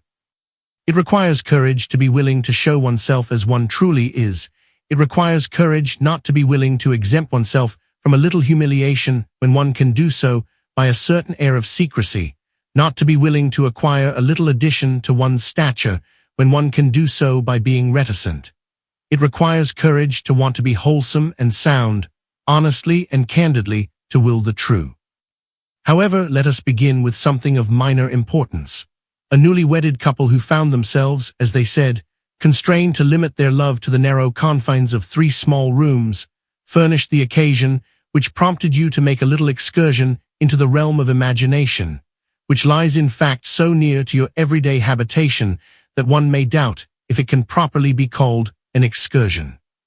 You thereupon devoted yourself with the greatest possible care and good taste to the decoration of a future such as you might desire for yourself. You know that I sympathize ungrudgingly with a little experiment of this sort. And praise God, when a princely carriage with 4 champing steeds passes me by, I still am child enough to be able to imagine that I am sitting in it, am still innocent enough, when I convince myself that such is not the case, to rejoice that another is sitting there, am still sufficiently unspoiled not to wish that the maximum might be to keep 1 horse, serving at once for riding and for the carriage, because my circumstances only allow me this. So you thought you were married, happily married, had rescued your love inviolate out of all adversities, and were now deliberating how you would arrange everything in your home so that you might retain as long as possible the fragrance of your love.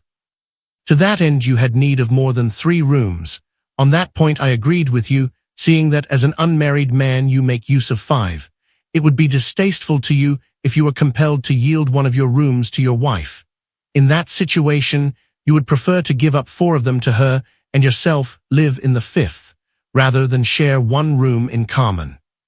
After having pondered these difficulties, you continued, I am always taking the above-mentioned 3 small rooms as my point of departure, not in the philosophical sense of a postulate, for I have no intention of returning to them, but on the contrary, would get as far away from them as possible. Indeed, you felt such an abhorrence for the 3 small rooms that, if you could not have more, you would prefer as a vagrant to live under the open heaven, which in fact would be so poetic that it would require a large suite of chambers to compensate for it. By reminding you that this was one of the customary unhistoric heresies of first love, I sought to call you to order, and then I was very glad to walk with you through the big, cool, high-vaulted halls of your castle in the air, through the mysterious, half-obscure chambers, through the dining rooms illuminated to furthest corners by a multiplicity of lights, pendant lustres and mirrors, through the small room with folding doors opening upon the terrace, where the morning sun penetrated, and where the perfume of flowers, which opened only for you and for your love, was wafted in.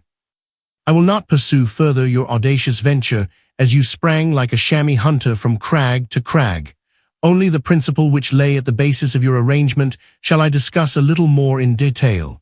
Your principle evidently was mysteriousness, mystification, refined coquetry. Not only the walls of your chambers should be inset with mirrors, but even your world of consciousness must be diversified by similar refractions of light.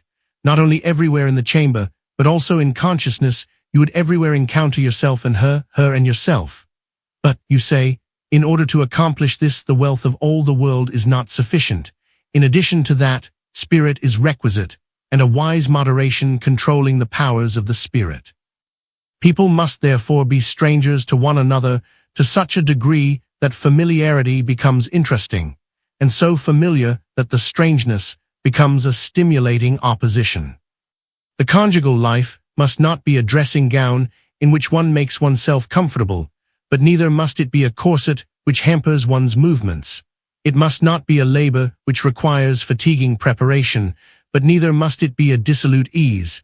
It must bear the stamp of the accidental, and yet one must remotely sense an art. A person is not exactly required to stare herself blind, stitching a carpet capable of covering the floor of the great hall, but on the other hand, the most insignificant thing she makes for me may well have a little mysterious sign stitched on the border. One does not exactly need to have a monogram on the cake every time we eat together, and yet there may well be a little telegraphic allusion. The thing is to keep as far off as possible the point where one has a suspicion of movement in a circle, the point where repetition begins, and since this cannot be kept off completely, the thing is to have so adjusted oneself that a variation is possible. One has only a certain number of texts. If the first Sunday the preacher preaches himself out, he not only has nothing for the year that follows, but even for the first Sunday of the next year he hasn't anything. People ought to remain enigmatic to one another as long as possible, and when in successive stages they reveal themselves, this must come about as far as possible by making use of accidental circumstances, so that the revelation becomes relative and can be viewed from many angles. One must be on one's guard against every symptom of satiety and every suggestion of an aftertaste. You then would dwell on the ground floor of the lordly castle, which should be situated in a beautiful region, but in the vicinity of the capital. Your wife, rather your spouse, should dwell in the left wing of the first floor. There was one thing you had always envied in princely persons, that husband and wife dwelt apart. What detracts, however, from the aesthetic character of such a court life was, you thought, the ceremonial which claims to be more important than love. One is announced, one waits a moment, one is admitted. That in itself, you thought, was something not unbeautiful, but it would first acquire its true beauty when it was a playful part in the divine game of love, when it could be allowed to have validity in such a sense that one could just as well deprive it of validity. Love itself might have many boundaries, but every boundary must at the same time be a luxurious temptation to overstep the boundary. So you dwelt on the ground floor, where you had your library, billiard room, working cabinet, and your bedroom. Your wife dwelt on the first floor. Here was also your toral conjugale, a large room with 2 alcoves, one on each side. Nothing must remind you or your wife that you were married, and yet everything must be arranged in such a way as no unmarried people could have it. You were unaware of what your wife was about, and she of what occupied you. But this by no means in order to be inactive or to forget one another, but in order that every contact might be significant, and in order to keep at a distance the deadly instant when you would look at one another. And lo, you were bored. So you would not parade in conjugal procession with your wife upon your arm. You would desire with still youthful passion to follow her course from the window when she walked in the garden. You would sharpen your eye to see her better, and be absorbed in the intuition of her image when it had vanished from your sight. You would steal after her. Sometimes she would rest upon your arm, for after all there always is something pretty in what has come into prescriptive use among men as the expression of a definite feeling. You would even give her your arm, half acknowledging the beauty of this custom, half laughing over the fact that you were promenading like a regular married couple. But where could I end if I were to pursue the clever refinements of your ingenious brain in this Asiatic luxuriance, which almost wearies me and makes me wish myself back in the 3 small rooms you passed by so proudly. Now, if there might be anything aesthetically beautiful in this view, it is to be found partly in the erotic bashfulness you let one suspect, partly in the fact that at no instant are you willing to possess her as something definitely acquired, but steadily continue to acquire her. The latter is in itself true and right, but the problem is not envisaged with erotic seriousness, and hence it is not solved.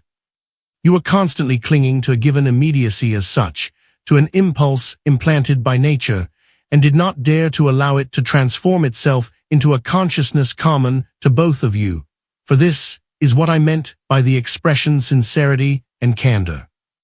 You fear that when the enigmatic is over, love will cease. I, on the contrary, think that love begins only when that is over. You fear that one dare not know entirely what one loves. You count upon the incommensurable as the absolutely proper ingredient. I maintain that only when one knows what one loves does one truly love.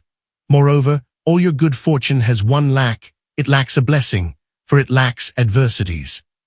And since this is a fault, it is fortunate, in case you actually were to guide anyone by your theory, that it is not true to life. Let us turn then to the actual conditions of life. Now, when I insist that adversities have their part in matrimony, I do not by any means intend to permit you to identify marriage with a catena of adversities.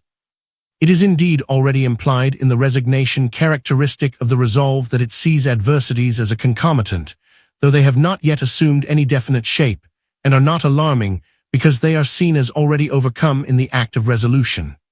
Moreover, the adversity is not seen outwardly but inwardly, as it is reflected in the individual, and thus belongs to the history which conjugal love has in common.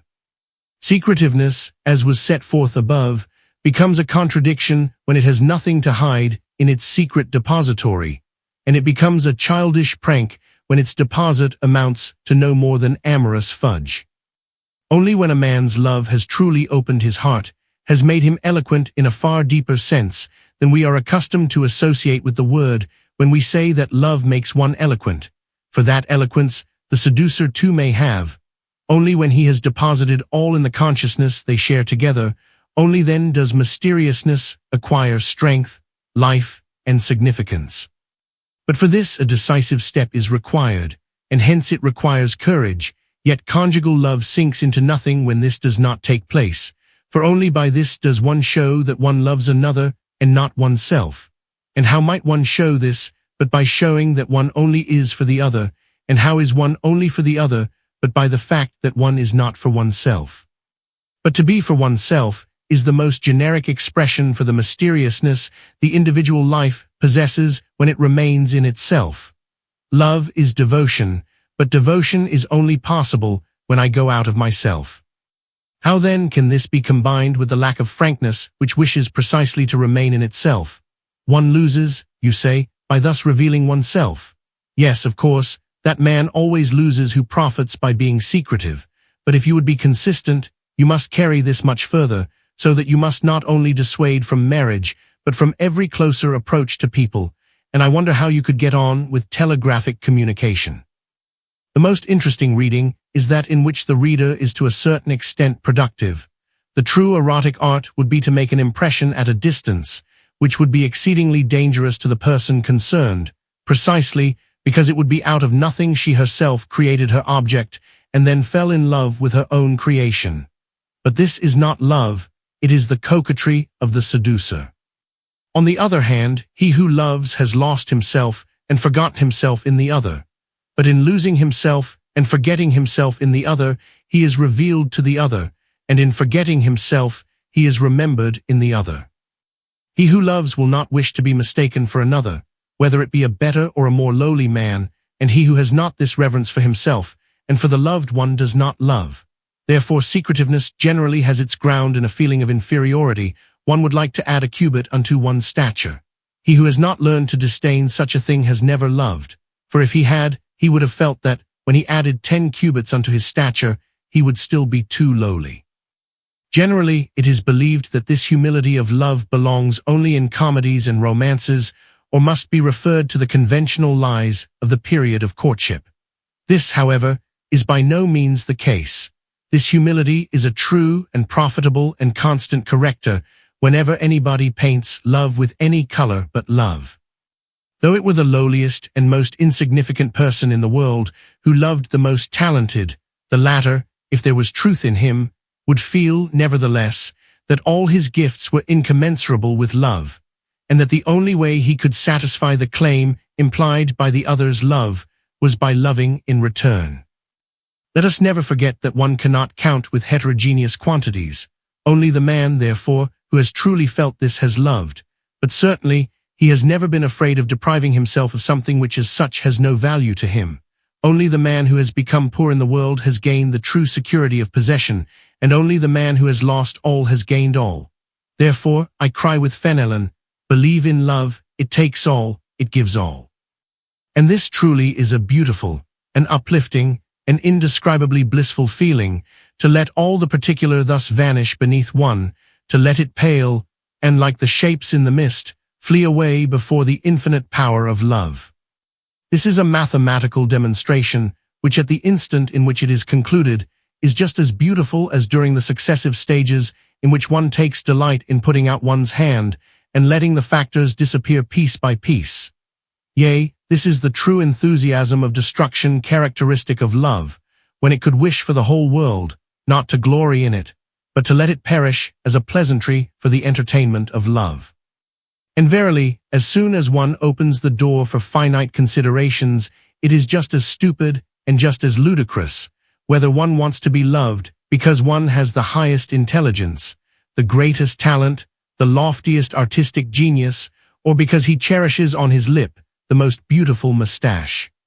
However, these assertions and these sentiments, of course, apply just as well to first love, and it is only the wondrous, unsteady attitude you always assume which makes it necessary here to touch upon this point again.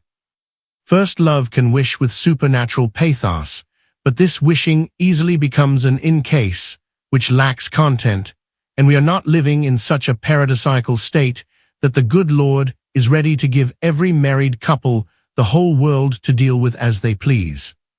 Conjugal love knows better, its movements are not outward but inward, and here it observes at once that it has a wide world for itself, but also that every little act of self-repression is very much more commensurable with the infinity of love, and even though it feels pain in recognizing that there may be so much to fight against, it is conscious also of courage for this fight. Yea, it has boldness enough to outdo you in paradoxes when it is almost able to rejoice that sin has entered into the world. But in still another sense, it has boldness enough to outdo you in paradoxes, for it has the courage to resolve them.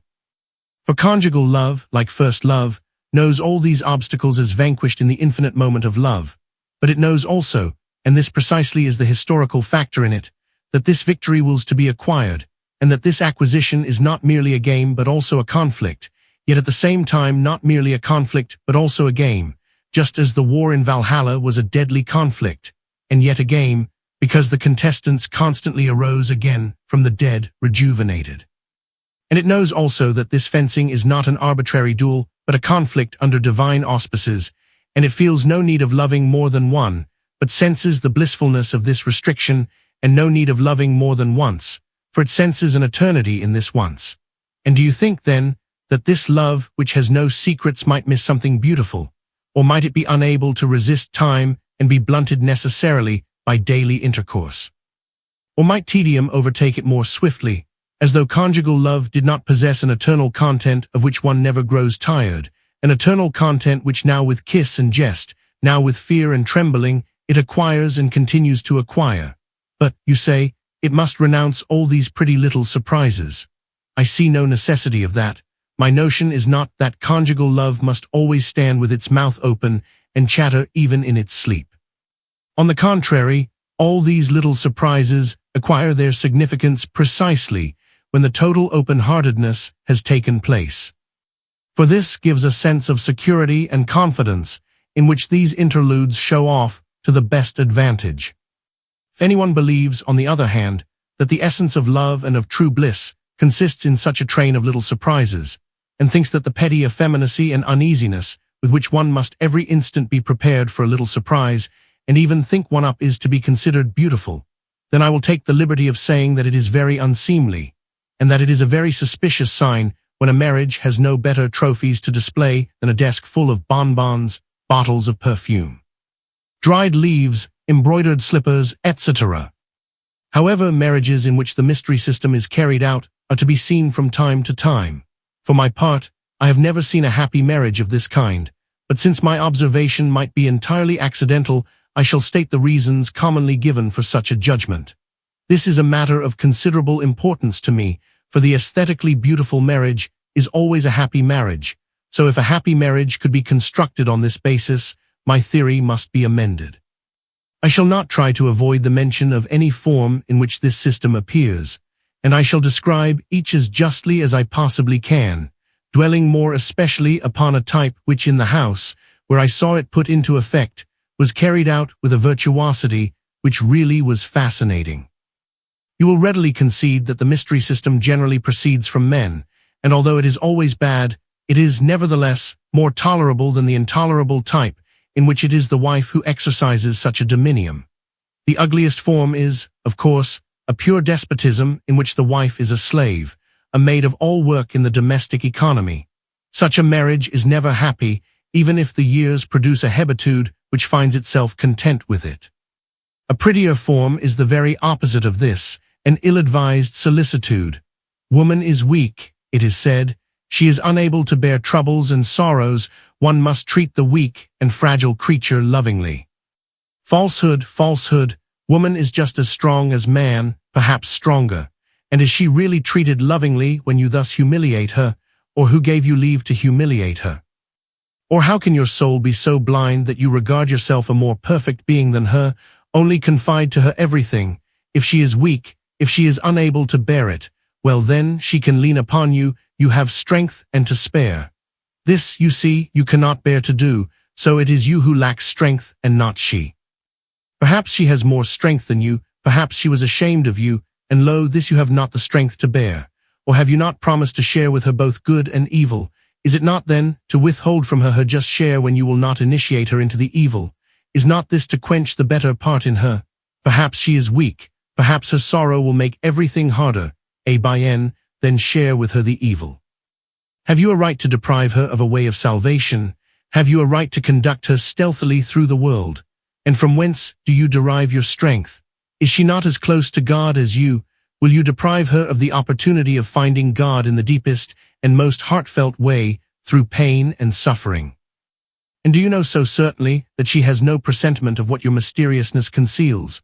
Do you know whether in secret she does not sorrow and sigh, whether she has not suffered damage to her soul? Perhaps her weakness is humility, perhaps she believes it her duty to bear all this. Hereby you have, in fact, been an occasion of developing strength in her, but it was not in the way you had intended or promised. Or are you not treating her, to use the strongest word for it, like a concubine? For the fact that you have not several wives is of no help to her. And is it not doubly humiliating to her when she perceives that you love her, that you treat her thus, not because you are a proud tyrant, but because she is a frail being? For a long while I was accustomed to visit in a house where I had opportunity to observe the system of silence carried out in a more artistic and refined fashion. The husband was a fairly young man of unusual talent, with a fine intelligence and a poetic nature, too indolent to want to produce anything, but with an extraordinary flair and tact for making everyday life poetic. His wife was young, not without intelligence, but with a character very unusual. This tempted him. It was the most astonishing thing to see how he was able to arouse and nourish in her every youthful enthusiasm. Her whole existence, the whole life they shared together as a married couple, was entirely woven out of poetic enchantment. Everywhere his eye was present, when she looked about it was gone. His finger was in everything, but just as invisibly as God's finger is present in history. Her thought might turn whither it would. He was already there before her. He understood, like Potemkin's citation 88, how to conjure up landscapes, and just of the sort that after a little surprise and a little resistance might be most pleasing to her. His home life was a little act of creation, and just as in the great creation man is that to which everything tends, so did she become the center of an enchanted circle, wherein she enjoyed nevertheless her full liberty. For the circle would bend in conformity with her movement, and had no boundaries of which it might be said, hit Lirto and no further. She might plunge as she would, in whatever direction she would, the circle yielded, but it remained there nevertheless. She walked as in a toddling basket, but this was not woven out of osiers, it was braided out of her hopes, dreams, longings, wishes, fears. In short, it was fabricated out of the whole content of her soul. He himself moved with the utmost security in this dream world. He relinquished nothing of his dignity, claimed and asserted his authority as husband and lord. It would have disquieted her if he had not done so. It would perhaps have awakened in her a fearful apprehension which would lead her to a solution of the mystery. He did not appear in the eyes of the world, nor even in her eyes, to be so extraordinarily attentive, and yet he knew within himself that she had received no impression of him but just that which he wanted to give her, and he knew that he had it in his power by one single word to dissolve the enchantment. Everything that might make a disagreeable impression upon her was kept at a distance. If any such thing were encountered, she received from him, either in response to her searching queries or with open-hearted anticipation of them, and in the form of candid information, an explanation which he himself had drafted in stronger or weaker terms, according to the impression he wished to make upon her. He was proud, frightfully consistent. He loved her, but he could not relinquish the proud thought of daring to say to himself, either in the profoundest stillness of the night or in an instant which lay outside of time, she owes everything to me. You surely have followed with interest this description, however imperfectly I have succeeded in presenting it, for it summons up before your soul a picture with which you sympathize, which perhaps you would one day seek to emulate if you were to become a married man. Was then this marriage a happy marriage? Yes, if you will. Nevertheless, a dark fate hovered over this happiness. Suppose he were to fail in his effort, suppose she suddenly suspected something, I do not believe she could ever forgive him for it, for the fact that he had done it out of love for her, that her proud soul was too proud to let anyone tell her. There is an old-fashioned expression about the relation between married people which I would recall to your attention. I always take delight in lending support to the revolution, or rather the holy war, by which the plain and simple but true and rich expressions used for legitimate marriage strive to reconquer the realm from which the writers of romance have expelled them. It is said of married people that they should live in good understanding with one another. One hears most frequently the negative expression that a couple do not live in good understanding, meaning that they cannot abide one another, that they beat and bite, etc. Take now the positive expression. The married pair above described live in good understanding, yes, so the world would say, but you surely would not, for how can they live in good understanding when they do not understand one another? But is it not an essential part of understanding that the one knows how careful and loving the other is? Or even if he deprived her of nothing else, yet he deprived her of that degree of gratitude wherein her soul would first find repose. Is it not a pretty and beautiful and simple expression, to live in good understanding? These matrimonial terms, you see, know all about this subject and make no great fuss about that which now one must often insist upon precisely. This expression assumes, as a matter of course, that people understand one another clearly and explicitly. It assumes this as a matter of course, as one may see from the fact that an adjective is adjoined with marked emphasis, for otherwise it would suffice to say that they should live in understanding. Good understanding, what else does that mean but that they should find their joy, peace, repose, their very life in this understanding? So you see that the mystery system does not by any means conduce to a happy or even to beautiful marriage. No, my friend, candor, open-heartedness, revelation, understanding, these constitute the life principle of marriage, without which it fails to be beautiful or even moral, for that which love unites is then separated, the sensuous and the spiritual. Only when the being with whom in the earthly life I live in the most tender association is in a spiritual respect equally close to me, only then is my marriage moral, and therefore also aesthetically beautiful. and you proud men who perhaps rejoice secretly in this victorious triumph over woman forget in the first place that it is a sorry triumph when one triumphs over the weaker one, and that the husband honors himself in his wife, and he who does not do so despises himself. So understanding is the life principle in marriage. One often hears people of experience discuss the question in what case one ought to dissuade a person from marrying. Let them discuss these circumstances and ruminate on them as thoroughly as they will. What they generally have to say does not signify much. For my part, I will mention only one case, that is, when the individual life is so complicated that it cannot reveal itself. If the history of your inward development possesses an unutterable content, or if your life has made you privy to secrets, in short, if in one way or another you have gulped down a secret which you cannot draw up except at the cost of your life, then never marry. Either you will feel yourself bound to a being who has no presentiment of what is going on within you, and your marriage then becomes an unseemly misalliance, or you tie yourself to a being who observes this with anxious dread, and every instant sees the shadow pictures on the wall. She will, perhaps, resolve never to question you closely. She will renounce the curiosity of dread which tempts her, but she will never be happy, nor you either. Whether there actually are such secrets, whether there is any truth in the close reserve which not even love is able to unlock, I will not decide. I am merely carrying out my principle, and so far as I myself am concerned, I have no secrets from my wife. One might believe that it surely never occurred to such a man to marry, seeing that apart from everything else he must undertake, he had also the daily avocation of his painful secret. Nevertheless, this sometimes happens, and such a man is perhaps the most dangerous temptation to women. But having spoken of mystery and understanding as two sides of the same thing, that thing being the chief thing in love, the condition absolutely requisite for preserving the aesthetic character of marriage, I have reason to fear that you will make the objection that I seem to forget the historical character of love, which, as you say, I commonly insist upon like a refrain of a ditty. You hope, however, to delude time by your mysteriousness and your shrewdly calculated relative information. But, as you say, when married people start in earnest to recount their shorter or longer story, the instant will soon arrive when, as in childish play they say, "The boy has the bun, the story is done." My young friend, you do not perceive that if you can make such an objection, it is due to the fact that you are not in the correct position. By means of your mysteriousness you have a temporal purpose, and it really is important to delude time. On the other hand, love by self-revelation has an eternal purpose, and so all competition is impossible. Also, it is an arbitrary misunderstanding to think of the revelation as obliging married people to spend a fortnight in recounting their careers, which would be followed by the silence of the grave, broken only once in a while by a repetition of the story already told.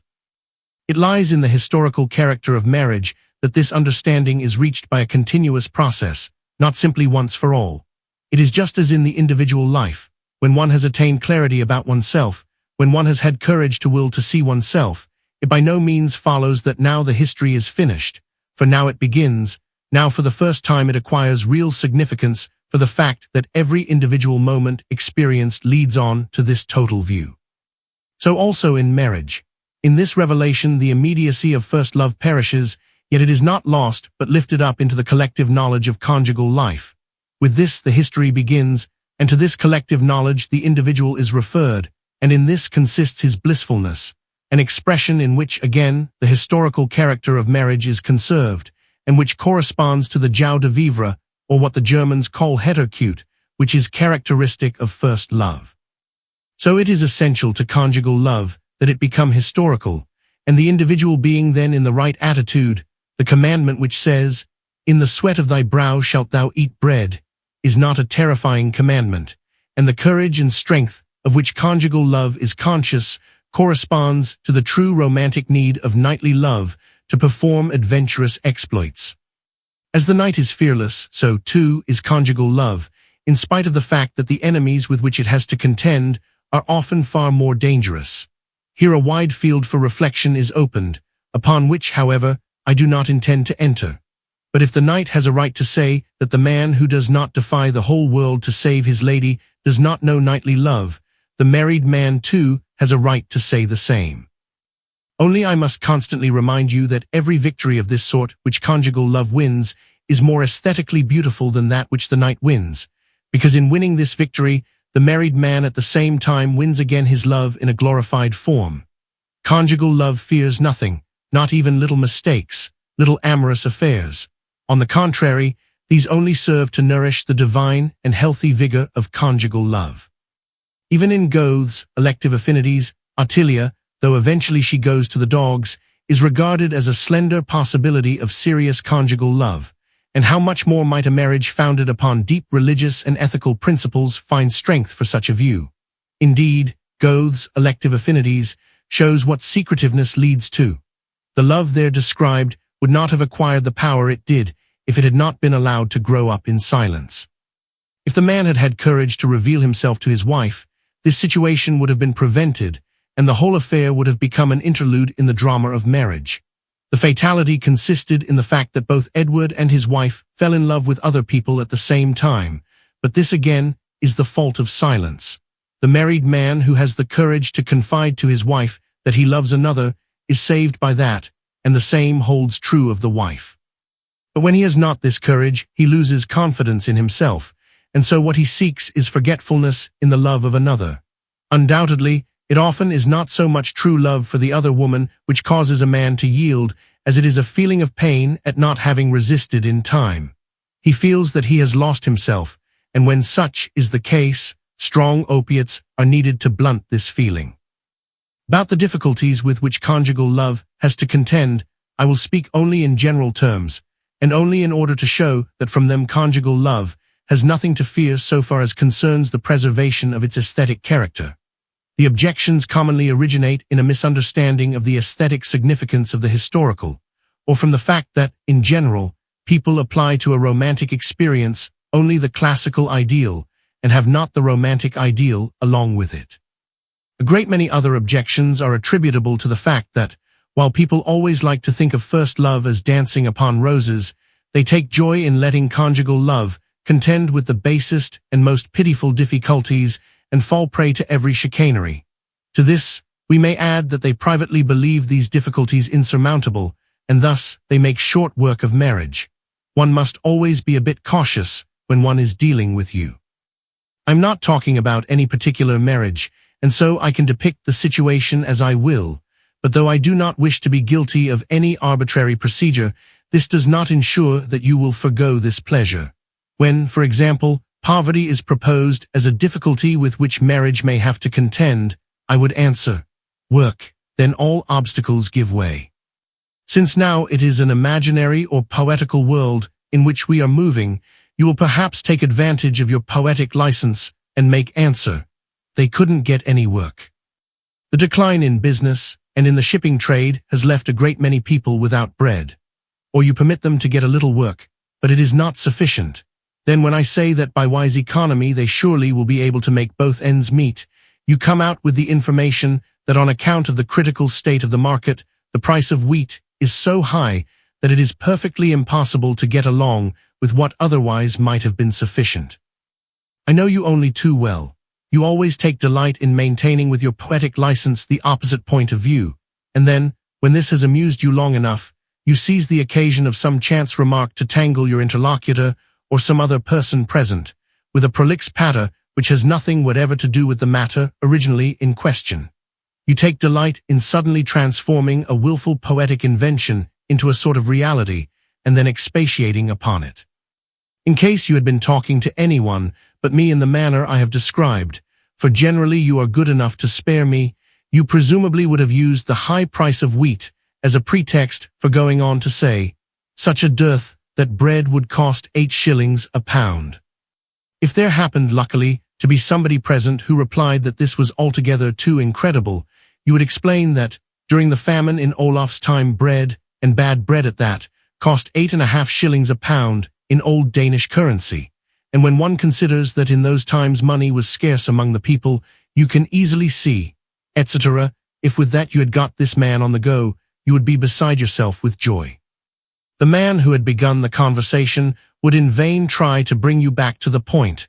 Everything would be reduced to confusion, and you would have made a married couple unhappy in the world of poetry. It is this that makes it so difficult to deal with you. If I were to venture out upon what might well be called glerice for me, and should try to describe in a novelistic manner a marriage which triumphantly held its own in the conflict with a multitude of such adversities, you would calmly reply, well, that is merely fiction, and in the world of poetry one can easily make people happy. It's the very least one can do for them. If I were to take your arm and walk about with you in real life and show you a marriage which had fought the good fight, then you, if you were in the humor, would answer, yes, that's well enough. The outward aspects of temptation are susceptible of proof, the inward aspects are not. I assume that in this couple temptation has not possessed an inward power, for otherwise it would not have been possible to resist it, just as though the true significance of temptation were that people should succumb to it. But enough of this. When once you take it into your head to abandon yourself to this demon of willfulness, there is no end to it. And as everything you do is done deliberately, so is this willful prank, and you find delight in making every position insecure. In a general way, I can divide these difficulties into external and internal difficulties, constantly keeping in mind the relativity of such a division in the case of marriage, where, if anywhere, all experiences are internal. First, then, for the external difficulties. I have no hesitation or fear in mentioning all the most depressing, humiliating, and vexatious finite afflictions, in short, all the items which go to make up a tearful drama. You and your kind are exceedingly arbitrary in this instance, as you are in every other. If a play of this sort compels you to undertake a journey through the caverns of misfortune, you say that it is unaesthetic, sniveling, tiresome. And in that you are right, but why? Because you are indignant that something sublime and noble perishes in the face of such difficulties. On the other hand, if you turn to the real world and encounter there a family which has undergone only half the adversities which this hangman of a playwright, with the voluptuous enjoyment reserved for a tyrant, has devised to torture others, you shudder, and you think, good night to all aesthetic beauty. You feel compassion, you are willing to help, in order to drive away gloomy thoughts, if for no other reason. But as for the poor family, you already have given it up in despair. But if this thing is true in real life, the poet has a right to represent it, and represents it rightly. When you are sitting in the theater, intoxicated with aesthetic enjoyment, you have the courage to require of the poet that he shall let the aesthetic triumph over all paltriness. It is the only comfort left, and what is still more effeminate, it is you who take comfort in this, you to whom real life has furnished no occasion to make test of your strength. You are the poor and unfortunate one, like the hero and the heroine in the play, but you have also pathos, courage, and os rotundum, from which eloquence gushes in a powerful stream. You conquer, you applaud the actor, and the actor is yourself, and the applause of the parterre is for you, for indeed you yourself are the hero and the actor. In dreams, in the airy visions of aesthetics, you men are heroes. I bother myself relatively little about the theater, and for my part, you may be as merry as you please, let the theatrical heroes perish, or let them conquer, let them sink through the floor or vanish through the ceiling, I am not much moved by that. But if in real life it is true, as you teach and proclaim, that far fewer adversities are capable of reducing a man to the condition of a slave, so that he walks with his head bent, and forgets that he, too, is created in God's image, then please God may it be your just punishment that all playwrights should write nothing else but lamentable dramas with every possible dread and terror, which would not permit your effeminacy to find repose in the theater, nor you to distill your supernatural perfume, but would perhaps frighten you until you might learn to believe in the reality of that which you believe only in the form of poetry. I admit gladly that in my marriage I have not met with many adversities of this sort. I cannot, therefore, speak from experience, yet I have the conviction that nothing is capable of crushing out the aesthetic element in man, a conviction so strong, so blissful, so heartfelt, that I render thanks to God for it, as for a gift of grace. And when we read in Holy Scripture about many gifts of grace, I really would reckon this among them: the frankness, the confidence, the trust in reality, and in the eternal necessity of the triumph of the beautiful, and the bliss implied in the liberty of coming to the aid of God. This conviction is a constituent factor of my makeup, and I do not allow myself to be effeminately and voluptuously moved to shuddering by the artificial stimulus of the theater. The only thing I can do is to thank God for this firmness of my soul, but in doing so I hope that I have set my soul free from the danger of taking it in vain. You know that I hate all experimentation, but nevertheless, it is generally recognized that a man may have in thought experienced much which he never has occasion to experience in reality. There sometimes come despondent moments, and when a person does not evoke them arbitrarily for the sake of trying his hand at such things, that too is a strife, a very serious strife, and in this strife may be acquired an assurance, which, though it has not exactly the same stamp of reality as that which is acquired in real life, has nevertheless a good deal of significance. There are certain cases in life when it is a good sign in a man that he is, as it were, mad, that he has not separated the world of poetry from that of reality, but sees the latter sub specie potios. Luther says somewhere in one of his sermons, where he is talking of poverty and want, one has never heard of a Christian man dying of hunger.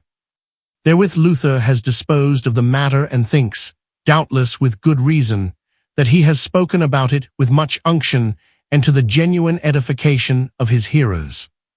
Inasmuch, then, as marriage has to deal with such external trials, the thing to do, of course, is to make them internal. I say of course, and I am speaking rather audaciously when I talk on this subject, but you see I am writing only to you, and it is likely that we both have just about the same amount of experience with adversities of this sort. The thing to do, then, is to transform the external trial into an internal one, if one would preserve the aesthetic character of marriage. Or does it vex you that I still make use of the word aesthetic? Do you think that it is almost a kind of childishness in me to persist in seeking this quality among the poor and the suffering? Or maybe you have degraded yourself by adopting the shocking division which assigns the aesthetic to the distinguished, the rich, the mighty, the highly educated, and at the most assigns religion to the poor. Well, it seems to me that the poor do not come out badly in this division. And do you not see that the poor in having the religious have also the aesthetic, and that the rich, insofar as they have not the religious, have not the aesthetic either? Moreover, I have spoken only of the extremes, and it is surely not a rare case that people who cannot be reckoned among the poor have to contend with care and anxiety about their daily bread. Besides, there are other cares which are common to all classes, illness, for example. I am convinced, however, of this, that he who has the courage to transform an external trial into an internal one has already as good as overcome it. By faith, he undergoes a transubstantiation even in the moment of suffering. The married man who well enough remembers his love, and in the moment of want has courage to say, "The important thing is not first of all where I can get money, and at what rate, but first of all it is about my love, that I have kept a pure and faithful covenant of love with her to whom I am united." He who with not too many inward struggles shall compel himself to say this, and with the youthful wholesomeness of first love, or with the assurance acquired by experience, undertakes to perform this movement, he has conquered, has preserved the aesthetic in marriage, even if he had not 3 small rooms to live in. Now it is not to be denied, as your cunning mind will soon scent out, that changing the external trial into an internal one may make it still harder. But the gods sell nothing great for naught, and just in this experience consists the educative, the idealizing effect of marriage. It is often said that when one stands alone in the world, one can bear all such things more easily. True enough, to a certain degree, but in this talk there is often concealed a great untruth. For why is it one can bear the thing more easily? It is because one can the more easily cast oneself away without involving anybody else, can forget God, can let the tempest of despair drown out the cry of pain, can become blunted in feeling, can almost take pleasure in living among men as a spectre. Everyone ought indeed to take heed to himself, even though he stands alone. But after all, only the man who loves has a right conception of what he is and what he is capable of, and only marriage gives example of the historic fidelity, which is quite as beautiful as the chivalric sort. For in fact, a married man can never behave in this way, and however the world goes against him, even though for an instant he forgets himself and already begins to feel so light because despair is in the way of buoying him up, feels so strong because he has sipped the stupefying drink which is mixed by defiance and self-disdain, by cowardice and pride, feels so free because the bond which binds him to truth and righteousness is, as it were, broken, and he experiences the speed which is the transition from good to bad. Yet he will soon return to the old guiding control, and as a married man, Egtemand, prove himself a genuine man, Egtmand. This must suffice for the external trials. I express myself briefly because I do not feel profoundly competent to take part in the discussion of this subject, and also because an adequate treatment would require exorbitant space. But this is the result I reach. If love can be preserved, and that it can, so help me God, then can the aesthetic also be preserved, for love itself is the aesthetic.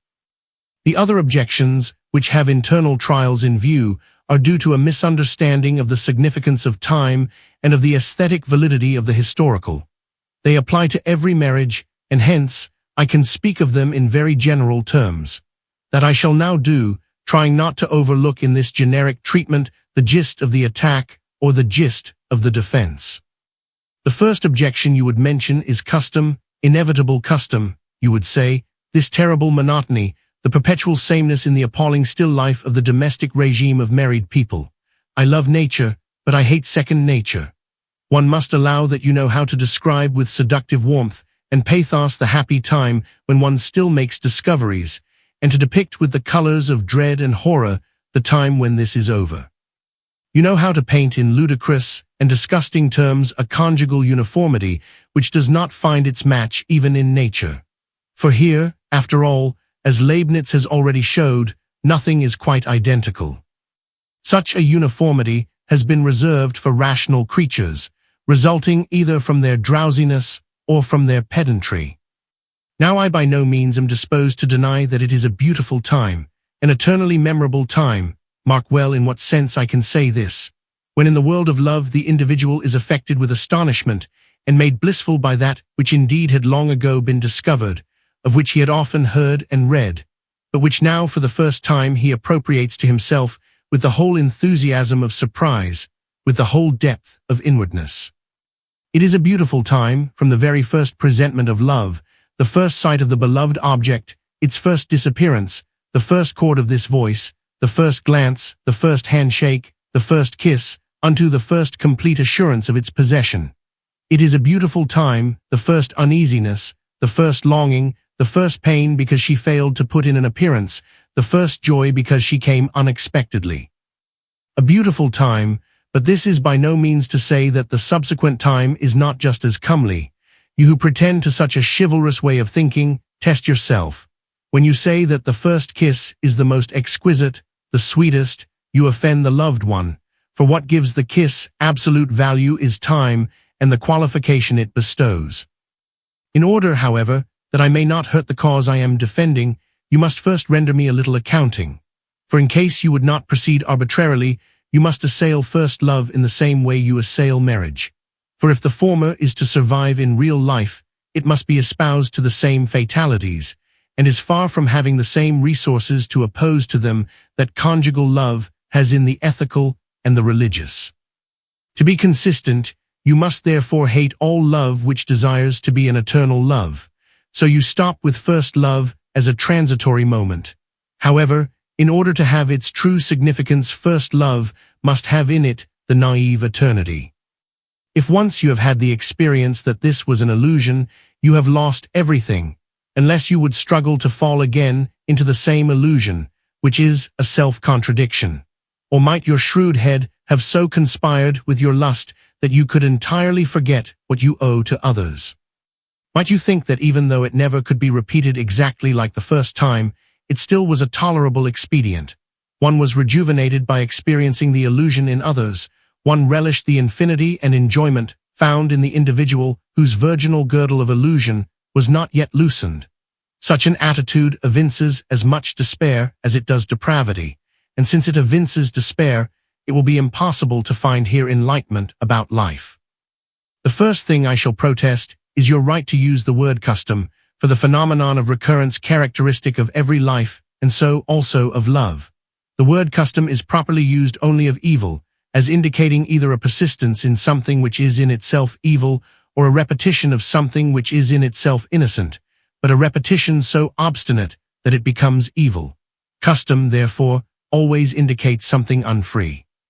But just as one cannot perform the good without freedom, so neither can one remain in it without freedom, and therefore, with reference to the good one, can never talk about custom. In the next place, I must also protest against your disparagement of conjugal uniformity when you state that such a thing is not to be found even in nature. That affirmation is, in fact, very true, but uniformity may be the expression of something beautiful, and that being the case, man can be proud of being the inventor of it. Thus, in music, uniform tact may be very beautiful and produce a great effect. Finally, I would say that in case such a monotony were unavoidable in conjugal life, you must yourself see, if you were honest, that the task would be to vanquish it, that is, to preserve love in and through and under it, and not to despair, for despair can never be a serious task.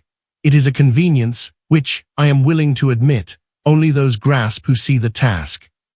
But let us now consider how it stands with this notorious uniformity. It is not only your fault, but your misfortune that everywhere, and so also with respect to love, you think too abstractly. You think a little summary of love's factors, you think, as you perhaps yourself would say, the categories of love. In this respect, I willingly concede to you an uncommon categorical thoroughness. You think every concrete object in terms of one factor, and this is the poetical way of thinking. Then, when alongside of this, you think the protracted character of marriage, this seems to you an appalling incongruity. The trouble is that you do not think historically. If a systematic mind were to think the category of reciprocal action and develop it thoroughly and with sound logic, but should say also, it will go on for an eternity before the world is through with its eternal reciprocal action, you surely will not deny that one would have a right to laugh at him. This is simply the significance of time, and it is the lot of mankind and of individual men to live in it. If therefore you have nothing else to say but that this is not to be endured, then you will have to look about for another auditorium. This would be a perfectly sufficient answer, but not to give you opportunity to say, substantially you are of the same opinion as I am, but consider it best to put up with what you cannot alter. I shall endeavor to show that it not only is best to put up with it, as surely it is also a duty, but that putting up with a thing is truly the best. But let us begin at a point which may be regarded as a point of contact. The time which precedes the culmination you are not afraid of, on the contrary, you love it, and by a great multiplicity of reflections, you often try to make the instants employed in reproducing it even longer than they originally were. And if anyone were to reduce your life to categories, you would be exceedingly exasperated. During that time preceding the culmination, it is not only the great and decisive actions which have interest for you, but every little insignificance, and you know then how to talk prettily enough about the secret which was hid from the wise, that the smallest is the greatest. On the other hand, when the culminating point has been reached, everything is changed. Everything then shrinks to a poverty-stricken and uninviting abbreviation. This, to your way of thinking, is just simply grounded in your nature, which is bent upon conquest, but is able to possess nothing. Now, in case you are not willful and perverse enough to persist in maintaining that this is simply the way you are made, there will come a moment when you are compelled to conclude an armistice and open the ranks so that I may come and see if this claim is true, and if it be, how much truth there is in it. If you will not do this, then, without troubling about you, I will picture to myself an individuality exactly like yours, and then calmly proceed with my vivisection of it. I hope, nevertheless, that you will have courage enough to submit personally to the operation, courage enough to let yourself in reality and not merely in effigy be hanged. When you insist that you are simply made that way, you thereby concede that others might be different. I can affirm no more than this, for it might be possible that you are the normal man, although the fact that you are so anxious to assert this hardly suggests that you are the normal man. But how do you conceive of the others? When you see a married couple whose union, as it seems to you, drags on in the most dreadful boredom, with the most insipid repetition, as you say, of love's holy institutions and sacraments, then truly a conflagration rages within you, a flame which would consume them. And this, indeed, is not an arbitrary passion on your part. You are in the right, you are justified in letting the lightning of irony smite them, in letting the thunder of wrath terrify them. You do not annihilate them for the reason that you take pleasure in it, but because they have deserved it. You condemn them, but what else does condemn mean but to require something of them? And if you cannot require it, surely it is a contradiction to require the impossible, and so it is a contradiction to condemn them. Surely you have compromised yourself when you hint at a law which you yourself are not willing to recognize, and which, nevertheless, you have applied to others. You are not lacking, however, in self-possession. You say, I do not blame them, I do not reproach them, I do not condemn them, I pity them. But suppose now that the couple in question did not find it at all tedious. A self-satisfied smile flits across your face, a happy conceit has come to you as a surprise, and surely will surprise the person whom you address. I pity them, as I have said, for either they feel the whole weight of boredom, and for this I pity them, or they do not notice it, and then too I pity them for the fact that they are in a pitiable illusion. That is about the way you would answer me, and in case there were several persons present, your attitude of assurance would not fail to produce an effect. Now, however, there is nobody listening to us, so I can proceed with the examination. You pity them then, in both cases. Only a third case is possible, that of the man who knows that this is how it is with matrimony and luckily has not entered into it. But this situation is obviously just as pitiable for the man who has felt love and now sees that it cannot be realized. And finally, the state of the man who has got himself out of this shipwreck by the egoistic expedients above described is also pitiable, for he has assumed the place of the robber and disturber of the peace. It seems, therefore, that although marriage has generally become the expression for a happy ending, yet its own end is not so very joyful. As the result of this whole investigation, we have thus reached the point of pitying everybody universally, but such a result is an absurdity. It is as if one were to say that the result of life's development is that one goes backward. You generally are not afraid of chiming in, and in this case perhaps you would say, yes, that sometimes occurs too. When a man has the wind dead against him on a slippery path, the result of going forward is often a going backward. I return again, however, to the consideration of your whole spiritual makeup. You say that yours is a nature designed for conquest and not capable of possessing. In saying this, you certainly do not think you have said anything to your own disparagement. On the contrary, you are inclined rather to think yourself greater than others. Let us consider this a little more closely. Which requires greater strength, to go uphill or to go downhill? Evidently more strength is required for the latter if the grade is a steep one. The disposition to go uphill is inborn in almost every man, whereas most people have a certain dread of going down a steep grade. So too, I believe that there are far more natures formed for conquest than for possession. And when you feel your superiority over a host of married people and their stupid animal satisfaction, that may be true to a certain degree, but then you feel that you have nothing to learn from those who are beneath you. True art generally takes the opposite direction to the course which nature follows, though without annihilating the process of nature, and so true art will exhibit itself by possessing. The fact is that possession is conquest in an inverse direction. In this expression, you can already see how art and nature strive against one another. The man who possesses has also something which results from conquest. Indeed, if one were to be strict in the use of terms, one might say that only the man who possesses really conquers. You likely have the notion that you too possess, for in fact you have the instant of possession. But this is no possession, for there is no deeper appropriation. Thus, when I think of a conqueror who has subdued kingdoms and lands, he was also in possession of these oppressed provinces, he had great possessions, and yet such a prince is called a conqueror, not a possessor. Only when by wisdom he governed them to their own best interest did he really possess them. Now this is very rare in a conquering nature. Generally he will lack the humility, the religiousness, the true humanity required for possession. It was for this reason, you see, that in my exposition of the relation of marriage to first love I emphasized especially the religious factor, because this will dethrone the conqueror and let the possessor come to evidence.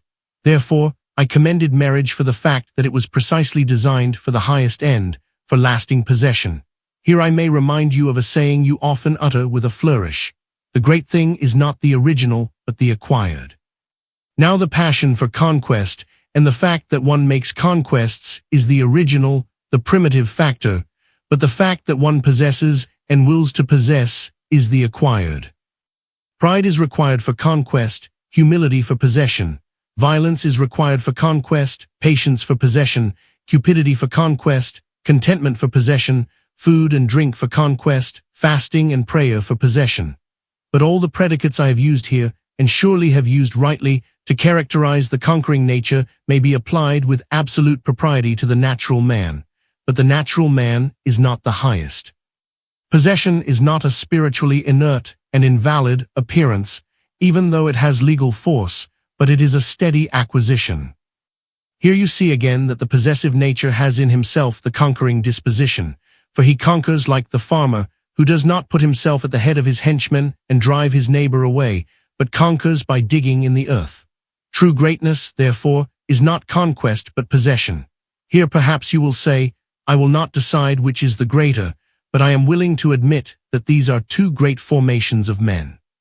Everyone may decide for himself to which formation he belongs, and must guard against being transformed by this or the other apostle of conversion. By this last expression, I see you have your eye fixed upon me triumphantly. Nevertheless, I will make answer.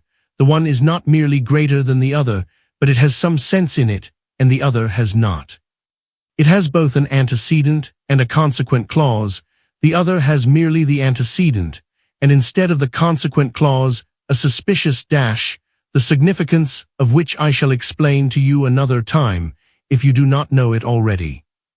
If now you continue to say that you simply are a conquering nature, that is entirely indifferent to me, for you must concede that it is greater to possess than to conquer.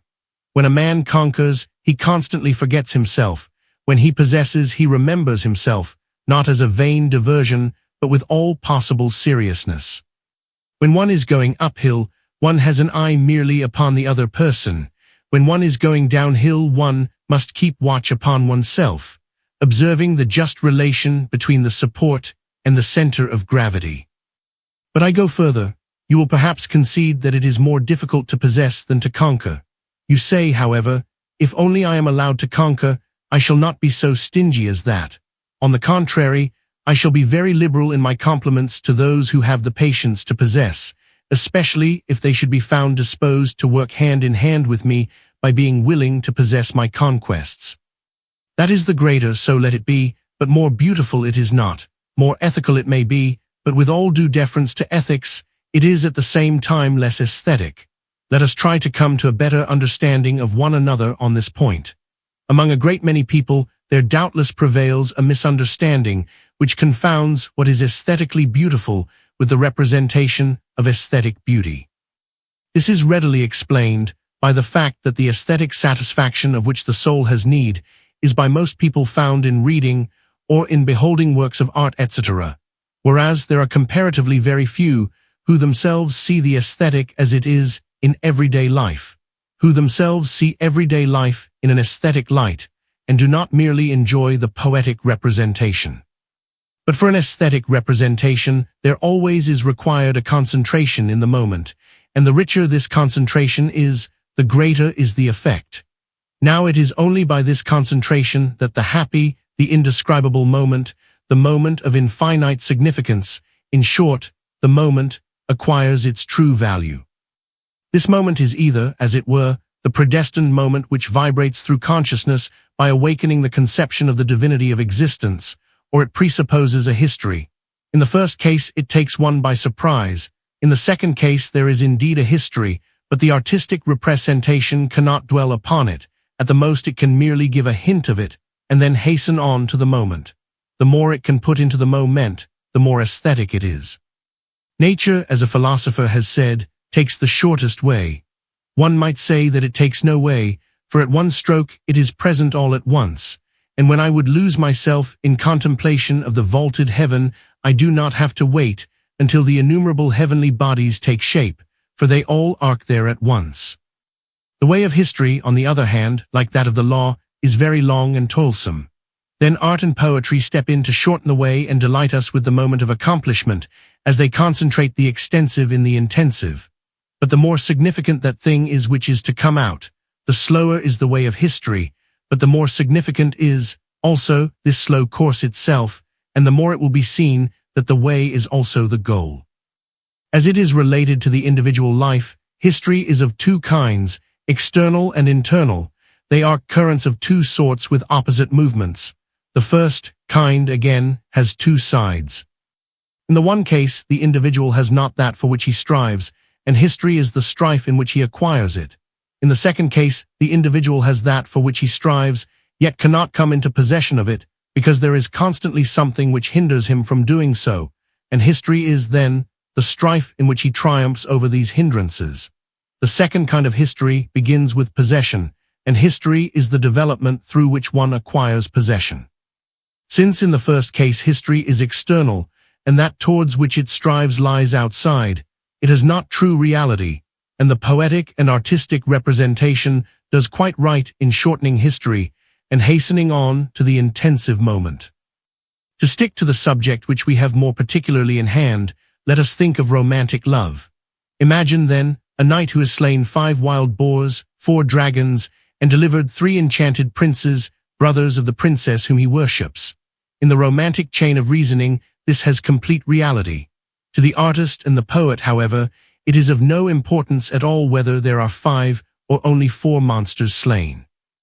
The artist is, on the whole, more restricted than the poet, but even the latter will not be interested in relating circumstantially how the hero accomplished the destruction of each individual wild boar. He hastens on to the moment. He perhaps reduces the number, concentrates the toils and dangers with poetic intensity, and hastens on to the moment of possession. To him, the whole historical succession is of comparatively little importance. Mathem lambda sub mathem lambda, where, however, it is a question of internal history, every little moment is of the utmost importance. Internal history is the only true history, but true history contends with that which is the life principle of history, that is, with time. But when one contends with time, then the temporal and every little moment of it acquires for this fact immense reality. Whenever the internal process of blossoming in the individual has not yet begun and the individual is shut, there can only be external history. On the other hand, as soon as this blossoming, so to speak, springs out, internal history begins. Think now of the theme with which we started, the difference between the conquering and the possessive natures. The conquering nature is constantly outside himself, the possessive nature within himself. Hence, the former has external history, the latter has internal history. But since external history is the one kind of history which can without detriment be concentrated, it is natural that art and poetry choose this especially for representation, and hence choose likewise the unopened individual and everything that has to do with him. It is said, indeed, that love opens the individual, but this is not true when love is conceived, as it is in romances. There the individual is merely brought to the point where he will open, with that it ends, or he is about to open but is interrupted. But since external history and the shut individuality will remain more especially the subjects for artistic and poetic representation, so, too, will everything which goes to compose the content of such an individuality be preferred. But substantially, this is what belongs to the natural man. Here are a few examples. Pride can very well be represented, for the essential point in pride is not succession, but intensity in the moment. Humility is represented with difficulty, because here if anywhere we are dealing with succession, and whereas the beholder needs only to see pride in its culmination, in the other instance, he properly requires what poetry and art cannot give, that is, to see humility in its constant process of being. For it is essential to humility that it constantly remains, and when it is shown in its ideal moment, the beholder senses the lack of something. Because he feels that its true ideality does not consist in the fact that it is ideal in the moment, but that it is constant.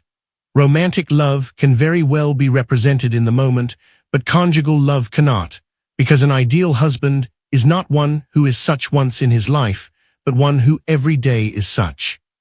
If I would represent a hero who conquers kingdoms and lands, it can very well be represented in the moment, but a cross-bearer who every day takes up his cross cannot be represented either in poetry or in art, because the point is that he does it every day. If I would imagine a hero who stakes his life, it can very well be concentrated in the moment, but not the business of dying daily, for here the principal point is that it occurs every day. Courage can very well be concentrated in the moment, but not patience, precisely for the reason that patience strives with time. You will say that after all art has represented Christ as the image of patience, bearing all the sin of the world, and that religious poetry has concentrated all the bitterness of life in one cup and let one individual drain it in one moment. That is true, but it is because this has been almost spatially concentrated. The man, however, who really knows a little about patience, knows very well that it does not properly stand opposed to intensity, for with that it rather approaches courage, but to time, and that the true patience is that which is seen to be contending with time, or is properly long-suffering. But long-suffering cannot be represented artistically, for the point of it is incommensurable with art, neither can it be poetized, for it requires the long, protracted tedium of time. Now what I would further say to you here you may regard as the lowly offering which a poor married man makes at the altar of aesthetics, and though you and all the priests of aesthetics should disdain it, I shall, for all that, know how to console myself, and that all the more because the offering I bring is not show bread, which may be eaten only by priests, but home-made bread, which like all domestic cookery is simple and not highly spiced, but wholesome and nourishing. When one follows, either dialectically or historically, the development of the aesthetically beautiful, one will find that the direction of this movement is away from spatial determinants to those of time, and that the perfection of art depends upon the successive possibility of detaching oneself from space and orienting oneself towards time. In this consists the transition and the significance of the transition from sculpture to painting, as Schelling has recently pointed out. Music has time as its clement, but it gains no permanent place in it. Its significance lies in its constant vanishing in time. It emits sounds in time, but at once it vanishes and has no permanence. Finally, poetry is the highest of all arts, and is therefore the art which knows best how to set off to advantage the significance of time. It does not need to confine itself to the moment the way painting does, neither does it vanish as music does, but nevertheless, it is compelled, as we have seen, to concentrate in the moment. Hence it has limits, and as was shown above, it cannot represent that which has its reality in temporal succession, and yet the fact that the significance of time is stressed does not decrease the aesthetic effect. On the contrary, the aesthetic ideal becomes richer and fuller in proportion as the importance of time is duly emphasized. How then can the aesthetic be represented, seeing that it is incommensurable even with poetry? Answer: by living it. It thereby acquires a resemblance to music, which is merely because it is constantly repeated, existing merely in the instant of execution. For this reason, I called attention above to the pernicious confusion of the aesthetic with whatever can be presented in the form of poetic reproduction. For example, everything I am talking about here can of course be presented aesthetically, not, however, in the form of poetic reproduction, but in the fact that one lives it, puts it into effect in real life. It is in this way aesthetics is neutralized and reconciled with life, for though in one sense poetry and art are a reconciliation with life, yet in another sense they are at enmity with it, because they reconcile only one side of the soul. Here I have reached the highest concept of the aesthetic. And truly, he who has enough humility and courage to let himself be transfigured to this degree, who feels that he is, as it were, a character in the drama which the deity composes, where the poet and the prompter are not different persons, where the individual, like a practiced actor who has lived himself into his part and into his lines, is not disturbed by the prompter, but feels that what is whispered to him is what he himself would say, so that it almost becomes doubtful whether he puts the words in the prompter's mouth or the prompter in his. He who in the deepest sense feels that he is poet and poetized, who at the moment he feels himself to be the poet possesses the primitive pathos of the lines, at the moment he feels himself poetized, has the erotic ear which picks up every sound, that man and that man alone has realized the highest ideal of aesthetics. But this history which proves to be incommensurable even with poetry is internal history. It has the idea in itself, and precisely for this reason it is aesthetic. It begins, therefore, with possession as I expressed it, and its progress is the acquisition of this possession. It is an eternity in which the temporal has not vanished like an ideal moment, but in which it is constantly present as a real moment. When patience thus acquires itself, in patience we have inward or interior history. Let us now glance at the relation between romantic and conjugal love, for the relation between the natures made for conquest and for pose. Session offers no difficulty at all. Romantic love remains constantly abstract in itself, and if it is able to acquire no external history, death already is lying in wait for it, because its eternity is illusory. Conjugal love begins with possession and acquires inward history. It is faithful, so is romantic love, but now note the difference. The faithful romantic lover waits, let us say, for 15 years, then comes the instant which rewards him. Here poetry sees very rightly that the 15 years can very well be concentrated. It hastens on, then, to the moment. A married man is faithful for 15 years, yet during those 15 years he has had pose. Session, so in that long succession of time he has acquired faithfulness, but such an ideal marriage cannot be represented, for the point is time in its extension. At the end of the 15 years, he has apparently got no further than he was at the beginning, yet he has lived in a high degree aesthetically.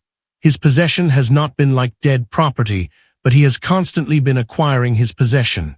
He has not fought with lions and ogres, but with the most dangerous enemy, with time. But for him eternity does not come afterwards as in the case of the night, but he has had eternity in time. He alone, therefore, has triumphed over time, for one can say of the night that he has killed time, as indeed a man constantly wishes to kill time when it has no reality for him. But this is never the perfect victory. The married man, being a true conqueror, has not killed time but has saved it and preserved it in eternity. The married man who does this truly lives poetically. He solves the great riddle of living in eternity, and yet hearing the hall clock strike, and hearing it in such a way that the stroke of the hour does not shorten, but prolong his eternity, a contradiction as profound but far more glorious than the situation described in a well-known tale of the Middle Ages, which tells of an unhappy man that he awoke in hell and cried out, "What time is it?" And the devil answered, "An eternity." And now even if this is something which cannot be represented in art, let it be your comfort as it is mine that the highest and most beautiful things in life are not to be heard about, nor read about, nor seen, but if one will may be lived.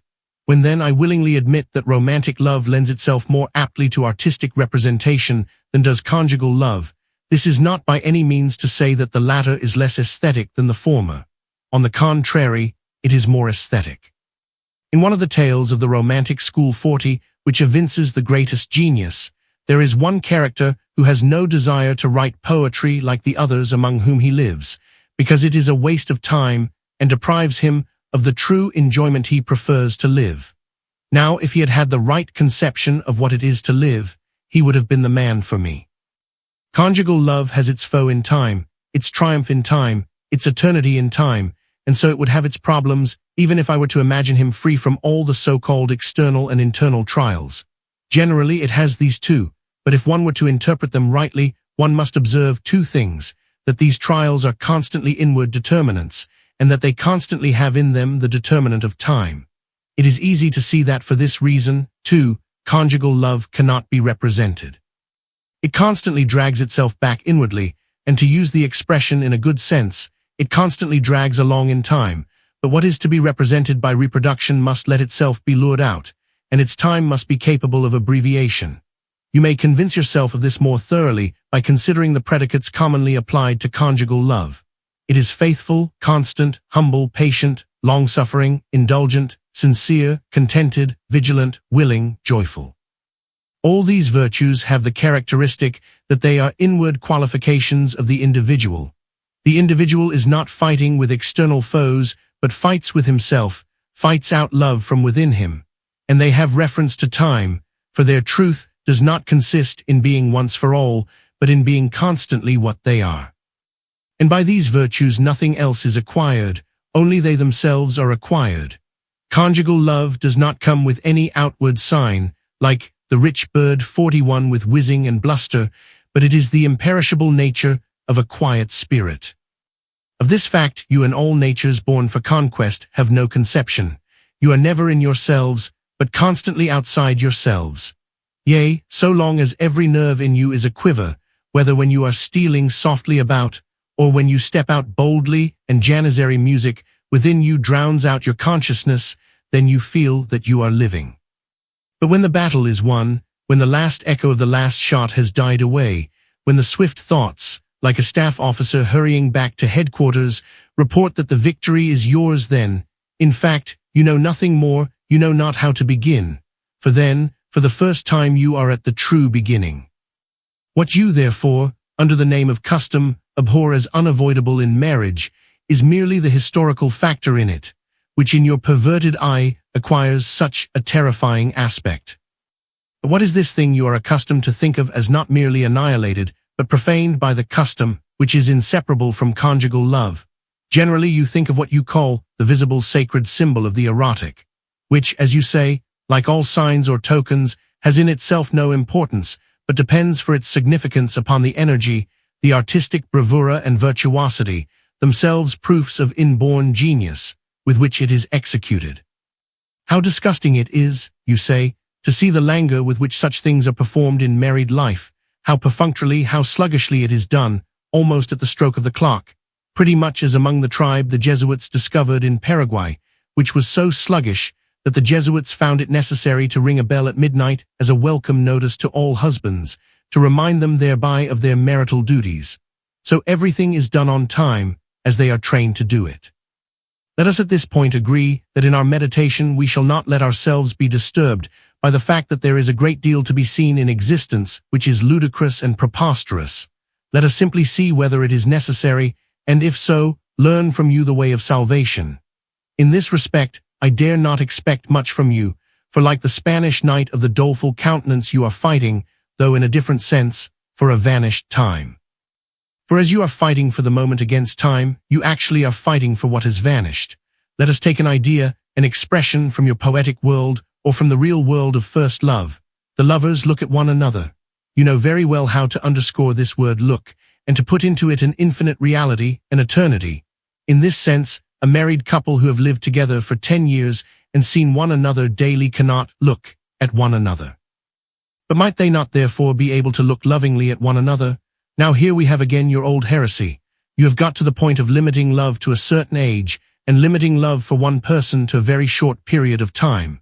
Thereupon, like all conquering natures, you seek recruits in order to carry out your experiment, but thus, indeed, is the very deepest profanation of the eternal power of love. This, indeed, is despair. However you turn and twist, you must admit that the gist of the matter is to preserve love in time. If this is impossible, then love is an impossibility. Your misfortune is that you recognize love simply and solely by these visible signs. If they are to be repeated again and again, and must be accompanied, you are to note, by a morbid reflection as to whether they continually possess the reality they once had by reason of the accidental circumstance that it was the first time. It is no wonder you are alarmed, and that you associate these signs and gesticulations with things of which one dare not say decis repinta placebunt. 42. For if that which gives them value was the characteristic qualification, the first time. A repetition is indeed impossible, but healthy love has an entirely different worth. It is in time it accomplishes its work, and therefore it will be capable of rejuvenating itself by means of these outward signs, and what to me is the principal thing, it has an entirely different conception of time and of the significance of repetition. I have shown in the foregoing discussion that conjugal love has its conflict in time, its victory in time, its blessing in time. I then regarded time merely as simple progression. Now I shall show that it is not merely a simple progression in which the original datum is preserved, but a growing progression in which the original datum increases. You who have so many observations will certainly grant that I am right in making the general observation that men are divided into two great classes, those who predominantly live in hope, and those who predominantly live in recollection. Both have a wrong relation to time. The healthy individual lives at once both in hope and in recollection, and only thereby does his life acquire true and substantial continuity. So then he has hope and does not will, like those who live off of recollection, to return backward in time. What then does recollection do for him? For after all, some influence it surely must have. It sets a cross over the note of the instant. The further back recollection goes, and the more frequent the repetition, the more crosses there are. Thus, if in the present year the individual experiences an erotic moment, this is enhanced by the fact that he recollects it in the preceding year, etc. In a beautiful way, this has also found expression in married life. I do not know what may now be the age of the world, but you know as well as I that people are accustomed to say that first comes the golden age, then the silver age, then the copper age, then the iron age. In marriage this is inverted. First comes the silver wedding, then the golden wedding. Is not recollection really the point of such a wedding? And yet the marriage terminology declares that this is still more beautiful than the first wedding. Now you must not misunderstand this, as you would do, for instance, if you might be pleased to say, then it would be best to get married in the cradle in order to begin promptly with one's silver wedding and have hope of being the first inventor of a brand new term in the vocabulary of married life. You yourself presumably perceive the fallacy of your witticism, and I shall not dwell upon it any further. What I would remind you of, however, is that the individuals are in fact not merely living in hope. They constantly have in the present both the one and the other, both hope and recollection. At the first wedding, hope has the same effect that recollection has at the last. Hope hovers over them as the hope of eternity, which fills the moment to the brim. You also will perceive the correctness of this when you reflect that if one were to marry merely in the hope of a silver wedding, and then hoped and hoped again for 25 years, one would be in no state to celebrate the silver wedding when the 25th year came around. For indeed, one would have nothing to recollect, since with all this hoping everything would have fallen apart. Moreover, it has often occurred to me to wonder why, according to the universal usage and way of thinking, the state of single blessedness has no such brilliant prospects, that on the contrary, people rather turn it to ridicule when a bachelor celebrates a jubilee. The reason, doubtless, is that in general it is assumed that the single state never can rightly grasp the true present, which is a unity of hope and recollection, and that therefore bachelors are for the most part addicted either to hope or to recollection. But this again suggests the correct relation to time, which common estimation also attributes to conjugal love. There is also something else, however, in married life which you characterize by the word custom, its monotony, you say, the total lack of events, its everlasting vacuity, which is death and worse than death. You know that there are neurasthenics who may be disturbed by the slightest noise, who are unable to think when someone is walking softly across the floor. Have you observed that there is also another sort of neurasthenia? There are people so weak that they need loud noise and a distracting environment in order to be able to work. Why is this, unless for the fact that they have no command over themselves, except in an inverse sense? When they are alone, their thoughts disappear in the indefinite. On the other hand, when there is noise and hubbub around them, this compels them to pit their will against it. It is for this reason you are afraid of peace and quietness and repose. You are within yourself only when there is opposition, but therefore you are never within yourself. That is to say, the moment you assimilate opposition, there is quiet again. Therefore, you do not dare to do so, but then you and the opposition remain standing face to face, and so you are not within yourself. The same thing, of course, applies here which we noted earlier in the case of time. You are outside yourself and therefore cannot dispense with the other as an opposition. You believe that only a restless spirit is alive, and all men of experience think that only a quiet spirit is truly alive. For you, an agitated sea is the image of life. For me it is still deep waters. Often I have sat by a bit of purling water. It is always the same soft melody, the same green plants on its floor, swaying beneath its quiet waves, the same little creatures running about at the bottom, a little fish which glides under the protection of the overhanging flowers, spreading out its fins against the current, hiding under a stone. How monotonous, and yet how rich in change. Such is the home life of marriage, quiet, modest, purling. It has not many changements, and yet like that water it purls, yet like that water it has melody, dear to the man who knows it, dear to him above all other sounds because he knows it. It makes no pompous display, and yet sometimes there is shed over it a luster which does not interrupt its customary course, like as when the moonbeams fall upon that water and reveal the instrument upon which it plays its melody. Such is the home life of marriage, but in order to be seen thus, and to be lived, thus it presupposes the one quality which I shall mention to you. I find it mentioned in a poem by Oehlenschläger upon which, at least in time gone by, I know you set great store. For the sake of completeness, I shall transcribe the whole of it. How much must come together in the world that love's enchantment may be brought to pass. First the two hearts which know each other well, then charm which doth accompany them both, the moon then casting its bewitching beams through the beech forests in the early spring, then that these two can meet there all alone, then the first kiss, and then their innocence.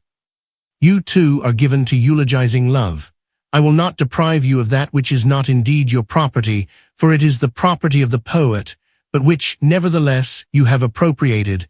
But since I too have appropriated it, let us share it. You get the whole poem, I the last words, their innocence. Finally, there is still another side to married life, which has often given you occasion for attack. You say, conjugal love conceals in itself something quite different. It seems so mild and heartfelt and tender, but as soon as the door is closed behind the married pair, then before you can say Jack Robinson out, comes the word duty. You may deck out this scepter as much as you will, you can make it into a shrovetide rod, it still remains a rod. I deal with this objection here because it also is due essentially to a misunderstanding of the historical factor in conjugal love. You would have it that either obscure powers or caprice are the constituent factors of love. As soon as consciousness comes forward to join them, this enchantment vanishes. But this consciousness is conjugal love. To express it quite crudely, in place of the wand with which the director of the orchestra indicates the tempo for the graceful attitudes assumed in the dance of first love, you show us the unpleasant stick of the policeman. First of all, you must concede to me that so long as there is no alteration in first love, and this, we have agreed, is contained in conjugal love, there can be no question of the strict necessity of duty. So the fact is you do not believe in the eternity of first love. Here we are back again at your old heresy. It is you who so often assume to be the knight of first love, and yet you do not believe in it, yea, you profane it. So because you do not believe in it, you dare not enter into an alliance which, when you no longer are Volans, may compel you Nolans to remain in it. For you, therefore, love is obviously not the highest thing, for otherwise you would be glad there was a power capable of compelling you to remain in it. You will, perhaps, make answer that this remedy is no remedy, but to that I will remark that it depends upon how one looks at the matter. This is one of the points to which we constantly return you, as it seems, against your will, and without being quite clear what it involves, I with full consciousness of its significance. The point, namely, that the illusory or naive eternity of first or romantic love cancels itself out, in one way or another. Just because you try to retain love in this immediate form, try to make yourself believe that true freedom consists in being outside oneself, intoxicated by dreams. Therefore you fear the metamorphosis, not regarding it as such, but as something altogether heterogeneous, which implies the death of first love, and hence your abhorrence of duty. For of course, if duty has not already subsisted as a germ in first love, it is absolutely disturbing when it makes its appearance. But such is not the case with conjugal love.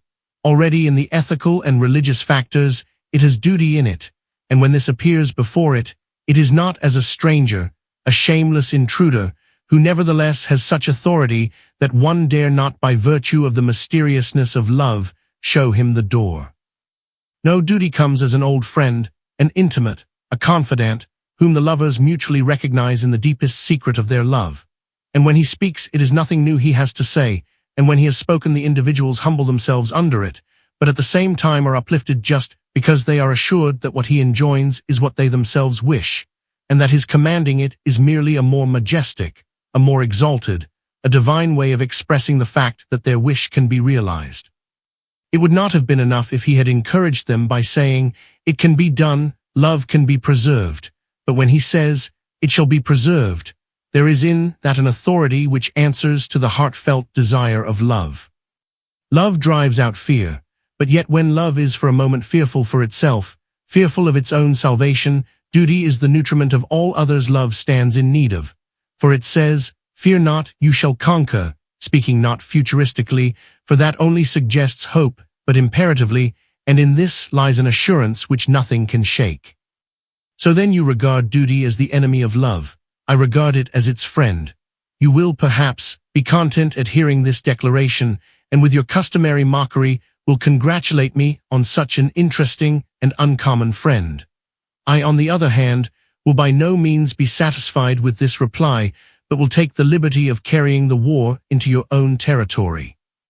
If duty, once it has appeared in consciousness, is an enemy of love, then love must do its best to conquer it. For you, after all, would not think of love as a being so impotent that it cannot vanquish every opposition. On the other hand, you think that when duty makes its appearance, it is all over with love, and you think also that duty, early or late, must make its appearance, not merely in conjugal love, but also in romantic love. And the truth is that you are afraid of conjugal love, because it has in it duty to such a degree that when it makes its appearance, you cannot run away from it. In romantic love, on the other hand, you think this is all right, for as soon as the instant arrives when duty is mentioned, love is over, and the arrival of duty is the signal for you, with a very courtly bow, to say farewell. Here you see again what your eulogies of love amount to. If duty is the enemy of love, and if love cannot vanquish this enemy, then love is not the true conqueror. The consequence is that you must leave love in the lurch. When once you have got the desperate idea that duty is the enemy of love, your defeat is certain, and you have done just as much to disparage love and deprive it of its majesty as you have done to show despite of duty, and yet it was only the latter you meant to do. You see, this again is despair, whether you feel the pain of it or seek in despair to forget it. If you cannot reach the point of seeing the aesthetical, the ethical, and the religious as three great allies, if you do not know how to conserve the unity of the diverse appearances which everything assumes in these diverse spheres, then life is devoid of meaning. Then one must grant that you are justified in maintaining your pet theory that one can say of everything, do it or don't do it, you will regret both. Now I am not like you, under the tragic necessity of having to begin a campaign against duty which cannot but have an unfortunate ending. For me, duty is not one climate and love another, but for me, duty makes love the true temperate climate, and for me loves makes duty the true temperate climate, and perfection consists in this unity. However, to make the falsity of your doctrine thoroughly evident, I will pursue this theme a little longer, begging you to reflect upon the various ways in which one might feel that duty is the enemy of love. Imagine a man who had become a husband without ever having taken seriously into account the ethical factor in marriage. He loved with the whole passion of youth, and then suddenly was moved by an outward occasion to doubt whether it was not possible that she whom he loved, but to whom also he was tied by a bond of duty, might not think that he loved her after all only because it was his duty. You see that he was in a position like that of the man previously mentioned. To him, too, duty seemed to be in opposition to love. But he was in love, and for him love was truly the highest thing, and hence his effort would be to overcome this enemy. So he would love her, not because duty prescribed it, not in the scant measure of a quantum status, which is all that duty can enjoin, but he would wish to love her with all his soul, and with all his strength, and with all his might. He would love her even at the moment when, if such a thing were possible, duty bade him dest. You can easily see the confusion in his train of thought. What did he do? He loved her with his whole soul, but this, indeed, is just what duty enjoins.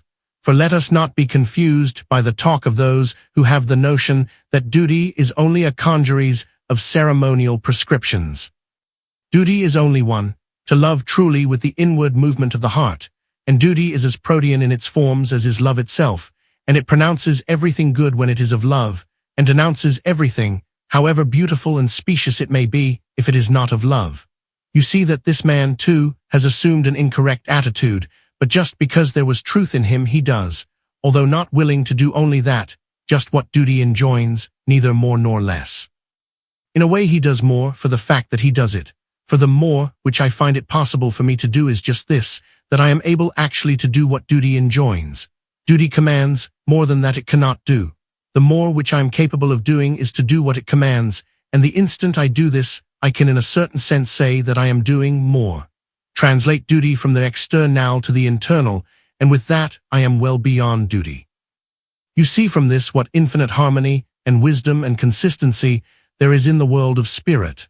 When a man starts from a definite point and calmly pursues his path with truth and energy, it must always be an illusion when everything else seems to be in contradiction to it. And when someone believes he has thoroughly demonstrated discord, he has demonstrated harmony. Therefore, the husband we spoke about got off easily, and the only punishment he had to suffer was that duty made a bit of fun of him for his little faith. Duty constantly chimes in with love. If you separate them, as that man did, and make one part the whole, you are constantly in self-contradiction. It is as if in the word be a man were to separate B and E, and so would have no E but would maintain that B was the whole. The moment he pronounces it, he utters the E along with it. So it is with true love. It is not a dumb and unutterable letter, but neither is it a soft and inapprehensible indefiniteness. It is an articulate sound, a letter. Is duty hard?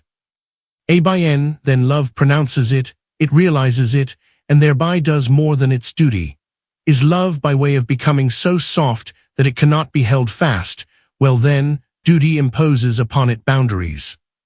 Now if you were in the same case as that man we have been talking about, if your notion that duty is the enemy of love were only an innocent misunderstanding, things would turn out with you as fortunately as they did with him. But your interpretation, though no doubt it is a misunderstanding, is a guilty misunderstanding. Hence it is that you disparage not only duty, but also love. Hence it is that duty appears to be an insuperable enemy. For duty loves only true love, and has a mortal hatred of false love and slays it. The individuals, if they are in the truth, will see in duty merely the eternal expression of the fact that the path into eternity is prepared for them, that the path in which they would gladly walk they not only are permitted to take, but are commanded to take, and that over this path there watches a divine providence which constantly points out to them the prospect and sets up warning signs at all perilous places. The man who loves, why should he be unwilling to accept a divine authorization just because it is expressed divinely and does not say merely, "You may, but you must"? By duty the way is cleared for the lovers, and I believe it is for this reason that duty is expressed by the future tense, to suggest its historical implication. Now I am through with this little exposition. Presumably it has made an impression upon you. You have a feeling that everything is inverted, and you cannot harden yourself against the logical consistency with which I have spoken. If I had said all this to you, however, in a conversation, you would likely have found difficulty in refraining from the sarcastic remark that I am preachifying. But you cannot properly accuse my presentation of suffering from this fault, or of being what it perhaps ought to be when one is speaking to such a hardened sinner as you. And as for your effusions, your wisdom, they not too infrequently recall to mind the book of the preacher, Ecclesiastes, and really, one might suppose that occasionally you choose your texts from it. But I will let you provide me with an occasion for illuminating this matter, for the fact is, you do not generally make light of ethics, and one has first to drive you to a certain point before you throw it overboard. As long as you possibly can you keep it on your side.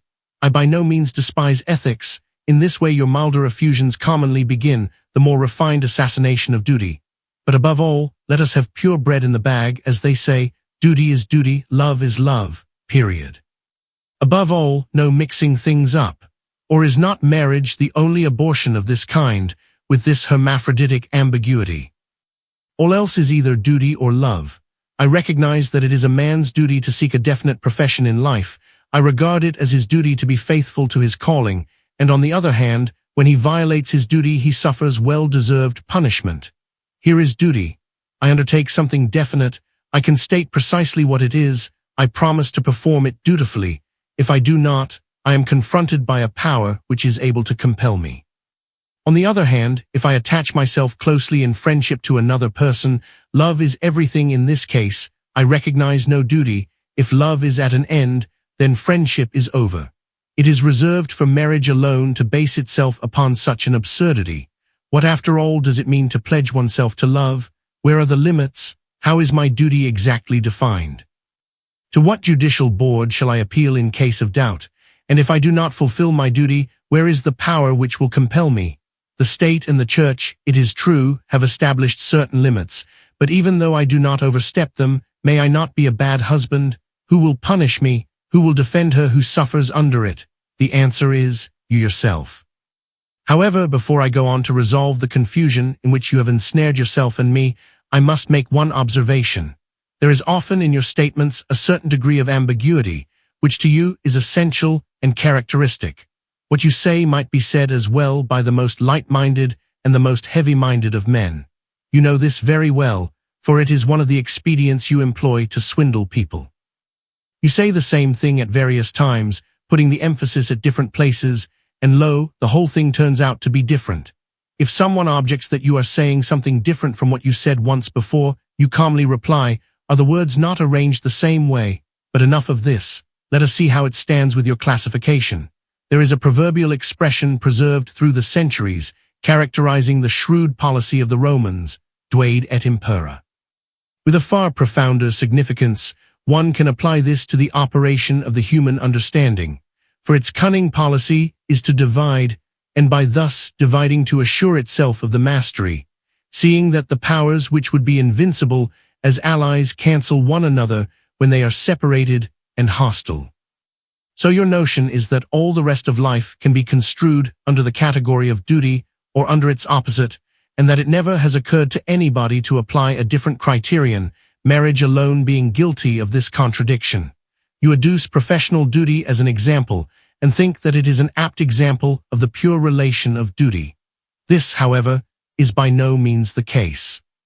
For if a man were to conceive of his profession as merely the sum total of appointments he had to keep at definite times and places, he would debase himself and his calling and his duty.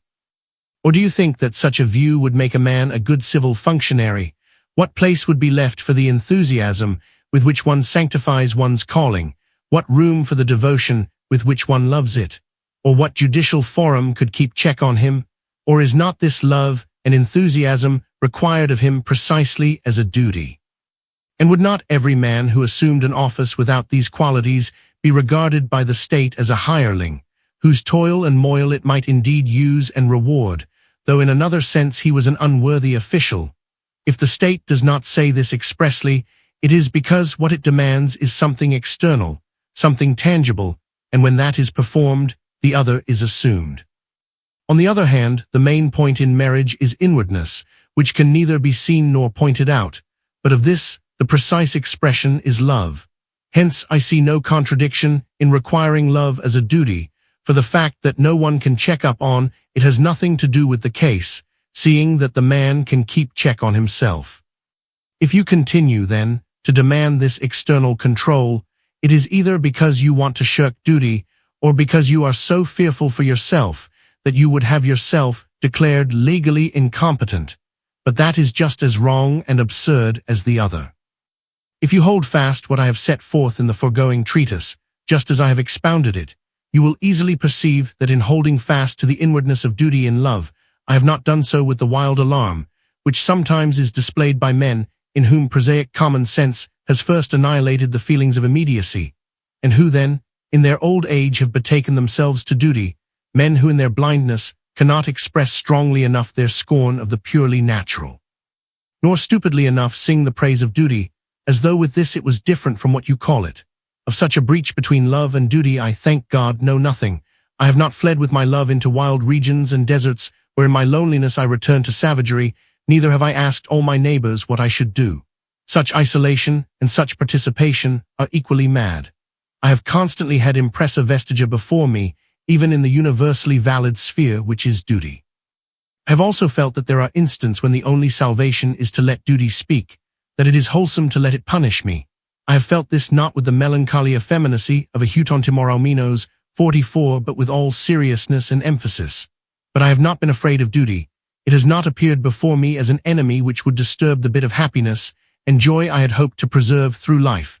Rather, it has appeared before me as a friend, the first and only confidant of our love.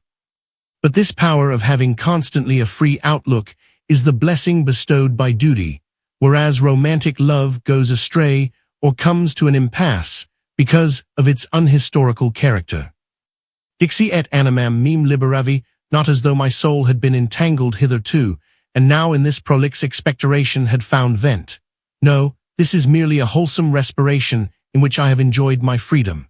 Respiration is a word which indicates the flowing back of that which first had flowed out. In respiration, the organism enjoys its freedom, and so have I in this letter enjoyed my freedom, the freedom I have every day. So may you accept with a well-prepared mind the well-tested gift I offer you. If you should find it far too small a thing to satisfy you, then see if it might not be possible to prepare yourself better, see whether you have not forgotten some precautionary measure. The Serbs have a popular legend about a prodigious giant who had an appetite just as prodigious. He came to a poor cottager and wanted to share his midday meal. The cottager placed on the table the little his humble house afforded. The giant's greedy eye had already devoured it all, and had likely made the observation that he would not have been any better fed if he had actually eaten it up. They seated themselves. It never occurred to the cottager that there might not be enough for both. The giant reached for the dish. The cottager stopped him by saying, "It is the custom in my house to say a prayer first." The giant submitted to it, and lo, there was enough for both. Dixi et amam nem liberavi, for I have liberated her, also, whom I love with the youthful enthusiasm of first love. Not as though she had previously been bound, but she has rejoiced with me in our freedom.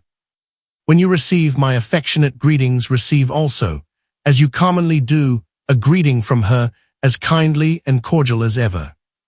It is a long time since I have seen you chez nous. I can say this both in a literal and in a figurative sense. For during the fortnight, I have employed my evenings instar omnium in writing this letter. I have constantly seen you beside me. Yet even in a figurative sense, I cannot properly say that I have seen you chez nous. That is, in my house, in my room, but rather outside my door, where with my reproaches I have driven you. On my part, this has not been a disagreeable task, nor unkindly meant, and I am sure you will not take it amiss. However, it will be still more agreeable to me to see you frequently chez nous, both in a literal and a figurative sense.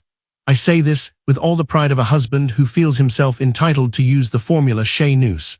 I say it with all the humane respect which every person may always be sure of encountering chez nous. Accept, therefore, an invitation for next Sunday, not a family invitation which reads forever and means a whole day. Come when you will, sure of being always welcome.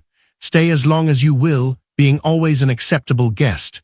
Leave when you will, always with God's speed. Equilibrium. Between the aesthetical and the ethicalin, the composition of personality. Equilibrium. Between the aesthetical and the ethical, in the composition of personality. My friend, what I have so often said to you I say now once again, or rather I shout it, either or, 8/out. For a single out adjoined, as a rectification does not make the situation clear, since the question here at issue is so important that one cannot rest satisfied with a part of it, and in itself, it is too coherent to be possessed partially. There are situations in life where it would be ridiculous or a species of madness to apply an either, or, but also, there are men whose souls are too dissolute, in the etymological sense of the word, to grasp what is implied in such a dilemma, whose personalities lack the energy to say with pathos, either or. Upon me these words have always made a deep impression, and they still do, especially when I pronounce them absolutely and without specific reference to any objects, for this use of them suggests the possibility of starting the most dreadful contrasts into action. They affect me like a magic formula of incantation, and my soul becomes exceeding serious, sometimes almost harrowed.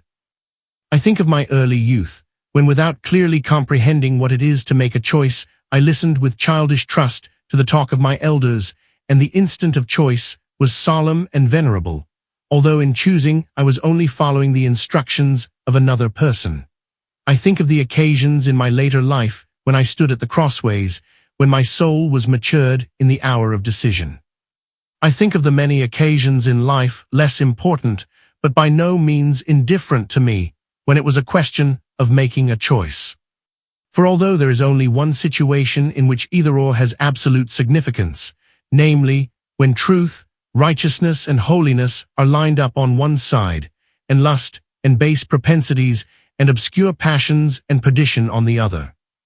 Yet it is always important to choose rightly, even as between things which one may innocently choose, it is important to test oneself, lest some day one might have to beat a retreat to the point from which one started, and might have reason to thank God if one had to reproach oneself for nothing worse than a waste of time. In common parlance, I use these words as others use them, and it would indeed be a foolish pedantry to give up using them. But sometimes it occurs, nevertheless, that I become aware of using them with regard to things entirely indifferent. Then they lay aside their humble dress, I forget the insignificant thoughts they discriminated, they advance to meet me with all their dignity in their official robes.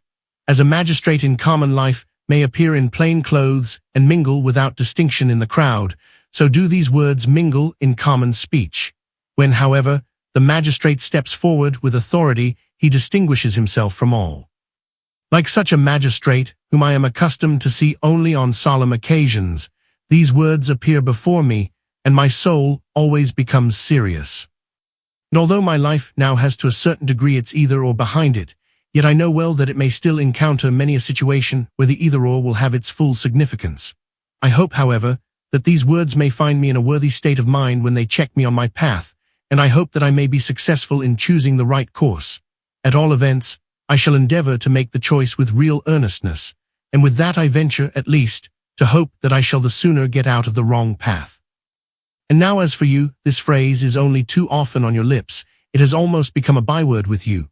What significance has it for you? None at all. You, according to your own expression, regard it as a wink of the eye, a snap of the fingers, a coup de main, an abracadabra. At every opportunity you know how to introduce it, nor is it without effect. For it affects you as strong drink affects a neurasthenic. You become completely intoxicated by what you call the higher madness. It is the compendium, you say, of all practical wisdom, but no one has ever inculcated it so pithily, like a god in the form of a puppet talking to suffering humanity, as that great thinker and true practical philosopher who said to a man who had insulted him by pulling off his hat and throwing it on the floor, "If you pick it up, you'll get a thrashing. If you don't pick it up, you'll also get a thrashing. Now you can choose." You take great delight in comforting people when they have recourse to you in critical situations. You listen to their exposition of the case and then say, "Yes, I perceive perfectly that there are two possibilities. One can either do this or that. My sincere opinion and my friendly counsel is as follows: do it or don't do it, you will regret both."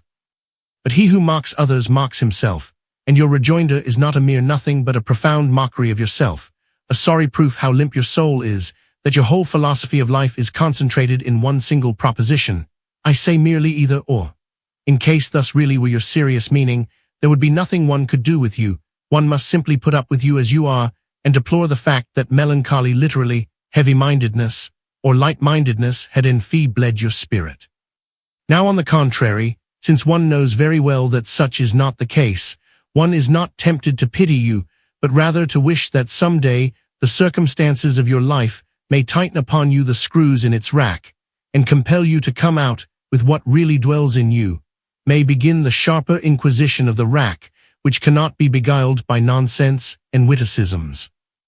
Life is a masquerade, you explain, and for you this is inexhaustible material for amusement, and so far no one has succeeded in knowing you, for every revelation you make is always an illusion. It is only in this way you are able to breathe and prevent people from pressing importunately upon you and obstructing your respiration. Your occupation consists in preserving your hiding place, and that you succeed in doing, for your mask is the most enigmatical of all. In fact, you are nothing. You are merely a relation to others, and what you are by virtue of this relation. To a fond shepherdess, you hold out a languishing hand, and instantly you are masked in all possible bucolic sentimentality. A reverend spiritual father you deceive with a brotherly kiss, etc. You yourself are nothing, an enigmatic figure on whose brow is inscribed either / or "for this," you say, is my motto, and these words are not, as the grammarians believe, disjunctive conjunctions. No, they belong inseparably together, and therefore ought to be written as one word, inasmuch as in their union they constitute an interjection which I shout at mankind, just as boys shout, "Hep," after a Jew.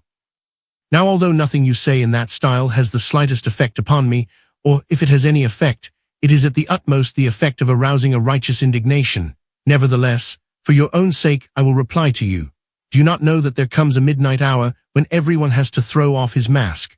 Do you believe that life will always let itself be mocked? Do you think you can slip away a little before midnight in order to avoid this, or are you not terrified by it?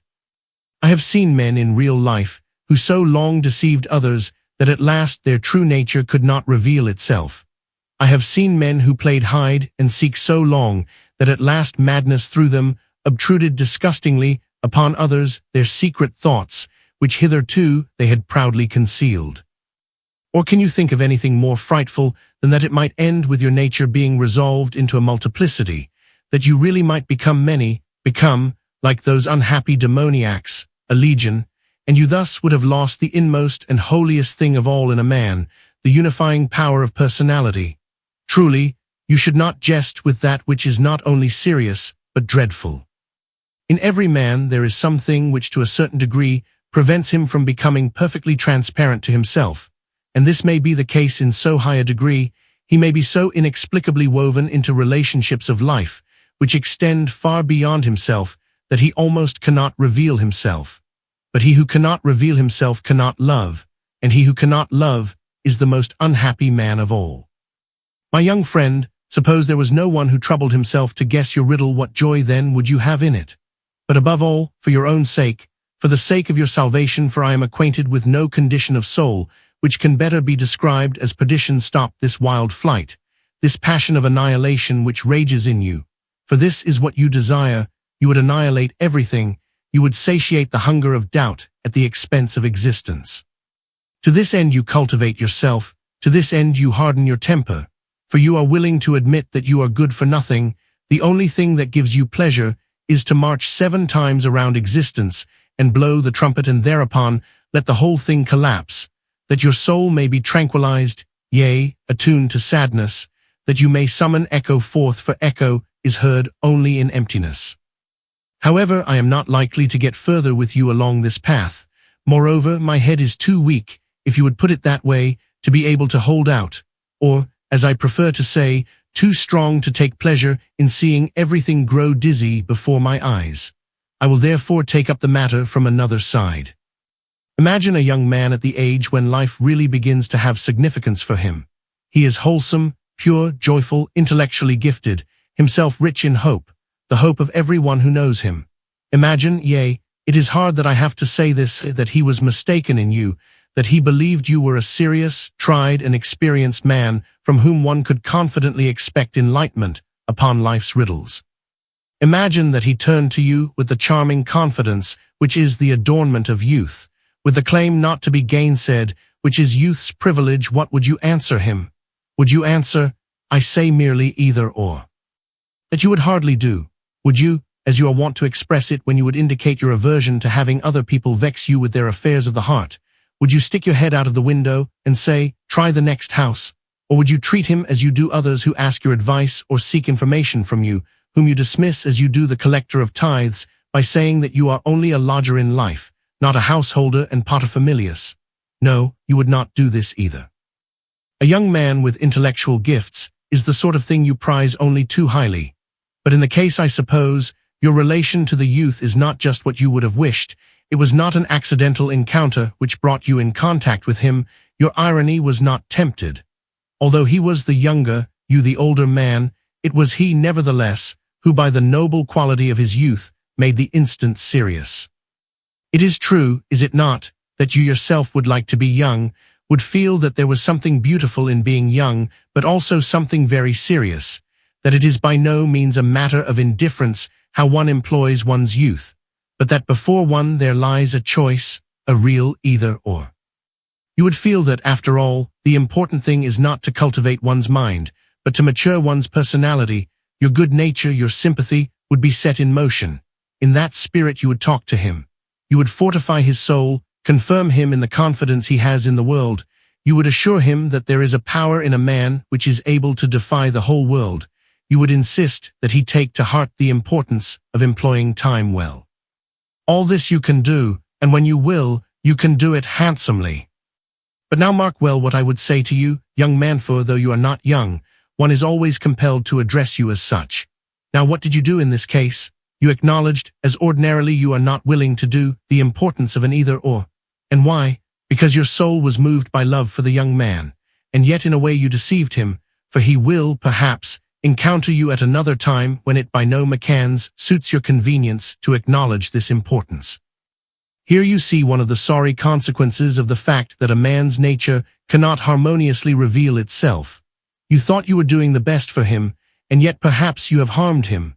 Perhaps he would have been better able to maintain himself over against your distrust of life than to find repose in the subjective, deceitful trust you conveyed to him. Imagine that after the lapse of several years you again encountered him. He was lively, intellectual, daring in his thought, bold in his expression, but your car easily detected doubt in his soul. You conceived a suspicion that he had acquired the questionable wisdom. I say merely either or. It is true, is it not, that you would be sorry for him, would feel that he had lost something, and something very essential. But for yourself you will not sorrow. You are content with your ambiguous wisdom, yea, proud of it, so proud that you will not suffer another to share it, since you wish to be alone with it. And yet you find it deplorable in another connection, and it is your sincere opinion that it was deplorable for the young man to have reached the same wisdom. What a monstrous contradiction! Your whole nature contradicts itself. But you can only get out of this contradiction by an either-or, and I, who love you more sincerely than you loved this young man, I who in my life have experienced the significance of choice, I congratulate you upon the fact that you are still so young, that even though you always will be sensible of some loss, yet if you have, or rather if you will to have the requisite energy, you can win what is the chief thing in life, win yourself, acquire your own self. Now in case a man were able to maintain himself upon the pinnacle of the instant of choice, in case he could cease to be a man, in case he were in his inmost nature only an airy thought, in case personality meant nothing more than to be a kobold, which takes part indeed in the movements but nevertheless remains unchanged. In case such were the situation, it would be foolish to say that it might ever be too late for a man to choose, for in a deeper sense there could be no question of a choice. The choice itself is decisive for the content of the personality. Through the choice the personality immerses itself in the thing chosen, and when it does not choose, it withers away in consumption. For an instant it is as if, for an instant it may seem, as if the thing with regard to which a choice was made lay outside of the chooser, that he stands in no relationship to it, that he can preserve a state of indifference over against it. This is the instant of deliberation, but this, like the Platonic instant, has no existence, least of all in the abstract sense in which you would hold it fast, and the longer one stares at it, the less it exists. That which has to be chosen stands in the deepest relationship to the chooser, and when it is a question of a choice involving a life problem, the individual must naturally be living in the meantime. And hence, it comes about that the longer he postpones the choice, the easier it is for him to alter its character, notwithstanding that he is constantly deliberating, and believes that thereby he is holding the alternatives distinctly apart. When life's either-or is regarded in this way, one is not easily tempted to jest with it. One sees then that the inner drift of the personality leaves no time for thought experiments, that it constantly hastens onward, and in one way or another posits this alternative or that, making the choice more difficult the next instant, because what has thus been posited must be revoked. Think of the captain on his ship at the instant when it has to come about. He will perhaps be able to say, I can either do this or that, but in case he is not a pretty poor navigator, he will be aware at the same time that the ship is all the while making its usual headway, and that therefore it is only an instant when it is indifferent whether he does this or that. So it is with a man. If he forgets to take account of the headway, there comes at last an instant when there no longer is any question of an either, or not because he has chosen, but because he has neglected to choose, which is equivalent to saying, because others have chosen for him, because he has lost his self. You will perceive also, in what I have just been saying, how essentially my view of choice differs from yours, if you can properly be said to have any view, for yours differs precisely in the fact that it prevents you from choosing. For me, the instant of choice is very serious, not so much on account of the rigorous cogitation involved in weighing the alternatives, not on account of the multiplicity of thoughts which attach themselves to every link in the chain, but rather because there is danger afoot, danger that the NCTT instant it may not be equally in my power to choose, that something already has been lived which must be lived over again. For to think that for an instant one can keep one's personality a blank, or that strictly speaking one can break off and bring to a halt the course of the personal life, is a delusion. The personality is already interested in the choice before one chooses, and when the choice is postponed, the personality chooses unconsciously, or the choice is made by obscure powers within it. So when at last the choice is made, one discovers, unless, as I remarked before, the personality has been completely volatilized, that there is something which must be done over again, something which must be revoked, and this is often very difficult. We read in fairy tales about human beings whom mermaids and mermen enticed into their power by means of demoniac music. In order to break the enchantment, it was necessary in the fairy tale for the person who was under the spell to play the same piece of music backwards without making a single mistake. This is very profound, but very difficult to perform, and yet so it is. The errors one has taken into oneself, one must eradicate in this way, and every time one makes a mistake, one must begin all over. Therefore, it is important to choose, and to choose in time. You, on the contrary, have another method, for I know very well that the polemical side you turn towards the world is not your true nature. Yea, if to deliberate were the proper task for a human life, you would be pretty close to perfection. I will adduce an example. To fit your case, the contrasts must be bold, either a parson / or an actor. Here is the dilemma. Now all your passionate energy is awakened. Reflection with 1,100 arms lays hold of the thought of being a parson. You find no repose, day and night you think about it. You go to church 3 times every Sunday, pick up acquaintance with persons, write sermons yourself, deliver them to yourself. For half a year you are dead to the whole world. You can now talk of the clerical calling with more insight, and apparently with more experience than many who have been parsons for 20 years. When you encounter such men, it arouses your indignation that they do not know how to get the thing off their chests with more eloquence. Is this enthusiasm, you say? Why, I who am not a parson, who have not consecrated myself to this calling, speak with the voice of angels as compared with them. That perhaps is true enough, but nevertheless, you have not become a parson.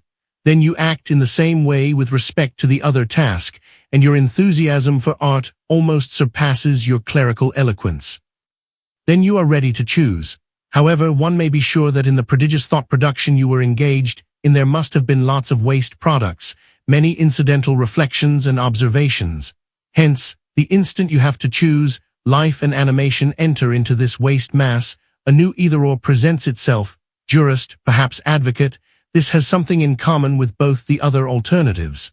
Now you are lost. For that same moment, you are at once advocate enough to be able to prove the reasonableness of taking the third possibility into account. So your life drifts on. After you have wasted 1.5 years on such deliberations, after you have with admirable energy exerted to the utmost the powers of your soul, you have not got one step further. You break the thread of thought, you become impatient, passionate, scolding and storming, and then you continue, either hairdresser / or bank teller. I say merely either or. What wonder, then, that this saying has become for you an offense and foolishness, that it seems, as you say, as if it were like the arms attached to the Iron Maiden, whose embrace was the death penalty. You treat people superciliously, you make sport of them, and what you have become is what you most abhor, a critic, a universal critic in all faculties. Sometimes I cannot help smiling at you, and yet it is pitiful to see how your really excellent intellectual gifts are thus dissipated. But here again, there is the same contradiction in your nature, for you see the ludicrous very clearly, and God help him who falls into your hands if his cask is similar to yours. And yet the whole difference is that he perhaps becomes downcast and broken, while you on the contrary become light and erect and merrier than ever, making yourself and others blissful with the gospel. Vanitas vanitatum vanitas, hurrah!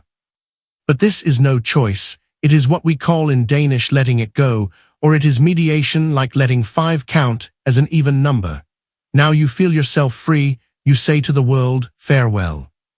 So zie ik hin in a lef fern, uber meiner mutsi nur die stern. Therewith you have chosen, not to be sure, as you yourself will admit, the better part, but in reality you have not chosen at all, or it is in an improper sense of the word you have chosen. Your choice is an aesthetic choice, but an aesthetic choice is no choice. The act of choosing is essentially a proper and stringent expression of the ethical. Whenever in a stricter sense there is question of an either-or, one can always be sure that the ethical is involved. The only absolute either-or is the choice between good and evil, but that is also absolutely ethical.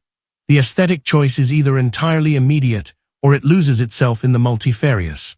Thus, when a young girl follows the choice of her heart, this choice, however beautiful it may be, is in the strictest sense no choice, since it is entirely immediate. When a man deliberates aesthetically upon a multitude of life's problems, as you did in the foregoing, he does not easily get one either-or, but a whole multiplicity, because the determining factor in the choice is not accentuated, and because when one does not choose absolutely, one chooses only for the moment, and therefore can choose something different the next moment.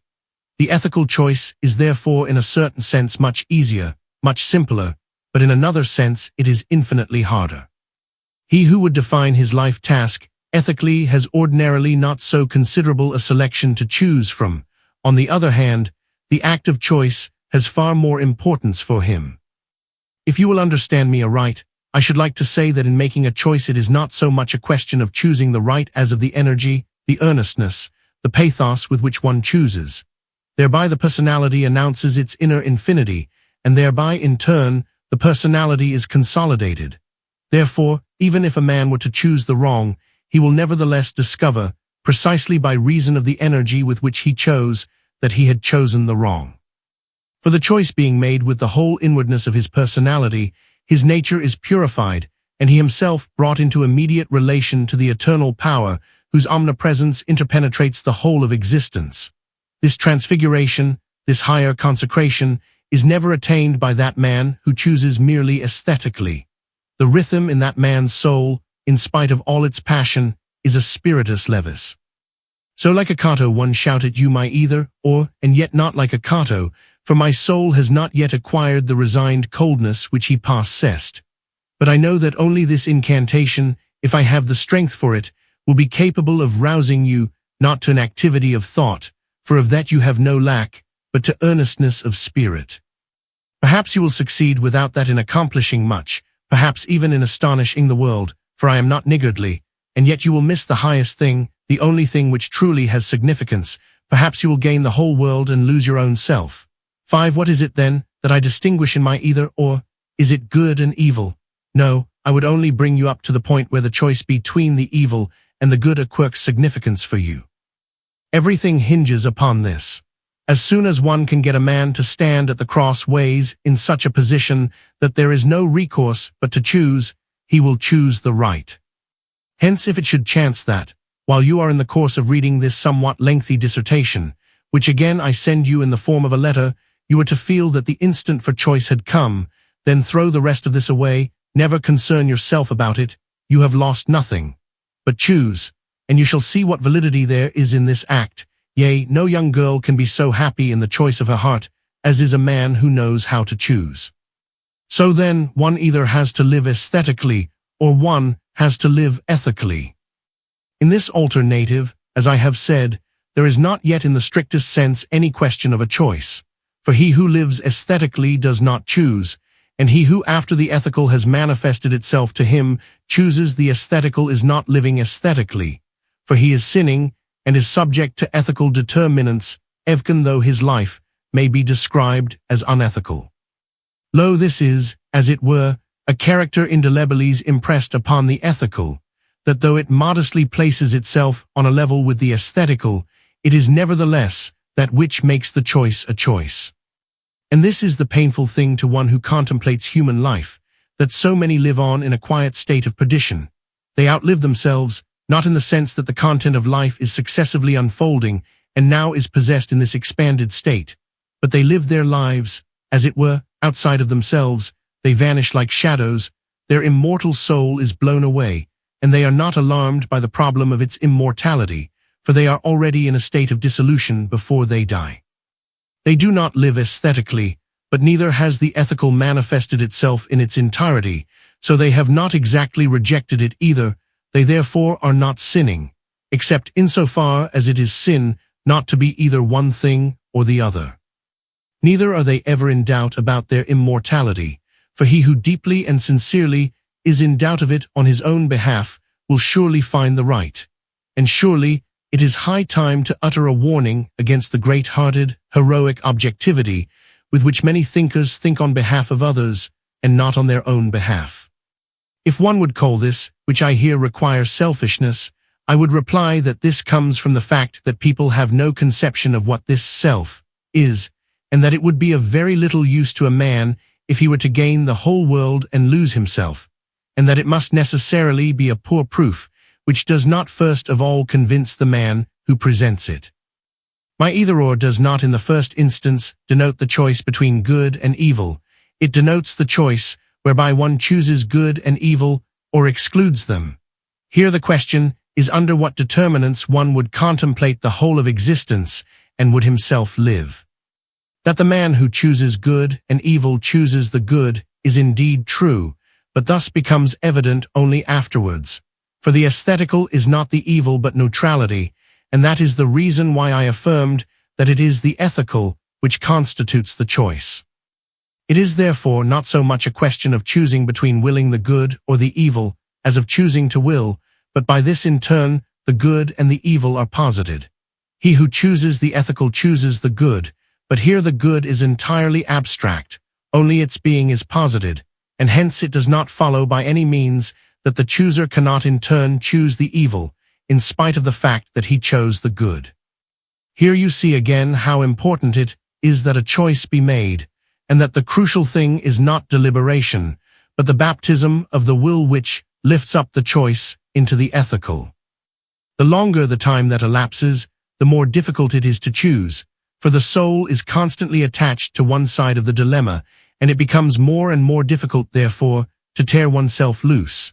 And yet this is necessary if one is to choose, and is therefore of the utmost importance if a choice signifies something, and that it does I shall show later. You know that I have never pretended to be a philosopher, and least of all when I am conversing with you, partly to tease you a bit, partly because it really is my dearest and most precious, and also in a certain sense my most important position in life. I am accustomed to appear in the role of a married man. I have not sacrificed my life for art and learning. What I have sacrificed myself for is insignificant in comparison with these things. I sacrifice myself for my profession, my wife, my children, or more properly expressed, I do not sacrifice myself for them, but I find in them my satisfaction and joy. These are insignificant things in comparison with what you live for. And yet, my young friend, take heed lest the greater things for which you really are sacrificing yourself might deceive you. Now, although I am not a philosopher, yet I am compelled at this point to venture upon a little philosophical inquiry, which I would beg you not so much to criticize as to take to heart. For the polemical result, which resounds in all your songs of triumph over life, has a strange resemblance to the pet theory of the newer philosophy, that the principle of contradiction is annulled.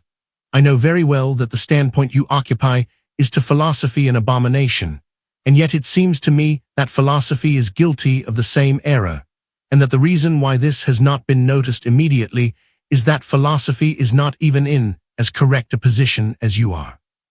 Your place is the domain of action, that of philosophy is contemplation.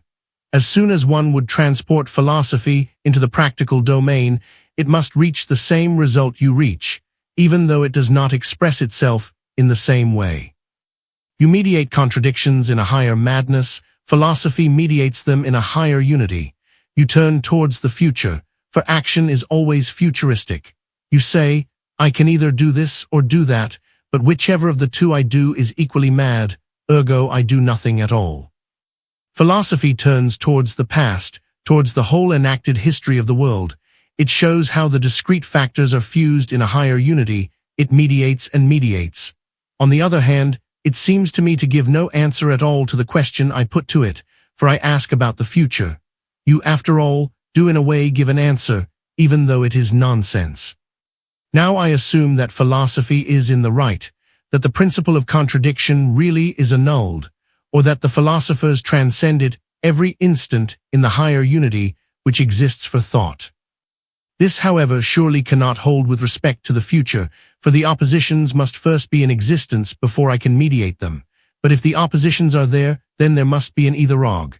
The philosopher says, that's the way it's been hitherto. I ask, what am I to do if I do not want to be a philosopher? For if I want to be that, I see clearly enough that I shall soon get to the point of mediating the past. In the first place, there is no answer to my question what I ought to do, for if I were the most gifted philosophically mind that ever has lived in the world, there must be one thing more I have to do besides sitting and contemplating the past. In the second place, I am a married man, and by no means a philosophically mind, but I turn with all due respect to this science to learn what I ought to do. However, I get no reply, for philosophy mediates the past and has its existence in it.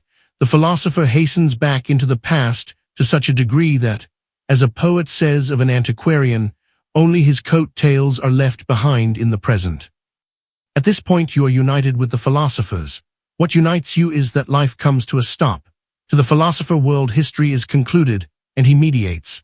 Hence, in our age as the order of the day, we have the disgusting sight of young men who are able to mediate Christianity and paganism, are able to play with the titanic forces of history, and are unable to tell a plain man what he has to do in life, and who do not know any better what they themselves have to do. You are very versatile in expressions for your pet result. I will call attention to one of them, because in it you show a striking resemblance to the philosopher, even though his real or assumed seriousness would forbid him to take part in the obligato variation in which you take delight.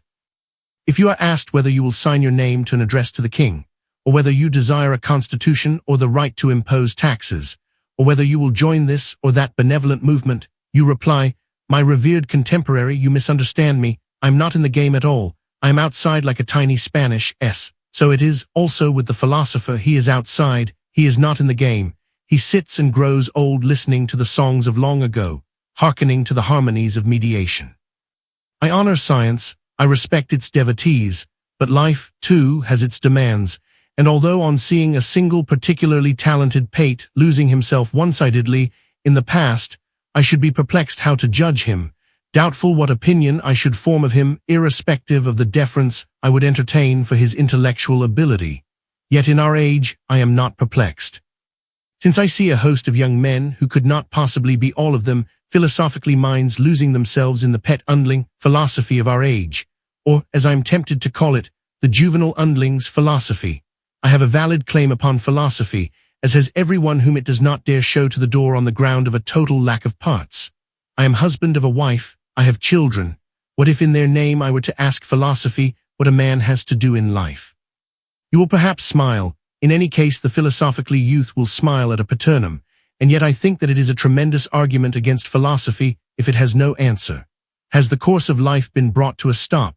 If the generation that now is can live off of contemplation, what will the following generation live off of? Contemplating the same thing. The foregoing generation has on this hypothesis accomplished nothing, has left nothing behind it to be mediated. Here again I can lump you with the philosophers, and I say to both of you that you miss the highest thing. My position as a married man here comes to my aid and enables me to illustrate the better what I mean. If a married man were to say that the perfect marriage is one where there are no children, he would be guilty of the same misunderstanding as the philosophers. He makes himself the absolute, and yet every married man will feel that this is untrue and unbecoming, and that the fact that he himself becomes a relativity, as he does by means of the child, is far more true. Perhaps, however, I have already gone too far, have embarked upon investigations which perhaps I ought not to have attempted, partly because I am not a philosopher, partly because it is not at all my purpose to entertain myself with you by discussing one or another phenomenon of this age, but rather to accuse you, to make you feel in every way that you are the accused party. However, since I have in fact gone so far, I will reflect a little more precisely upon the problem of the philosophically mediation of opposites. If what I have to say lacks stringency, it perhaps makes up for that by more earnestness, and it is only on this ground I set it forth. For I have no intention of competing for any philosophically distinction, but once having taken my pen in hand, I have a mind to defend with that the cause which ordinarily I defend in other and better ways. As truly as there is a future, just so truly is there an either-or. The time in which the philosopher lives is not absolute time, it is itself a relative moment, and it always is a suspicious circumstance when philosophy is unfruitful. Indeed, this must be regarded as a dishonor, just as in the East unfruitfulness in a woman is regarded as a disgrace. So time itself is a relative moment, and the philosopher is a relative moment in time. Our age, therefore, will in turn appear to a subsequent age as a discrete factor, and a philosopher of a subsequent age will in turn mediate our age, and so forth. To that extent philosophy is within its rights, and we should only have to regard it as an accidental mistake on the part of the philosophy of our time that it confounded our time with absolute time. However, it is easy to see that the category of mediation has hereby suffered a considerable shock, and that the absolute mediation becomes possible only when history is finished, in other words, that the system is in a constant process of becoming. What philosophy maintains, however, is that there is an absolute mediation. Naturally, this is of the utmost importance to it, for if one gives up mediation, one gives up speculation. On the other hand, it is a precarious thing to concede this, for if we concede mediation, then there is no absolute choice, and if there is nothing of that sort, then there is no either-or. This is the difficulty, yet I believe that it is due partly to the fact that two spheres are confounded with one another, that of thought and that of freedom. The opposition does not subsist for thought, which goes over to the other side, and thereupon combines both in a higher unity. For freedom the opposition does subsist, for freedom excludes the other side. I am by no means confounding elburum arbitrium with the genuine positive freedom, for this, too, has to all eternity evil outside itself, even if the evil be only an impotent possibility, and it does not become more perfect by more and more absorbing the evil, but by more and more excluding it. But exclusion is precisely the opposite of mediation. That with this I am not espousing the notion of a radical evil, I shall show later. The spheres with which philosophy properly deals, which properly are the spheres for thought, are logic, nature, and history. Here necessity rules, and mediation is valid. That such is the case with logic and nature nobody will deny. On the other hand, there is some difficulty about history, for here, it is said, freedom rules. I believe, however, that history is wrongly conceived, and that the difficulty is due to this. For history is more than the product of the free actions of free individuals. The individual indeed acts, but his action passes into the order of things which sustains the whole of existence. What will be the issue of it, the agent does not really know. But this order of things which digests, so to speak, the free actions and weaves them into its eternal law is necessity, and this necessity is the dynamic of world history, and hence it is quite right for philosophy to employ mediation, I mean the relative mediation. If I contemplate a world historical individuality, I can distinguish the works of which the Scripture says that they follow him from the works by which he belongs to history. With what one might call the inward work philosophy has nothing whatever to do, but the inward work is the genuine life of freedom. Philosophy regards the outward work, and this it does not see in isolation, but as it is absorbed into and transformed by the world historical process. This is properly the subject matter of philosophy, and this it regards under the category of necessity. It therefore holds at a distance the reflection which would suggest that everything might have been different. It regards world history in such a way that there can be no question of an either-or. That in this way of regarding history much foolish and inept talk is mingled is at least my opinion. That especially the young wizards who wish to conjure up the spirits of history seem to me ridiculous, I do not deny, but I also incline with profound reverence before the grand achievements which our age has to show. As I have said, philosophy views history under the category of necessity, not under that of freedom, for even if one speaks of the historic process as free, That is meant only in the same sense as when one talks of the organizing process in nature. With regard to the historical process, there is no question of an either-or. Hence, the unconcernedness, the indulgence, with which philosophy contemplates history and its heroes, for it views them under the category of necessity. Hence again its inability to make a man act, its disposition to bring everything to a standstill, for properly it demands that one should act necessarily, which is a contradiction. Thus even the humblest individual has a dual existence. He also has a history, and this is not merely a product of his own free actions. The inward work, on the contrary, belongs to him and must belong to him unto all eternity. Neither history nor world history can take that from him. It follows him, either for joy or for sorrow. There rules in this inward world an absolute either-or, but with this world philosophy has nothing to do. If I picture to myself an elderly man who looks back upon an eventful life, I admit that he can get a mediation out of it, for his history was intertwined with that of time, but in the most inward sense, he gets no mediation. An either or still separates enduringly that which was separated when he chose. If there is to be any talk of mediation, one might say that repentance is such, but repentance is no mediation. It does not look with pleasure upon that which is to be mediated, it consumes it with its wrath, but this resembles exclusion, the opposite of mediation. Here it is evident that I do not assume a radical evil, since I posit the validity of repentance. Repentance, it is true, is an expression for reconciliation, but it is also an absolutely irreconcilable expression. But all this, perhaps, you concede, you who nevertheless, in many ways make common cause with the philosophers, except insofar as you undertake on your own private account to make game of them. You think perhaps that I as a married man may well be content with this concession and can make use of it in my household economy. Honestly speaking, I ask nothing more, but I should like to know which life is the highest, that of the philosopher or that of the free man. In case the philosopher is merely a philosopher, completely lost in his profession, without knowing the blessed life of freedom, then he lacks a very important thing. He gains the whole world and loses himself. This never can happen to a man who lives for freedom, even though he were to lose ever so much. For freedom, therefore, I am fighting, partly in this letter, partly and principally within myself.